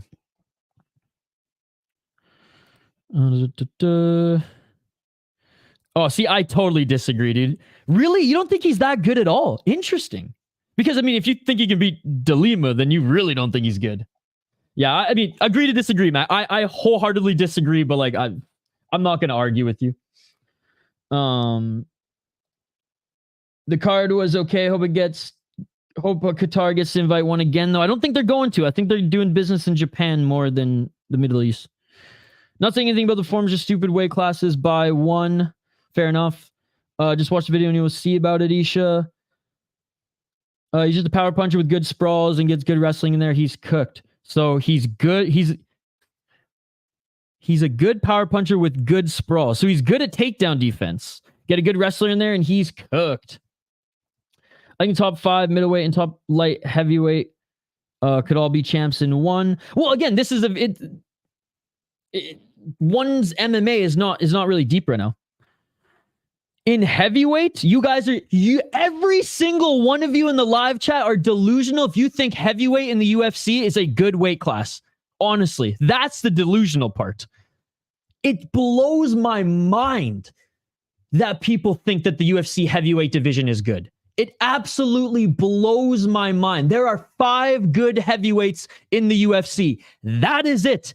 Every other one of them could be a regional fighter. And I'm not saying that in disrespect. I'm saying that as fact, ladies and gentlemen. There is a fact they're pushing these absolute cans in heavyweight into the UFC because they're just hoping that one of them pans out, right? They're just making it pretty much PFL as far as the heavyweight division. And I'm not blaming the UFC. I'm just hoping that a crop of heavyweight talent emerges soon because it's god awful right now. One in UFC have the same amount of weight classes. Why is everyone complaining? No, JC, it is not even close to the depth of the UFC, right? Like MMA in one championship is almost gone, guys. Do the leg kicks is there all day? The Russian dude is so heavy on the leg. He just happened to beat a guy in RDR who is a pure jits guy that can't wrestle or strike. Yeah, but I mean, he's beat other good guys again. Again, I don't know why you guys think heavyweight in the UFC is so good. We'll agree to disagree on that. I think you all are delusional if you think that the heavyweight division is a good division and that anybody outside of the top 5 could beat these regional guys or other heavyweight champions outside of the UFC. But that I'm very much strong opinionated on that. Even get the fuck out of here. No, he wouldn't. Usually heavyweight class is the best. It's garbage, dude. I would say so. Ty would knock him out. Heavyweights everywhere are overall not the best. No, I know. It's just like heavyweight in the UFC used to be like the thing to watch because at least they would like scrap. Now they just hold each other up against the cage. Bro, heavyweight and MMA is not good, but all these promotions, UFC is better than everyone. In heavyweight, I will agree to disagree. Like they're champion, obviously, in John Jones, Pavlovich, and Aspinall. I would say could beat every other heavyweight in the world. Everybody else at heavyweight in the UFC could be beaten by any of the other top heavyweights, and vice versa in the world. Again, I will in this current UFC heavyweight roster right now today, I will never agree with you, Madar. I will never agree with you on that one. But we can agree to disagree. No animosity. I'm just saying. There's no amount of data that you could ever show me that will convince me otherwise. UFC has the best guys. Overall, yes. I'm coming for heavyweights in the MMA. Honestly, man, you, JL, Matt R, you guys could beat half of them. Let's be perfectly honest. We don't. You're misinterpreting what people are saying. I mean about the 3-division thing, like UFC has heavyweight, light heavyweight, and middleweight. Like, what's wrong with him being a 3-division champ? Nothing wrong with it. People are just pointing out that, like, it's not as... people are pointing out the obvious, that it's not as important as... is important, yeah. As valuable as a UFC triple champ. That's why people have been ripping one. There's almost no MMA fights. It's just Thai organization. Yeah, this last year, JL. Again, JL lives in the moment, and I respect that. But between 2020 and the start of 2022, one championship was a close second to the UFC because they had a good roster. And they were active. Hey, what's up, We Are Rising podcast? Thank you so much. Appreciate you. Heavyweight in general is not as good, but UFC still has the best heavyweight division. I disagree. 3 guys don't make a division. 3 guys don't make a division. It has, I will say this, Matt. The UFC's heavyweight division has the highest ceiling and a low fucking floor. Jared Van Der would submit RDR. Interim champ of the UFC is more prestigious than any one belt. I don't know about that. Tom Aspinall is the greatest heavyweight to ever walk the planet Earth. Woke up late today. Do we have a triple champ yet? Yes, we do. PFL heavyweight, our top heavyweight also. But I put them versus the UFC. I have animosity. Jay Collier would fuck. Oh my goodness. Get the fuck out of here. Again, disagree. You have animosity? Well, you're getting all angry for nothing. Yeah, but they don't allow weight bullying. Light heavyweight and heavyweight are basically the same weight class in one, since the light heavyweight is 225.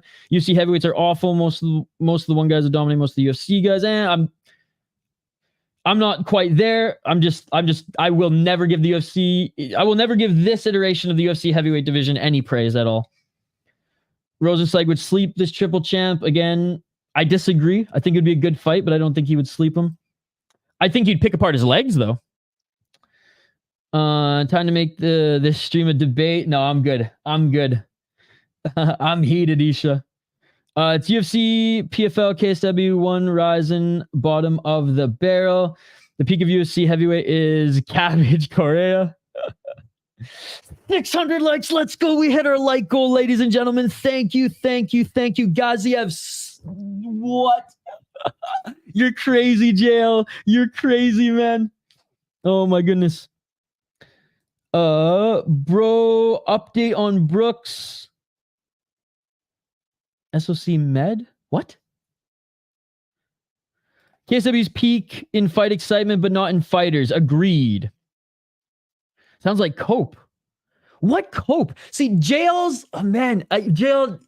It's so hard, man, because there's some days where, like, after the chat, I'm like, oh, man, everyone was like, you know, I was too hard on JL here. But, like, your only desire, and you keep telling me otherwise, your only desire is to dunk on me. And again, I was almost convinced that, like, no, JL just actually likes this community. Nah, man. All JL wants to do here is make me snap. And then you're not going to anymore, because at the end of the day, I really don't care. And I don't even know what you're trying to argue here. Sounding like Cope for what? Gaziev hasn't even fought yet. How am I coping? But if this is what you want, JL, continue. I'm not going to snap like I did back in the day, because now it's official. There is no ifs, ands, or buts. JL is here to try to get Isha angry, but he's not going to. It's not going to happen, JL. It's not going to happen. Gilbert Burns could be the champion across 7 weight classes and obtain the grappling belts in one. Don't tell JL that. Brooks social media. Okay, I haven't checked it yet, man. I'm streaming right now, right? Guys like Thomas Peterson make it to the UFC. He'd be chewed up and spit out in one. I agree. Joe Burns sleeps this Anatoly guy. Was this the first time you saw him fight, Matt? Malykhin? I'm just angry at the fact you're saying UFC heavyweight is trash. It is trash, JL. Why are you angry that the UFC heavyweight division is it is trash? I hold the UFC to a high regard because it is the best promotion in the world. And you're putting out a very, very terrible product in heavyweight. Isha ain't Thanos, he ain't going to snap. I used to. JL used to know exactly what to say to get under my skin. But we're good now. Because I used to think JL was like serious, but now I know he's just here to troll. Bro saying Gilbert Burns can beat the grappling champs at one, real funny. I'm talking about the fact that 225 being a competitive class. How many subs does Burns have in MMA? I was joking, but never say never. With those weight classes, a lot more triple champ. However, he's the only one so far. Yes, sir, bro. Hard to identify sarcasm nowadays. Here, I'll look right now. No worries, dude. Like, no worries. I'm just trying to catch up on the comments. I didn't understand SM social media, but I'm looking right now.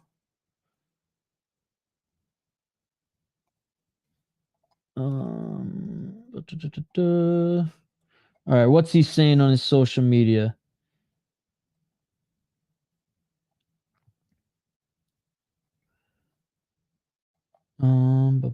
Why can't I find him on social media now? What the hell? Did he delete his social media? What the fuck?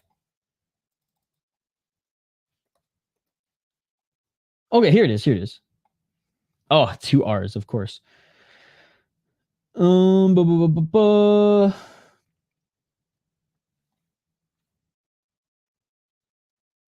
haven't seen him make a tweet yet, buddy. Oh, wait. Nope. I haven't seen him tweet yet, but everyone on Twitter is in defense of him. It's hard to find one elite heavyweight, and UFC is like 5 or more. No, they have 5 good heavyweights, 4 elite, and then the rest are trash. So what's his next fight? I think he should defend this title and then move back up to light heavyweight. UFC champs should try and challenge to be 3 division champs. Then how many attempted it? I don't like it at all, to be honest. I'm just pumped on that fight. And we did literally see history, whether it has a lot of weight to it or not. I know the chat seems seemingly upset that Malykhin is the winner, which is crazy because I thought that was such a good fight. But yeah, JC, I don't think anyone has attempted it other than, no one's attempted it, and I don't want to see it. I like when guys stay in their respected weight classes personally.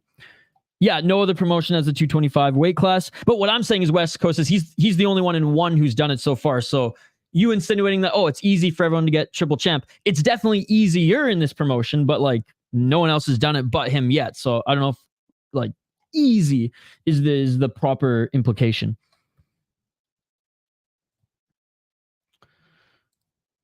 Uh, 225 is just for light heavyweights who just don't want to cut. GC would never happen. UFC doesn't just hand out belts like one does. Unfortunately, they are these days, Matt. It ain't like the old days anymore. Where friggin' Pereira and Islam now talking about moving up. It's just like, if Islam moves up a weight class before defending 155 again, I'm going to puke, dude. All jokes aside, though Birds could be champ at lightweight and welterweight in one, I reckon he beats Christian Lee and definitely could compete for the grappling belt because he's a BJJ world champion. He's a better BJJ guy overall. He has more BJJ championships than he does MMA. Just like in boxing, when there's a 150 and a 155 class, it dilutes it. DC. I see. I actually want to see more weight classes in the UFC personally. I think every 10 pounds. If DC started MMA before he got super fat, he could have been a triple champ. He could. Yeah, I agree with that. Burns hasn't looked good since beating Magny. He looked pretty good with one arm. Malykhin versus Kane. Burns is older now. I just mean if he had his whole career in one from his prime. RDR just tried to survive. He bet pillar to post.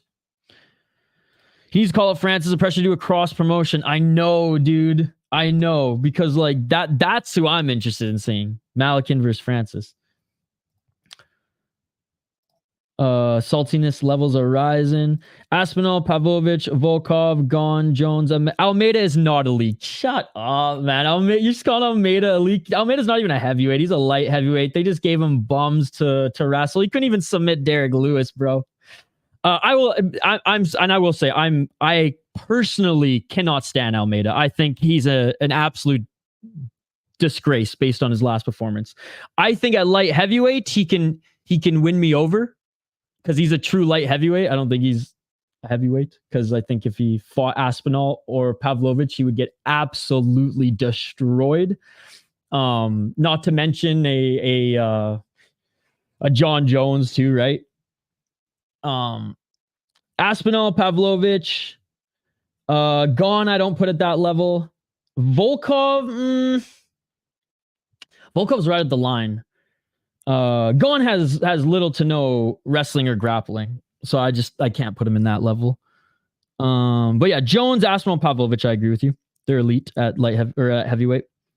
Gon, Volkov, great, and they probably could beat a lot of the. I mean, they probably could beat them. Don't get me wrong, but they are far from elite. They're far from elite. And Almeida is just straight jokes, dude. Like I said, if Almeida has another heavyweight headliner, I'm ending the stream light heavyweight because no one wants to watch that guy put us to sleep. That's like saying the first middleweight champion doesn't count because the other promotions didn't have one. I'm sorry, hey, I've already said to you many times, agree to disagree. You want to keep the fire going. You're chipping on these takes. I'm not chipping. I mean, maybe in your opinion, I am. In your opinion, I am. But again, I'm not here to prove that I'm right or wrong, Madar. You are. You're. I know you guys want to dunk on me. That's fine, dude. I've already said to you guys, I'm an idiot. I'm just a fan of this sport. I ain't pretending to be an expert here. I'm giving my opinion based on what I see. I mean, I watch a lot of mixed martial arts. Maybe some of you watch more of it than me. I'm not going to say like, oh, I watch a lot of it, so I know more than you. Absolutely not. I've never tried to be that. But I do think you guys are delusional. Not you guys, but the YouTube verse who think that the UFC heavyweight division is elite and is way better or even better than some of these other top promotions, good promotions out there. Like, I ain't here defending Ryzen's heavyweight division. It's scarce. It's garbage. It's trash.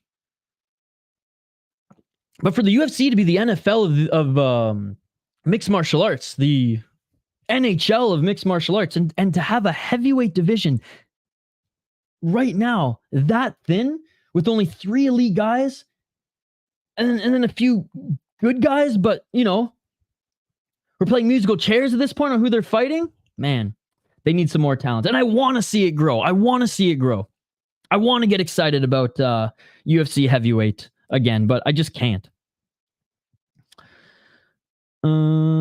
I agree to disagree with some of these takes. 50-45. What's up, everyone? Congratulations to Malykhin. No problem with me. Just expected more from RDR. Francis would kill him. Yep, probably. PFL champs versus one champs. I'd be all right with that. I'd rather see Bellators. And I say Bellators because Bellator just beat PFL champs. Bellator beat Ryzen's champs twice. Let's see if they can take out one championships. Which takes you fucking moron. I mean, it's just a wet blanket.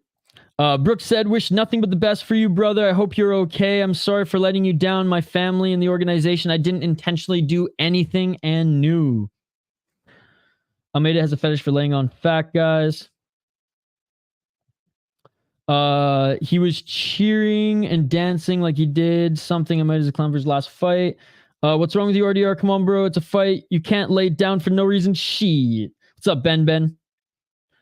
Mehdi would suck at light heavyweight. He just takes advantage of how heavyweight can't grapple too well. I hope. I want to be convinced he's good. So that's why I want to see him at light heavyweight against like some real competition. And then it's like, and if he does well at light heavyweight, fucking rights, dude. Then I'm all in. If he continues to take down big guys with no takedown defense and lay on them without, I mean, he's submitted a few. Don't get me wrong, he's submitted a few, but like, come on, man. The Derek Lewis fight, that was hard to watch. And not even because I'm like a longtime fan of Derek Lewis. It was just like, finish him already, motherfucker, finish him. I like the wrestlers, but Mehdi is pathetic and his stock took a major hit. Man, Brooks deserves a rematch because OT was just bad luck on what happened in their fight. Almeida kills himself to make light heavyweight, so to say he's not a heavyweight when he walks around at 230 or more is crazy. He just needs to do the whole Malykhin cut there, right? Almeida can't fight smaller guys, so he fights at heavyweight and he will struggle against Tom and Gon. UFC champs are the best guys in the world, but a lot of fighters in other promotions could take on ranked guys. Tom is bigger than Almeida, he just ain't fat. Bro got his whole chat stream against him. Come at me. He would jail, but the landscape of all MMA heavyweights, he would be considered elite in my opinion. He has a skill set that's very hard to deal with for 99% of heavyweights. I see Storley, Leon, Bilal, Shavkat as the best welterweights. Aspinall could beat the entire one roster by himself in that order. No, it's Leon, Bilal for now. Storley, Shavkat. Any updates on Pacio? I haven't seen any yet. Nemkov is an elite heavyweight too. I was actually calling him a moron. I was doing a Mark Goddard impression, but it doesn't really work when you're typing it out. Post fight press conference is happening now. Styles make fights. Almeida is and will always be a better heavyweight because of his skill set. Fuck, I missed it. What's up, Reaper Jones? It's gonna be on YouTube. It's on YouTube though, and Amazon, so you'll be able to watch it. Yeah, middleweight and heavyweight. Well, middleweight's not trash. It's just, actually, yeah, whatever. I would say for me, middleweight in the UFC and heavyweight leave a lot to be desired. But I wouldn't say middleweight's trash. Heavyweight for me is trash. Like, I do not enjoy watching heavyweight UFC. I'd rather watch ACA heavyweights. No, middleweight's not that great right now, but hopefully it's getting better. Light heavyweight, I don't think it's as bad as everyone says it is, but the lighter weight classes in the UFC are so much better these days, which is awesome to see. Awesome to see. Other than Robert DePonge, there's 0 undefeated heavyweights. Isha, I sent you a DM. That makes me worry for you and your countrymen. Take care, brother. Who the fuck is watching the one conference? Conspiracy theorists in the chat. Aren't all MMA fans conspiracy theorists to a certain degree, Madar? Appreciate the conversations, guys. I gotta run. I have actually to get to a work meeting. So I gotta freshen up, gotta shave. Actually not doing it from home this time. I'm actually going out. But guys, we will be back hopefully tonight for Ring of Combat. Gonna look for a stream, and if, like I said, if I get enough work done, then we'll do that for sure. If not, then tomorrow, Octagon 54, UFC, and then BKFC. We're in Alberta, Canada, ladies and gentlemen. Cannot wait for that one. And then Sunday, UFC Fight Pass Invitational is back. EBI rules, ladies and gentlemen. Let's freaking go. That's the only real... I mean, I'll watch ADCC when it's on, but like I like these EBI rules submission grappling matches. I'm not gonna lie. Hey, congratulations on the new job, buddy. Congratulations on the new job. Gaziev is undefeated. No Malykhin's fight 3 fights at once to defend his belt. Again, all of you, love the conversations. Appreciate you all. Hope to see you tonight for another stream. If not, I will upload a couple videos tonight, but I gotta run. One championship 166 is in the books. And new triple champ in MMA, even though the live chat don't consider him a triple champ, but that's okay. That's okay. It was a good fight. It was a good performance. And if anything, I'm impressed the guy got down to that weight and was able to perform the way he did. So if we can just all collectively take that as a positive out of all this, I'm good, baby. I'm good. Gamebred FC tomorrow. Crazy Horse and Maurice Green. Let's freaking go. Patch is okay. Sprained neck. Shotry is not happy. All right, guys. Like and subscribe if you haven't already. Appreciate every single one of you. Love the conversations. Even when we go back and forth. Like Matt R. He didn't rage quit. He almost did. He may have rage pooped, but he didn't rage quit. And that's what I love. We can have these conversations. We can agree to disagree, man. No one here is an expert. We are all fans of this sport, and I love to hear the different perspectives. If we agreed on everything, it wouldn't be fun. JL, I still don't know if you're here to troll me or not, but I keep just, that's like, I'm going to go back and forth on that for the rest of my life, brother. But thank you so much for supporting us and coming back here as well. MMA Events Vlog 2, No Chill MMA, JC, Mr. Grant Gregory, Joe Hogan, the whole freaking crew here, ladies and gentlemen. I appreciate you all. Peak Master was here. Archer was here. Mr. Big Wig dropping the donation. Mr. Grant Gregory giving away 5 memberships and for the $2 donation as well. Again, you guys are amazing. I appreciate you all. Hope to see you tonight for a little ROC if we're streaming. If not, we will see you tomorrow for Octagon bright and early. With that being said, I'm out. Like and subscribe, folks. One championship 166 in the books, and we will see you on the next one. Peace. I'm out of here. Yeah.